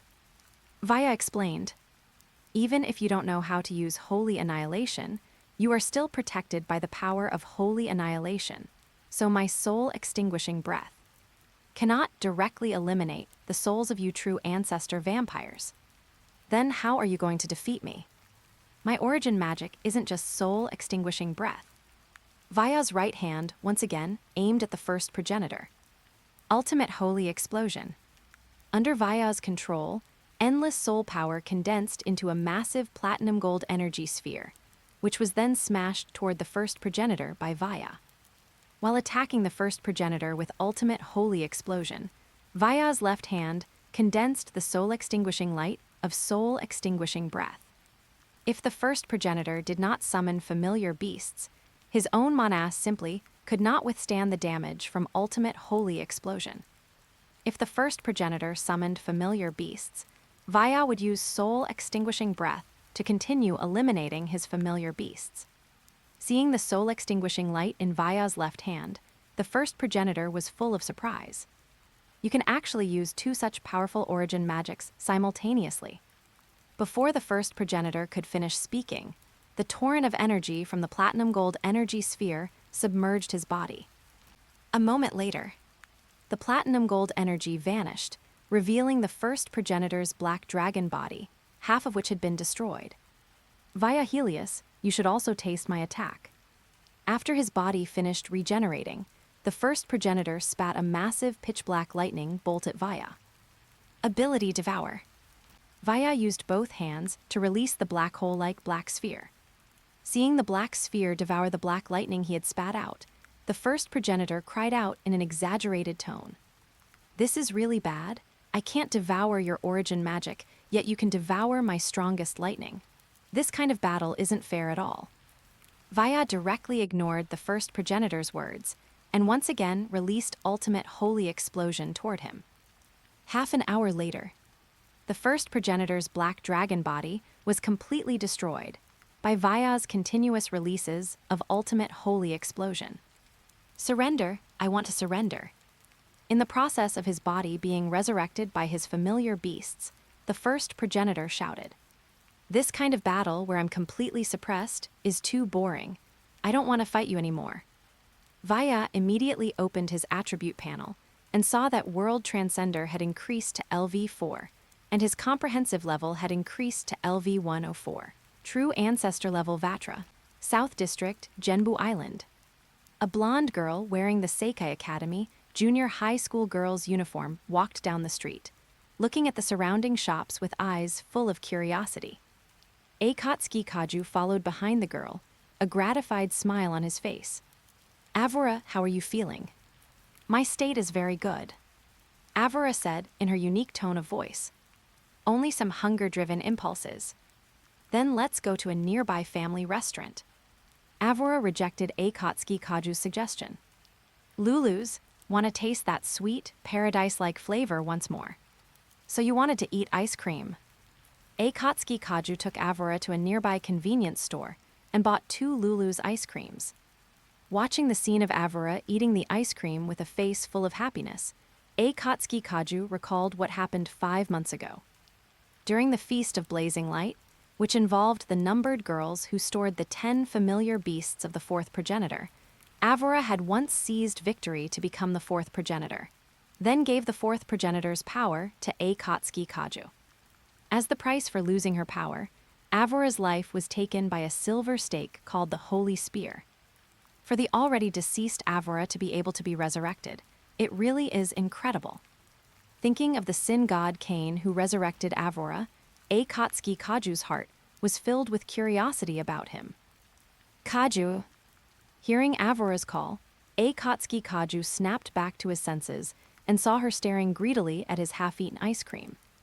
You can have mine too. Akatsuki Kaju handed the ice cream in his hand to Aurora. Gratitude. Aurora took Akatsuki Kaju's ice cream and devoured it ravenously. Just then, a wave of magic power that shook Genbu Island swept across Akatsuki Kaju and Aurora's bodies. That is, Akatsuki Kaju turned his head and saw a giant black dragon appear in the sky above the southeastern area of Genbu Island. A dragon? Not so.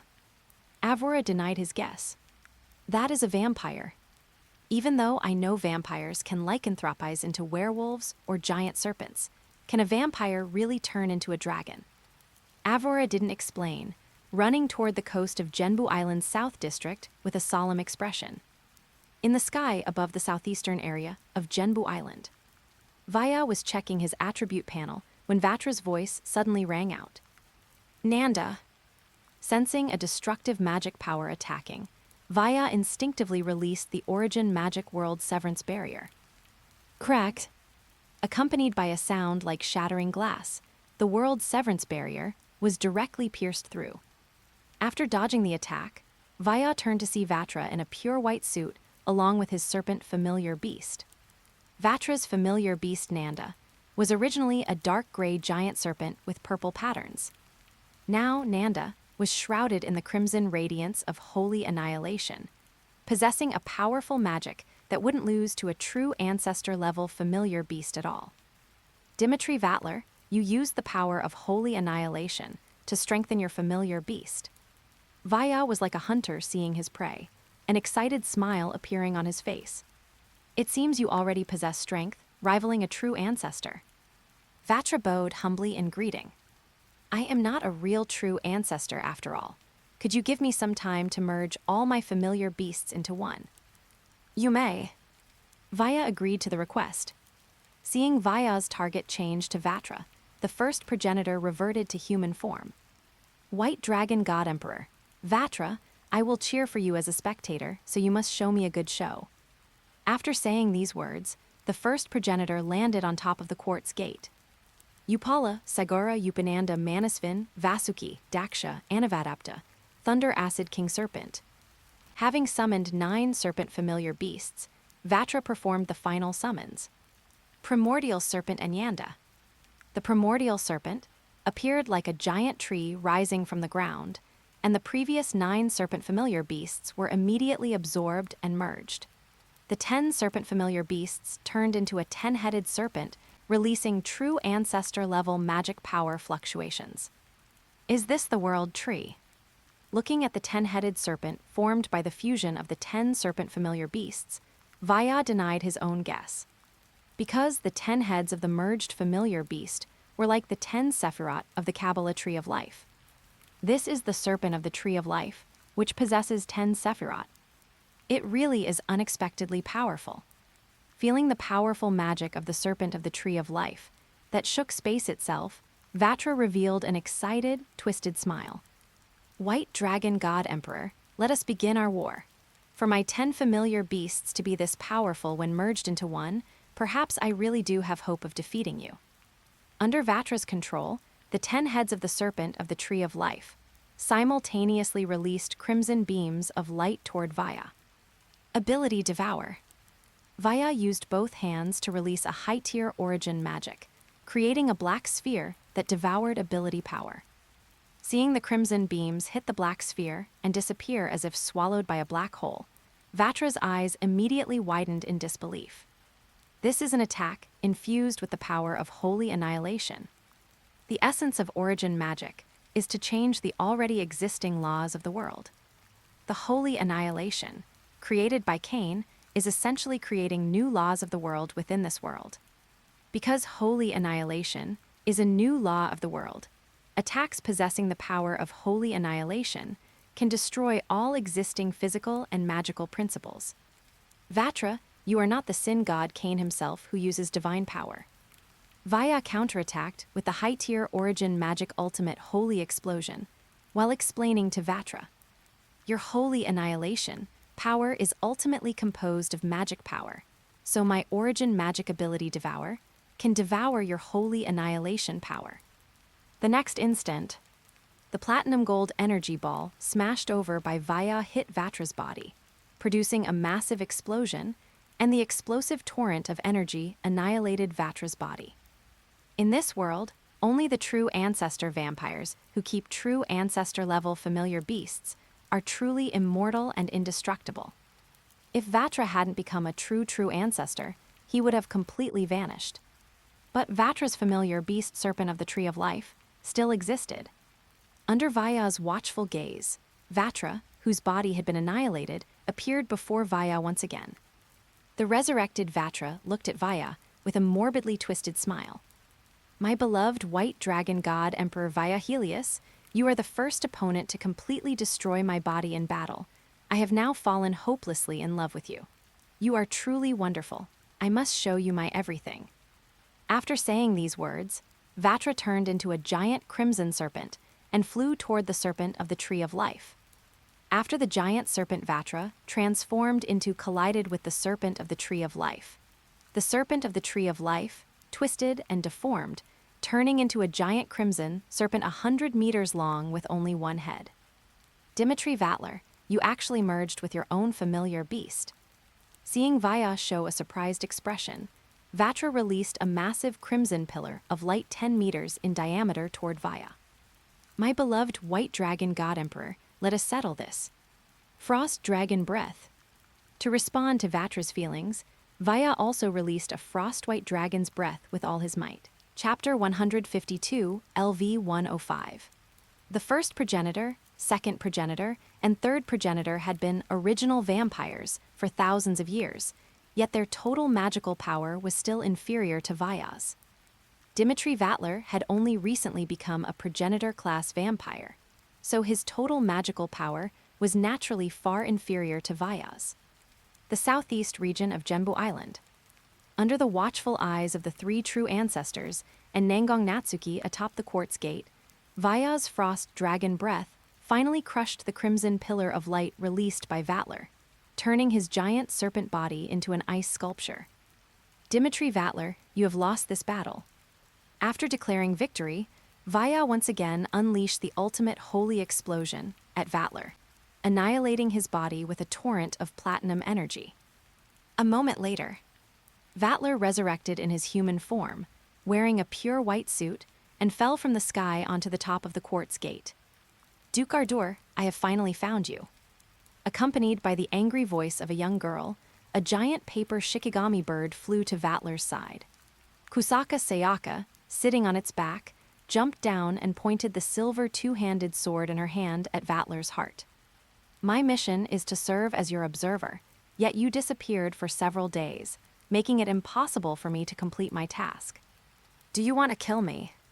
Lying lazily on the ground, Vatler had a look of disdainful mockery on his face. Even the attacks of the White Dragon God Emperor cannot kill me. The only way you can kill me is by eating me. A true ancestor vampire is immortal because the progenitor class familiar, beasts they keep, can resurrect them. Therefore, the only way to eliminate a true ancestor vampire is to seize their power and familiar beasts, just as Akatsuki Kaju inherited the power and familiar beasts of the fourth progenitor.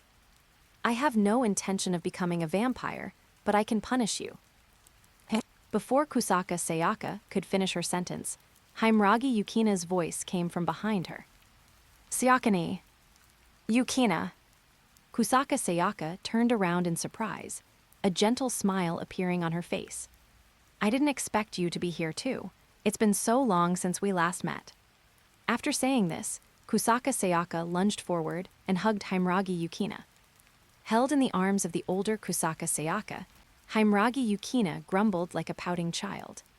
Sayaka-ni, I'm not a child anymore. Yukina is being shy. Kirasaka Sayaka released Himragi Yukina and asked, During the time we were apart, did Annihilation make a move on you? Make a move on me? Himragi Yukina looked confused. Sayaka-ni, do you have some kind of misunderstanding about Senior? Yukina, I already know that Annihilation turned you, and many other girls, into familiar angels. Kirasaka Sayaka said through gritted teeth. He turned Yukina into a familiar. He must have his eyes on your beauty and your body. Sayaka-ni, Senior does not see me as a romantic interest. Himragi Yukina couldn't help but say, Even if Senior really treated us familiars as wives, I don't think Senior would be in the wrong, because the true ancestors of the vampires are even more excessive.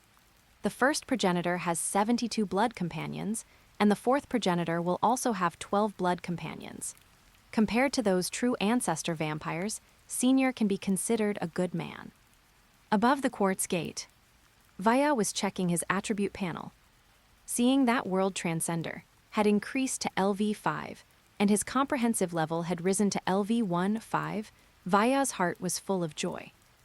Just then, on the coastal beach in the southern district of Genbu Island, an astonishing fluctuation of magical power suddenly appeared. That is, seeing that the source of this amazing magical power was Akatsuki Kaju, Vaya was somewhat surprised. It seems my battle with the first progenitor and Vatler stimulated Akatsuki Kaju's combat instincts, causing his familiar beasts to lose control and go berserk. Using world movement, to arrive at the artificial beach where Akatsuki Kaju and Aurora were, Vaya questioned Aurora. Are you Aurora? Annihilation, I will not allow you to approach Aurora. Akatsuki Kaju blocked Aurora behind him. It really is Aurora. An excited expression appeared on Vaya's face. Aurora, your body was killed by the Holy Spear. Even if Witch of Cain, Aba Asagi can use the power of Holy Annihilation, she cannot resurrect you. It seems Cain not only shared the power of Holy Annihilation with the second progenitor and Vatler, but he himself has also been resurrected. Because only the Holy Annihilation, used by Cain himself, can resurrect your body that was killed by the Holy Spear. The facts are as you say. Aurora said, hiding behind Akatsuki Kaju. The one who resurrected me is indeed the sin god Cain. Confirming the fact of Cain's resurrection, Vaya immediately used world movement to teleport. Keystone Gate, the main computer control room of the Artificial Island Management Association. Aba Asagi, her eyes glowing with a deep red radiance, was typing on the keyboard at an incredible speed. This is Holy Annihilation. As long as I have the dragon vein power of the Genbu Island Sea area, even as a human, I can use the power of Holy Annihilation as I please. At this moment, Vaya's voice suddenly rang out behind Aba Asagi. There are 3 conditions for using Holy Annihilation. The first is a massive amount of magical power rivaling the dragon vein. The second is the wisdom of Holy Annihilation. and the third is computer calculation ability that enters the realm of God. The second progenitor and Vatler possess massive magical power and the wisdom of holy annihilation, but they lack the computer calculation ability rivaling the sin god Cain, so they cannot exert the full power of holy annihilation. You possess the computer calculation ability of the realm of God and the wisdom of holy annihilation, but you can only use dragon vein power to substitute for the massive magical power you lack, so you also cannot exert the maximum power of holy annihilation. Aba Asagi instinctively turned around and looked at Vaya with a confused gaze. Why did you come looking for me? I'm not here for you. Under Aba Asagi's surprised gaze, Vaya reached out and took her into his arms, then issued a threat to her phone. Cain, I am now declaring war on you. If you refuse to accept, I will take your priestess for my own. A helpless voice rang out from Aba Asagi's phone. I have already arranged for Jada, Esodgul, Seiya, and Vatler to fight you. Why are you still not satisfied?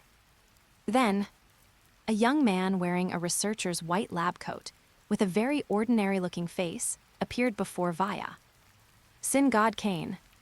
Feeling the massive divine power on Cain that rivaled a true ancestor vampire, Vaya confirmed his identity. I have an important reason why I must become stronger through fighting, so even if you are unwilling, I will threaten you into fighting me. Ever since you saved Asagi, she has been very concerned about you. Cain showed a playful smile. If you want to take Asagi for your own, I will certainly not stop you, because I do not treat my priestess as a mere tool belonging only to me. Rebellious Shrine Maiden. Cain not caring about Aba Asagi was completely within Vaya's expectations. Cain, you can ignore Aba Asagi, but what about the 6,452 numbered girls in the otherworld? Vaya revealed a malicious, wicked smile. I have already taken control of these numbered girls. Vaya Helios, did you really steal them? Cain stared at Vaya with wide, disbelieving eyes. Vaya countered with a question. Do you think I lack the ability to lock onto the coordinates of the otherworld and summon these numbered girls to Earth? I believe you have the ability to steal them, but I trust that you are a kind and gentle person like a hero who would never harm those innocent girls. That is why I originally intended to entrust them to you. Cain, I have a reason why I must become stronger. Vaya said expressionlessly.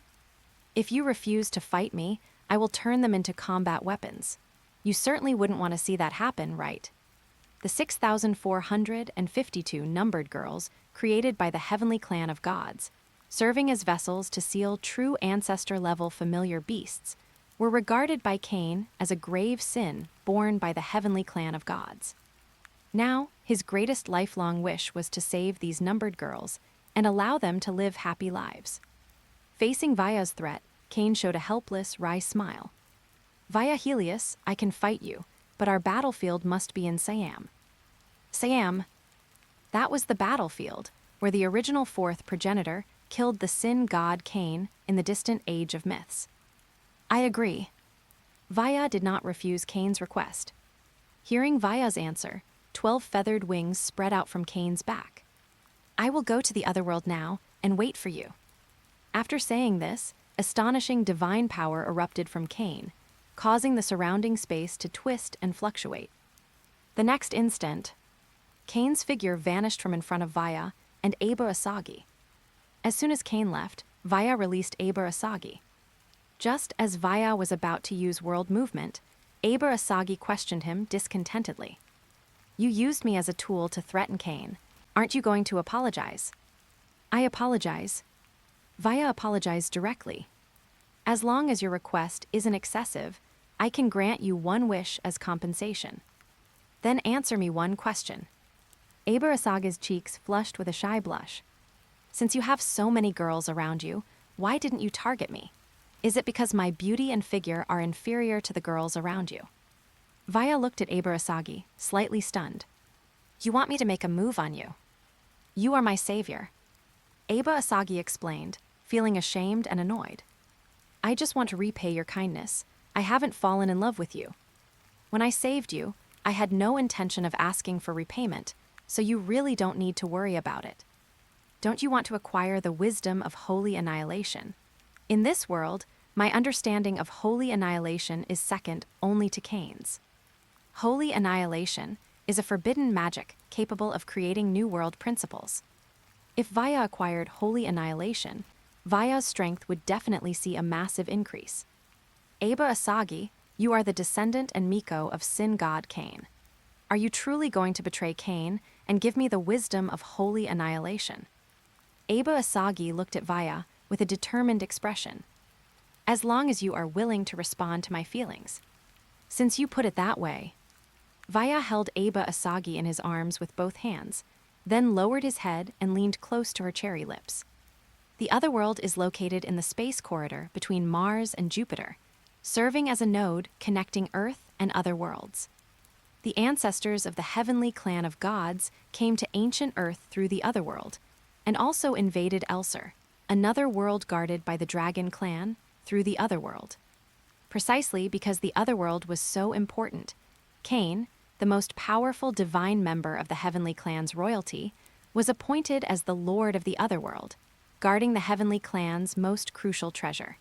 The numbered girls who sealed 6,452 true Ancestor-level familiar beasts. Vaya used world movement to arrive near Mars and saw that the Otherworld resembled a giant metal cylinder. Massive in scale, with a diameter exceeding 30 kilometers and a length exceeding 200 kilometers. Half of the interior of the Otherworld was seawater.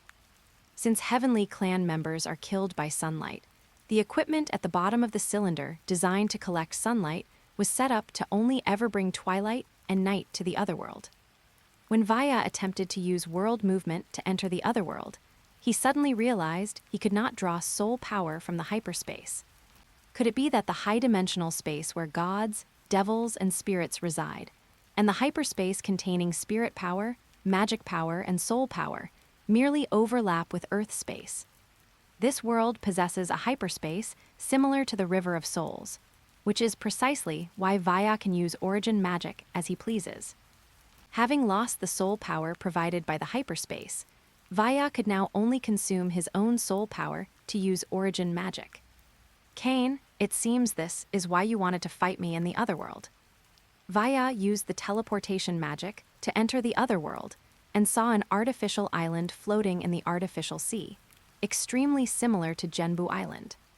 Unlike Genbu Island, the artificial island in the Otherworld was surrounded by spirally distributed island clusters, covering a massive area exceeding 20,000 square kilometers.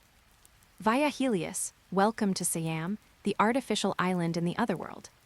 Hearing Cain's voice, Vaya landed on an artificial island covered in architectural ruins. Cain looked at the surrounding buildings with a nostalgic expression and introduced them. This is where the original fourth progenitor killed the true sin god Cain. Cain, I just want to defeat you. I wasn't worried that you would kill me. Cain showed a mischievous, wicked smile. Furthermore, the Otherworld is a space corridor that does not overlap with hyperspace. Since you cannot draw magic power or soul power from hyperspace here, I don't believe you are guaranteed to defeat me. Cain, if you were a true ancestor vampire, possessing a large number of true ancestor-level familiar beasts right now, perhaps I truly would lose to you. True ancestor-level familiar beasts can convert the true ancestor vampire's infinite negative life into endless magic power. Because the true ancestor vampire's magic power originates from their familiar beasts, the true ancestor vampire can use magic power normally in the Otherworld. Vaya looked at Cain with full confidence. But you do not possess familiar beasts, so your strength is not endless magic power, but the divine power you possess as a member of the heavenly clan. The total volume of my divine power rivals the magic power of a true ancestor vampire. Are you truly confident you can defeat me? Vaya aimed his right hand at Cain and immediately released a fist-sized crimson magic power sphere toward him. Bang, bang, bang, bang. Cain used divine power to create a crimson round shield, blocking Vaya's attack. So you acquired the wisdom of holy annihilation from me. No wonder you are confident you can defeat me, the Lord of the Otherworld, origin and holy annihilation. As the white dragon god emperor who has entered the realm of God, Vaya is now capable of using 3 types of power. One is his own magic power, one is his own soul power, and the last is the divine power of the dragon god. As long as Vaya is willing to consume his own soul power to use origin magic, the victory of this battle will surely belong to Vaya. However, consuming his own soul power to use origin magic is a situation Vaya wants to avoid at all costs. Because Vaya has not yet confirmed whether the consumed soul power can be recovered. Frost Dragon Breath. All attacks released toward Cain using Holy Annihilation were blocked, so Vaya unleashed a Frost Dragon Breath that consumed his own divine power toward Cain. Cracked. The crimson round shield created by Cain using Holy Annihilation was directly crushed by the Frost Dragon Breath. As I thought, Cain retreated to dodge the Frost Dragon Breath that freezes everything, then looked at Vaya with a solemn expression. The power of our heavenly clan gods is not true divine power, so the Holy Annihilation I activate with divine power cannot block the dragon breath released by a true deity like you. The Holy Annihilation created by the god of blame Cain, as a forbidden magic that can change the world, can override all supernatural powers. Remember us at 101, can't you? Calm. The effect of Sendaoji Aya's forbidden grimoire, the Dark Oath, is a poor imitation of Holy Annihilation. In the world created by the Dark Oath, the magic power of the Dark Oath cannot suppress the divine spirit vibration wave drive formula of the Setsuka wolf.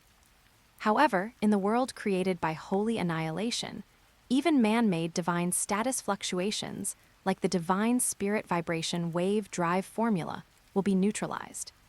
The only power in this world that can counter Holy Annihilation is the divine energy from the high-dimensional space, the celestial realm. The divine power Vaya possesses as the white dragon god emperor of the realm of God is precisely a deity's power equivalent to divine energy. Cain, if you had released more Holy Annihilation power, you could have blocked my Frost Dragon Breath just now. Vaya Helios, I am the Lord who rules the otherworld, so the speed at which I recover power here is faster than yours. As long as I stall for time to consume your strength, the victory of this battle will surely belong to me, so I must not abuse Holy Annihilation and waste divine power. After saying these words, Cain revealed a cunning smile. World Severance Barrier. Vaya, with a gloomy face, consumed his own soul power to release origin magic, sealing the surrounding space with an invisible barrier about 50 meters in diameter. Cain, I will not give you the chance to stall for time.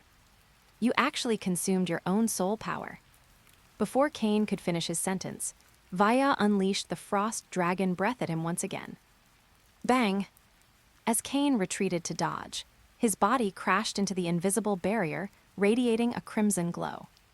In the next instant, the Frost Dragon Breath that freezes everything hit Cain, turning his body into an ice sculpture.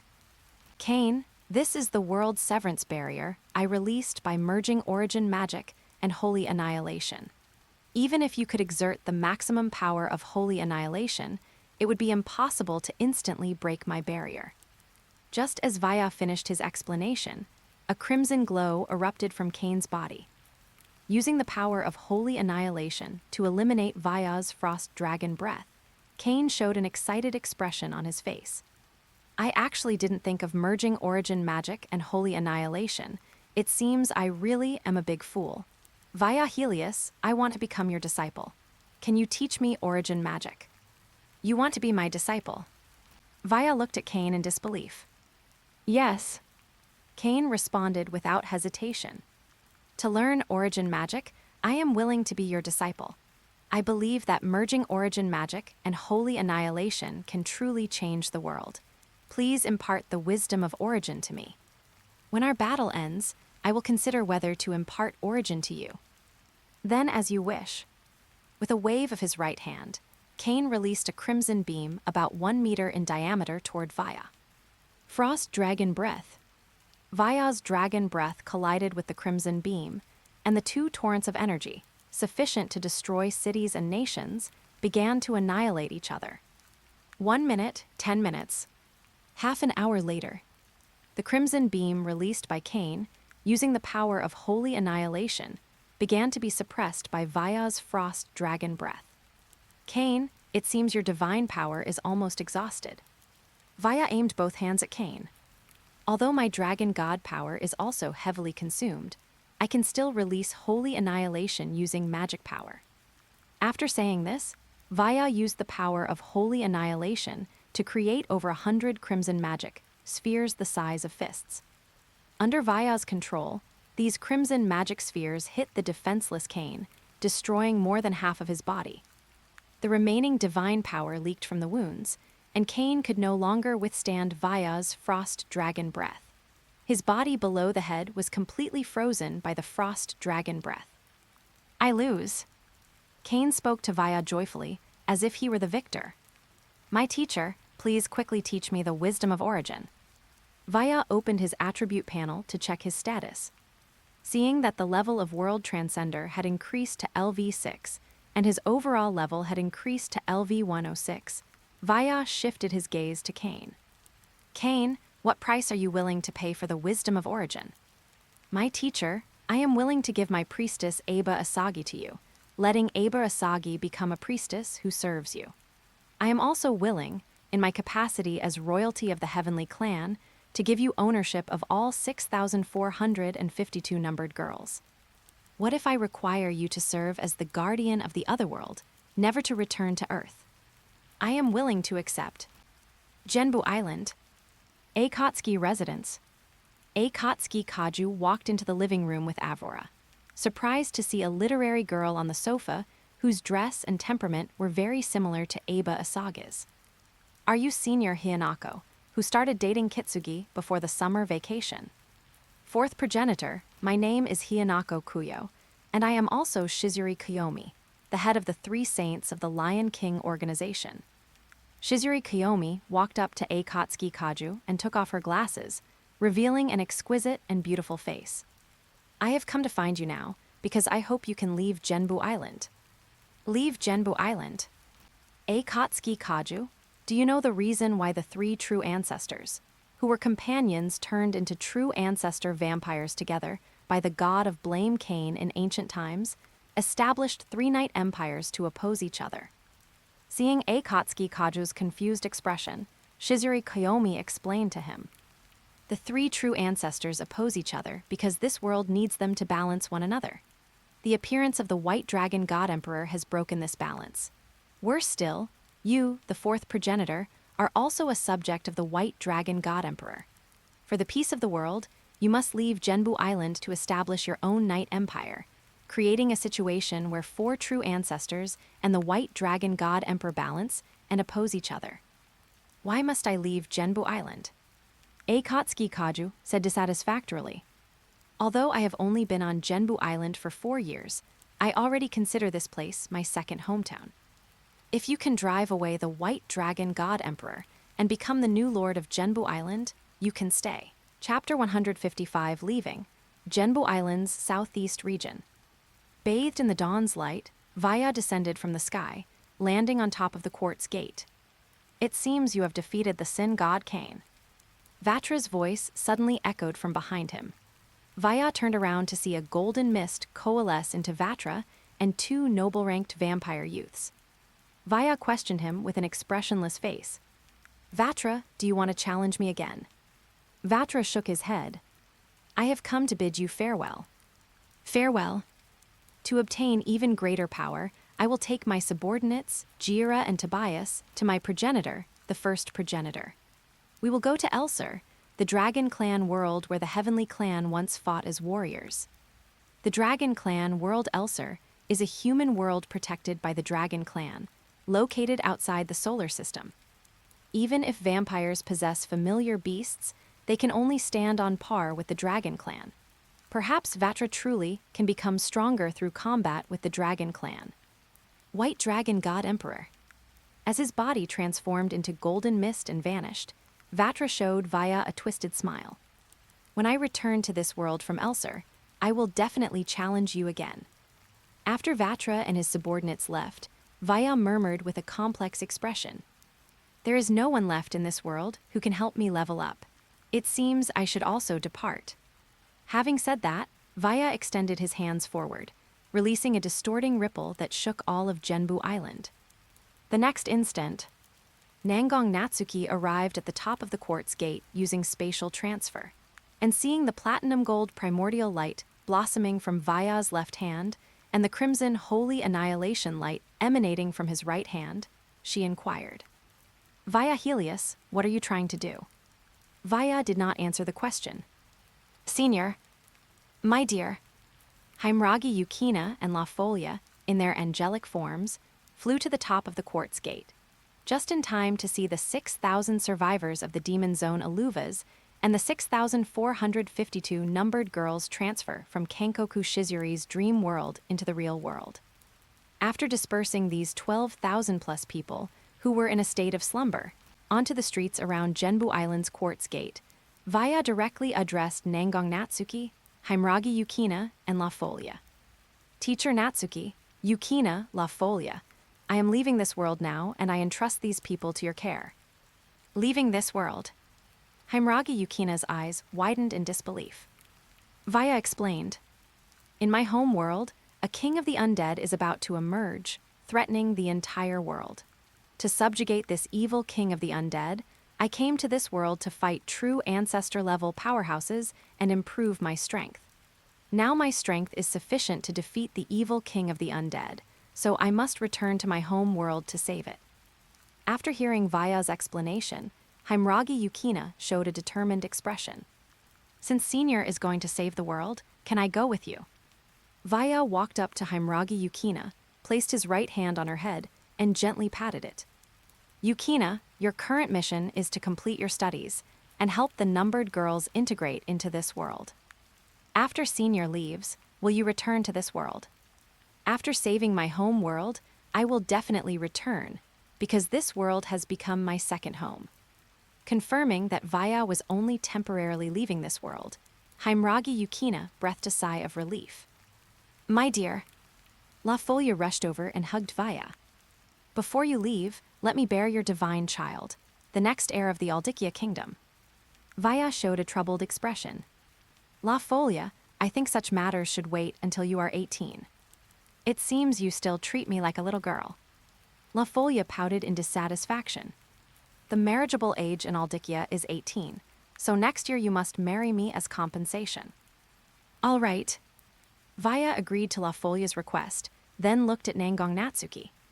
"Teacher Natsuki, you are the true guardian of Genbu Island, so I ask you to lead my familiar angels in guarding Genbu Island." "HMPH." Nangong Natsuki let out an Sundir snort. "Even if you didn't say so, I would, in my capacity as a teacher, lead my students to protect Genbu Island." Mar headquarters. President's office.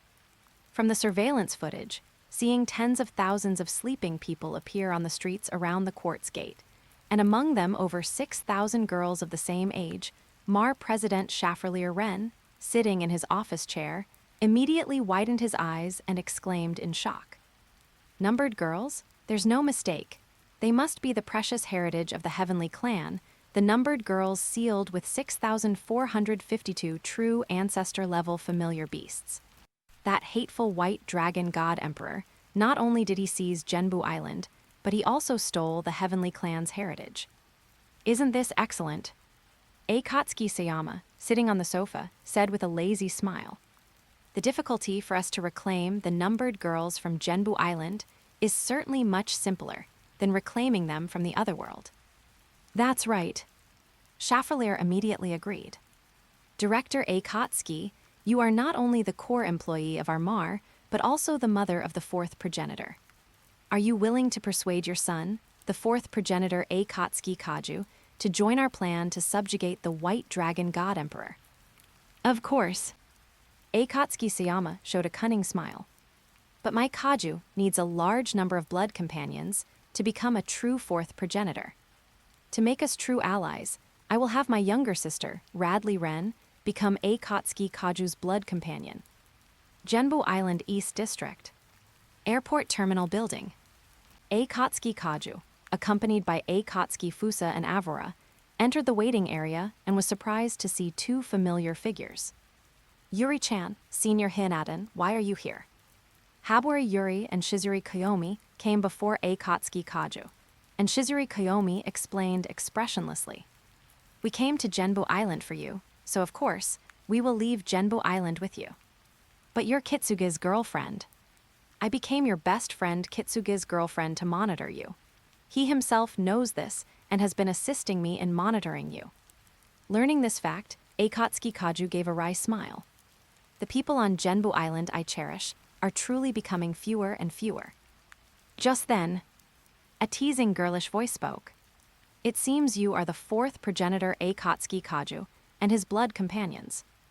Akatsuki Kaju turned around and saw a girl around 17 years old, with nearly black-gray long hair, pale skin devoid of color, eyes like a vampire's red pupils, and vampire fangs. She wore a white sleeveless shirt, a red plaid skirt paired with a red tie, blue thigh-high socks with black long boots beneath her skirt, and a top hat with a red ribbon on her head. After their gazes met, the girl showed Akatsuki Kaju a savage, beast-like smile. Akatsuki Kaju, my name is Radley Ren.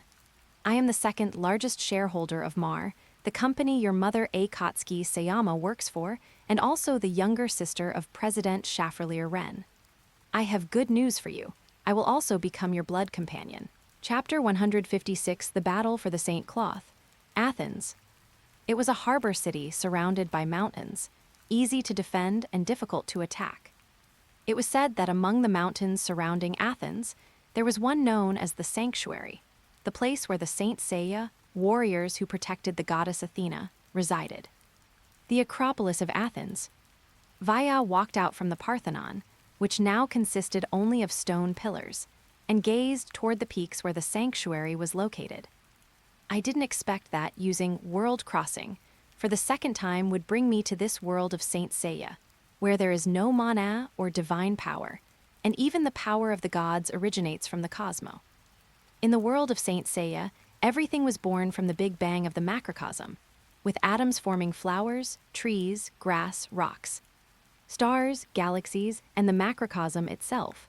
Thus, the essence of destruction was the smashing of atoms. Cosmo is the soul energy hidden deep within the human soul. By guiding this energy to produce an explosion at the atomic level, one can possess the destructive power to crush stars and tear the earth. This is the source of a Saint Seiya's power, the Cosmo. For everyone, including the gods, their strength was determined by the level of their Cosmo. The bronze Saint Seiya, silver Saint Seiya, and gold Saint Seiya who protect Athena can raise their Cosmo to the 6th, 7th, and 8th senses. The gods were transcendents who had raised their Cosmo to the 9th and 10th senses in ancient times. Because Cosmo is soul energy, the gods did not achieve immortality through powerful divine bodies, but rather possessed immortal divine souls. Even when using ordinary human bodies, the gods could exert most of their divine power. Although coming to this world was an accident, I indeed need to improve my Cosmo to forge an immortal divine soul. With an immortal divine soul, I can consume my own soul power at will to use origin magic. Are you also a tourist visiting Athens? A girl about 15 years old, with a tall figure, brilliant long blonde hair, and large azure eyes, suddenly approached Vaya. I'd like you to help me take a photo. Vaya's gaze shifted to the girl, who wore a white mini dress and white sneakers, her face as exquisite as a doll's. I am not a tourist. After saying this expressionlessly, Vaya reached out his right hand toward the girl. The girl handed the camera to Vaya and stood at the entrance of the Parthenon. Click. After taking the photo, Vaya immediately returned the camera to the girl. Thank you. Looking at the photo, the girl showed a look of joy. My name is Tethys, a tourist from Denmark. To thank you for your help, I'd like to treat you to lunch. Thetis. Vaya was somewhat surprised to learn the girl's name. Because this name originated from Thetis, the most famous sea goddess in Greek mythology. While it's not wrong to call me Thetis, my name is actually pronounced Dethys. Dethys looked at Vaya with curiosity and asked, May I know your name? I am Vaya Helios, the Pegasus bronze Saint Seiya who protects the goddess Athena. After introducing himself, Vaya jumped down from the summit of the Acropolis. Seeing Vaya land at the foot of the mountain unharmed, Death Eyes murmured.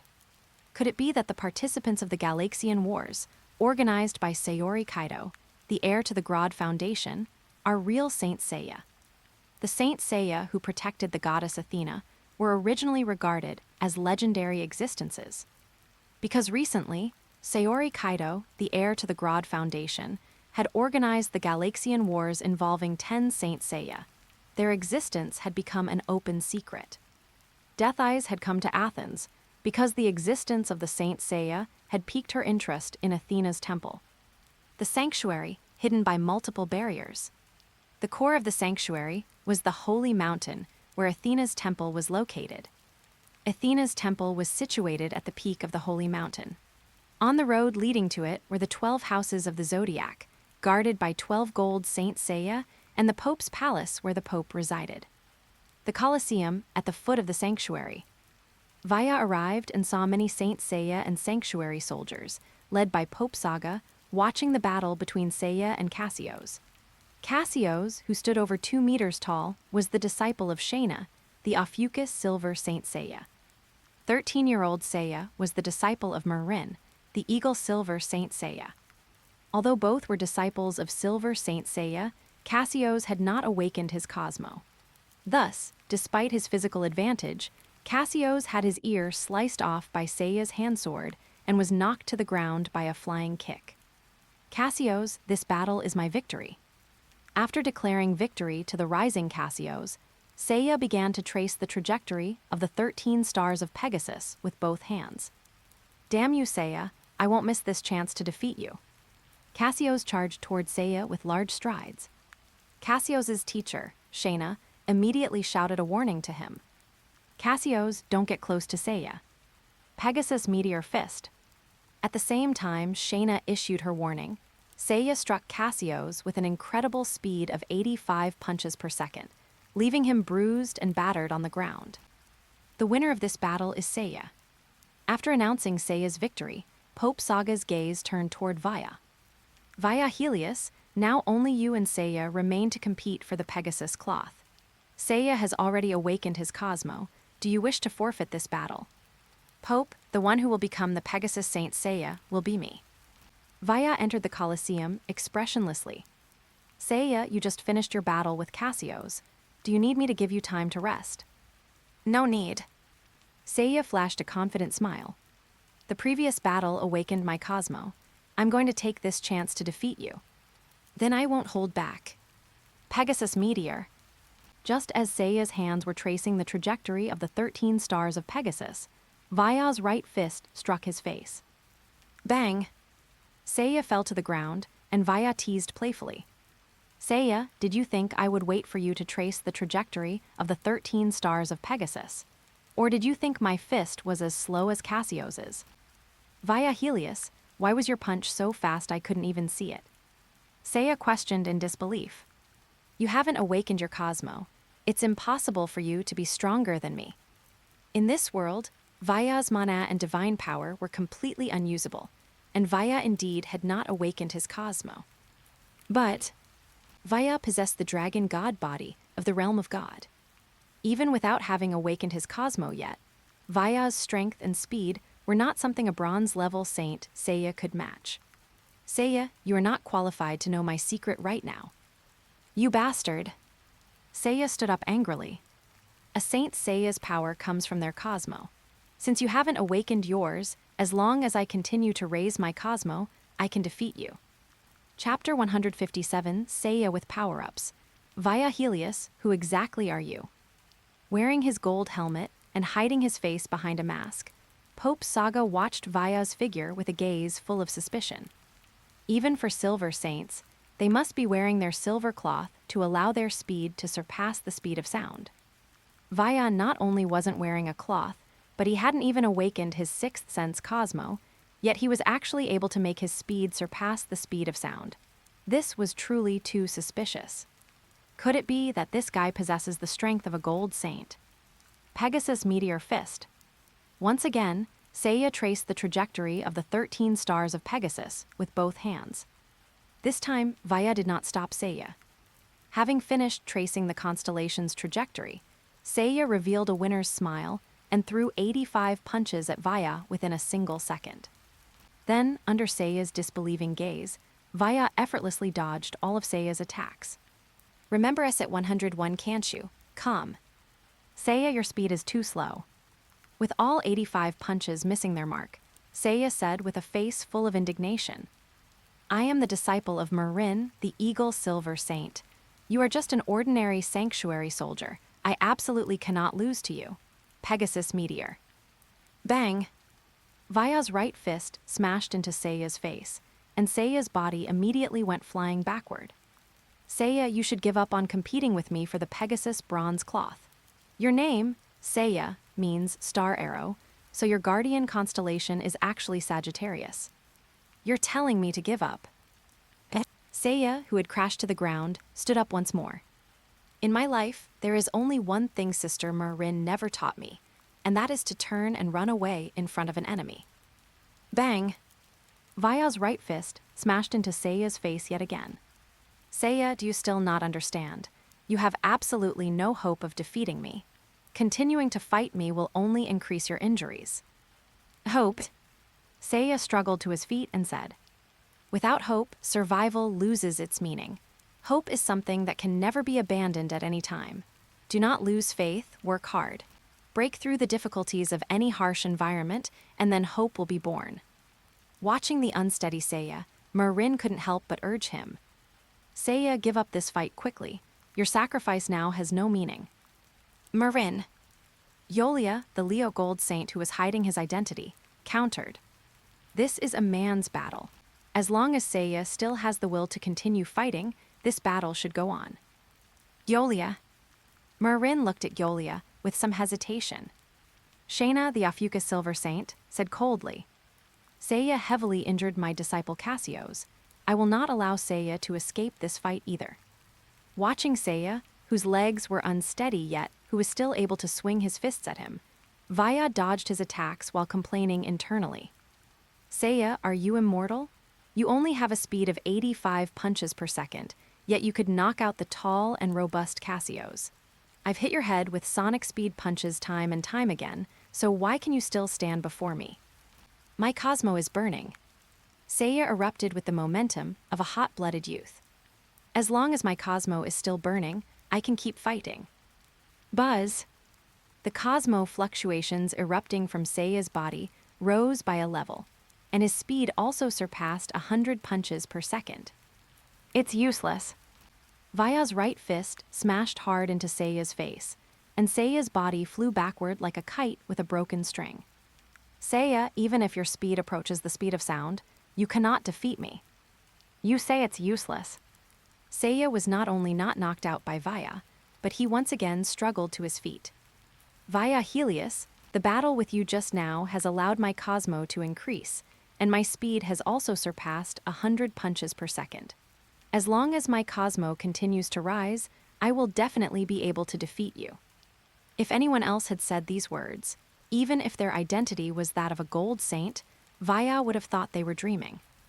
But Seiya was the child of destiny who could awaken the 9th sense of the gods, and even promote to the 10th sense of the chief gods.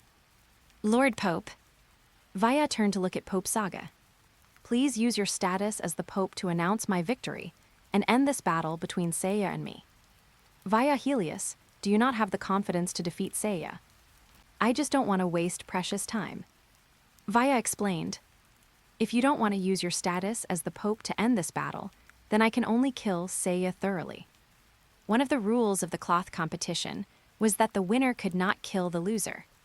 To prevent Vaya from breaking this rule, Saga could only accept Vaya's request.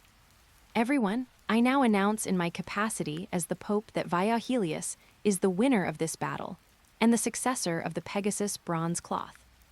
No. Seiya, his body swaying, shouted with a face full of anxiety. I can still fight. I must obtain the Pegasus bronze cloth to exchange with the Kurata conglomerate for my sister. Exchange Athena's cloth for your sister. Hearing Seiya's words, Shayna mocked with a cold laugh. Marin, is this how you taught Seiya, making him think the cloth is a saint's private property? Marin jumped directly to Seiya's side. Seiya, I'm taking you back for treatment. Sister Marin, Seiya said with a face full of pain. I can still fight. Seiya, do you really want to die? Marin didn't know that as the child of destiny, Seiya was as if he had an immortal body. Even when Hades' sword pierced Seiya's heart, it could not take his life. Even if you are unwilling, I am taking you away from here. After Marin left with Seiya, Vaya walked to the side of the Pegasus bronze cloth's cloth box, grabbed the strap, and slung the cloth box onto his back. From now on, I am the Pegasus bronze saint. Via Helios. Saga spoke once more. Now that you are the Pegasus bronze saint, I will give you a mission in my capacity as the Pope. The Galaxian Wars organized by Saori Kido, the heir to the Kurata conglomerate, not only claims that 10 bronze saints will participate, but the prize is also the Sagittarius gold cloth. I want you to go and reclaim the Sagittarius gold cloth. Are you willing to accept this mission? I accept. Saori Kido, using the Sagittarius gold cloth to provoke a battle among 10 bronze saints, is an act of provocation against the sanctuary and the goddess Athena. Saga paused here for a moment. If you can capture Saori Kido, bring her back to the sanctuary. It was obvious that he wanted to bring Saori Kido back to the sanctuary rather than kill her. Saga, who possessed both an evil soul and a kind soul, was currently being controlled by the kind soul. Before Saga was born, Kur, the only goddess of the underworld army and the sister of Thanatos, the god of death, and Hypnos, the god of sleep, had attached an evil spirit to Saga, intending to use him to kill the reincarnated Athena.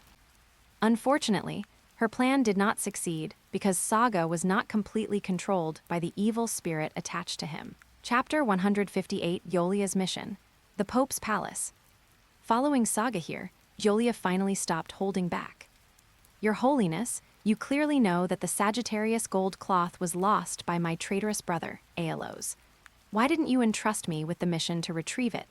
Do you, Your Holiness, doubt the loyalty of a traitor's brother to the sanctuary and the goddess Athena? Aiolia. Saga sat upon the Pope's throne, looking down at Aiolia.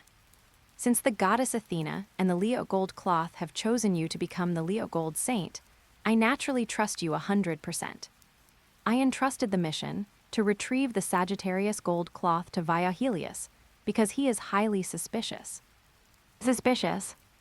Via Helios is capable of using the sonic move without wearing a cloth or awakening his Cosmo. Do you think that is normal? Aiolia showed a look of confusion. Your Holiness, even without wearing a cloth, I can use the sonic move. Aiolia, you are the Leo Gold saint who has awakened the 7th sense Cosmo. Via Helios is just an ordinary soldier of the sanctuary. Your Holiness means, I suspect Via Helios possesses a 7th sense Cosmo that rivals a gold saint. That's impossible. Aiolia found it somewhat hard to believe.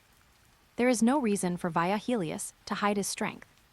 Perhaps he is a pawn planted in the sanctuary by our enemies. Saga said coldly, the reincarnation of goddess Athena has descended because the holy war is about to begin. I suspect Via Helios might be a marina serving Poseidon, the god of the sea, or a specter serving Hades, the king of the underworld. To investigate Via Helios's identity, I have a mission for you. Aiolia immediately dropped to one knee. Remember the fastest novel site on the web, 11 Kanshu. Com for a great experience, 11 KKS. Com is awesome. Your Holiness, what is my mission? Aiolia, I order you to secretly monitor Via Helios. If he commits any act of betrayal against the sanctuary, kill him and bring both the Sagittarius gold cloth and Saori Kido back to the sanctuary. By your command. The edge of the sanctuary. As Vaya was about to step out of the sanctuary's boundaries, 2 masked girls appeared before him. Eagle Silver Saint Marin, Afuka Silver Saint Shayna. Vaya teased the 2 of them. Could it be that you've received orders from the Pope to help me reclaim the Sagittarius gold cloth? Via Helios, leave the Pegasus bronze cloth. Shayna ordered Vaya. My disciple Cassios was severely injured for the Pegasus bronze cloth, and since you aren't even a saint who has awakened their Cosmo, you have no right to take it. Marin followed up. The one who should have become the Pegasus Bronze Saint is Seiya. Both of you are trying to seize the Pegasus Bronze Cloth for your disciples. Such a master-disciple bond truly moves me. Unfortunately, the Pegasus Bronze Cloth is already mine. Now, not even the Pope or Goddess Athena can take my Pegasus Bronze Cloth away. Saying this, Vaya raised his right fist. If you attack me, I won't show mercy just because you're girls.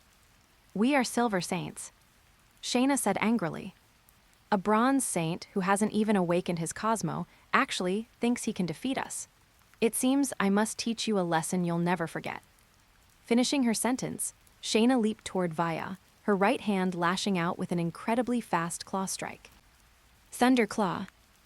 Too slow. Without her silver cloth, Shayna's speed was only 200 punches per second. Before Shayna's Thunder Claw could hit, Vaya's right hand unleashed a gust of wind with a sonic move. Cracked. Shayna's mask shattered, and her right hand stopped right next to Vaya's neck. Why did you only break my mask? Shayna looked to be about 16 years old. Her features were as delicate as a doll's. Her long green hair fluttered in the wind, and her large emerald eyes were filled with shock.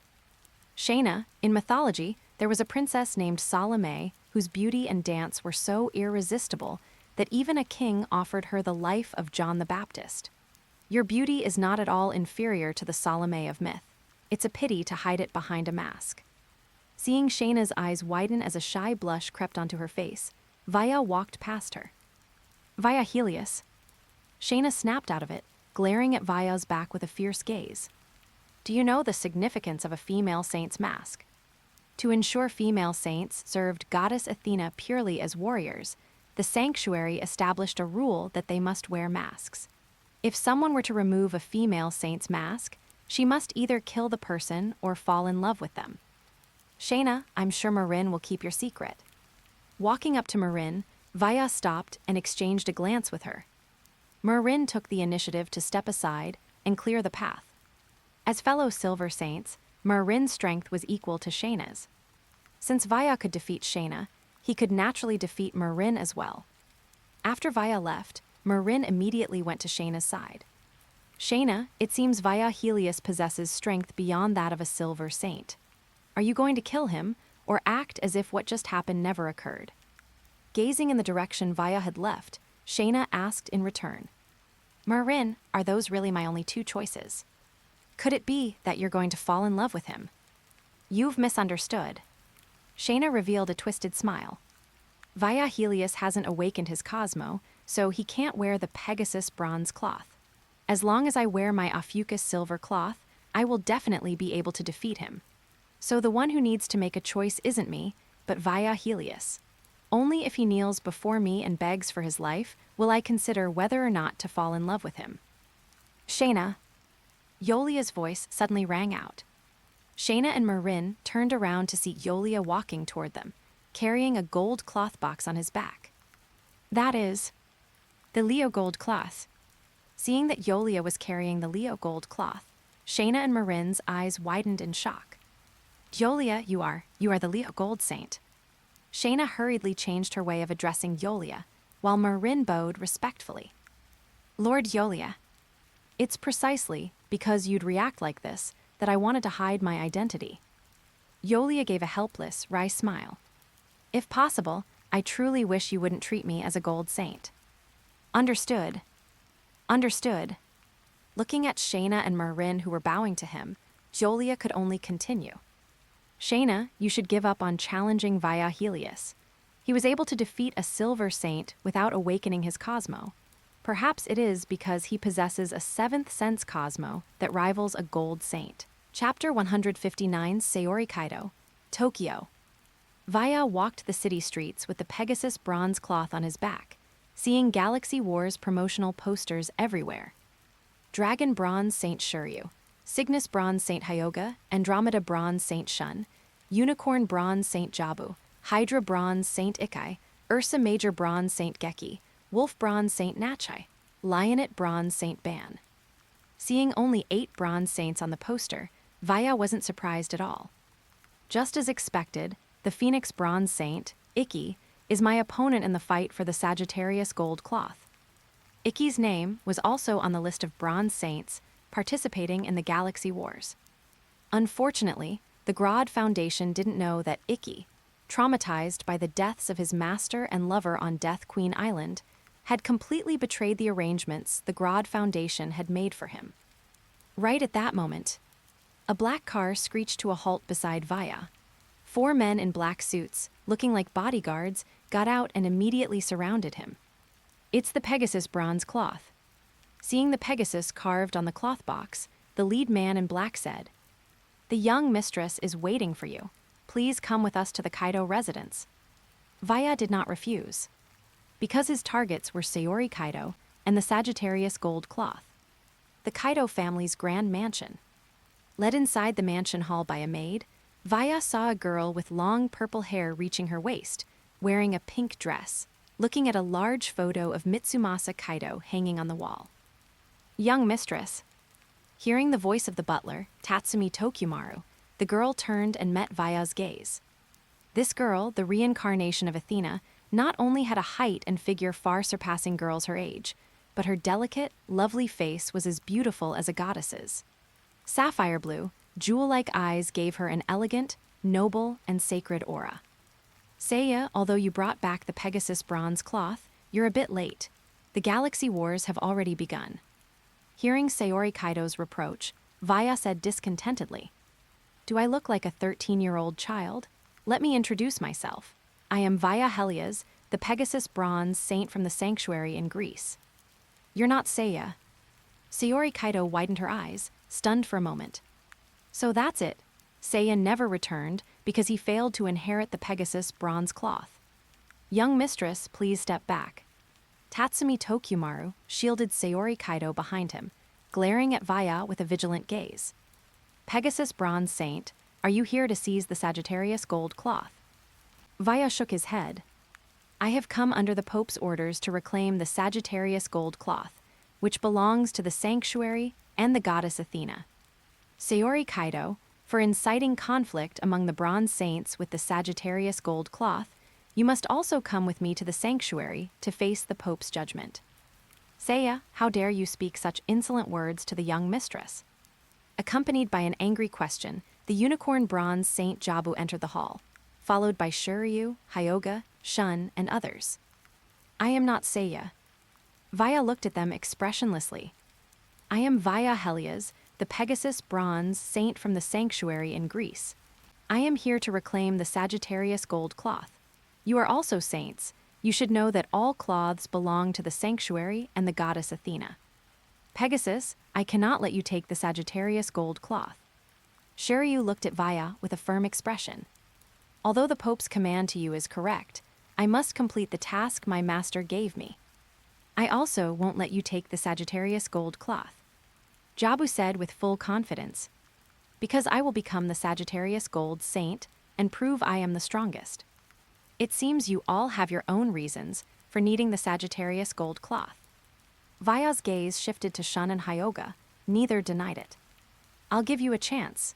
If you can defeat me, I will give up reclaiming the Sagittarius gold cloth." Saori Kido's eyes lit up. "Vaya Helias, your battle can take place in the Galaxy Wars arena." The Galaxy Wars arena. Entering this structure, strikingly similar to the Roman Colosseum, Vaya saw thousands of spectators flooding into the stands. In the room at the highest point of the stands, Saori Kido, wearing a Greek goddess-style white gown, a golden headdress, a golden choker around her beautiful neck, and a golden belt cinching her slender waist, sat on a golden throne draped in red velvet, gazing down upon the arena center like a goddess. Within easy reach of her right hand was a golden victory staff. "Ladies and gentlemen," the arena's dome closed, turning into a dark night sky, as the announcer's voice echoed through the Colosseum. "The match about to commence is the Pegasus bronze saint Vaya Helias challenging the 8 bronze saints. I believe, like me, you all want to see if Pegasus has the strength to take on 8 opponents at once." The center of the arena. Vaya said to Shiryu, Hyoga, Jabu, and the others, now clad in their cloths. "Come at me together. Pegasus, aren't you going to wear your cloth?" Shiryu looked at the cloth box on Vaya's back. I will fight you one-on-one, but only if you wear your cloth can our battle be considered fair. Shiryu, you are not opponents who require me to wear my cloth. You arrogant fool. Jabu leaped into the air, kicking at Vaya with his right foot. We are all bronze saints. I don't believe you can block my unicorn gallop.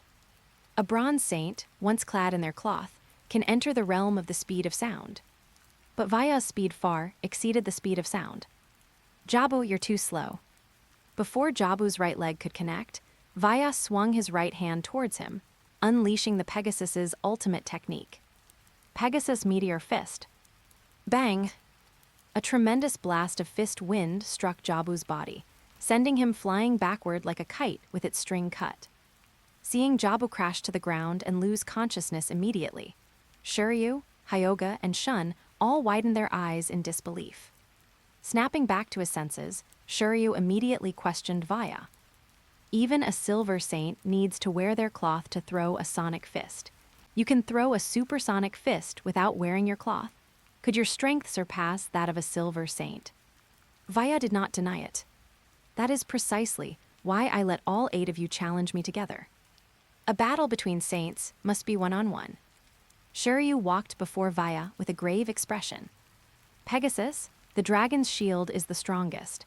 I will use the dragon's ultimate shield to block your attack. That the dragon's shield is the ultimate shield is indeed an indisputable fact. Because Shiryu not only blocked a silver saint's attack with the dragon's shield, but also used it to block the attack of the Capricorn Gold Saint, Shura's Excalibur. Alright legends, that's it for today. If you're ready for the next chapter, smash that like button and flood the comments right now. Remember, we've got 3 days to prove this story needs to continue. Subscribe so you don't miss the drop, and I'll meet you in the next audiobook.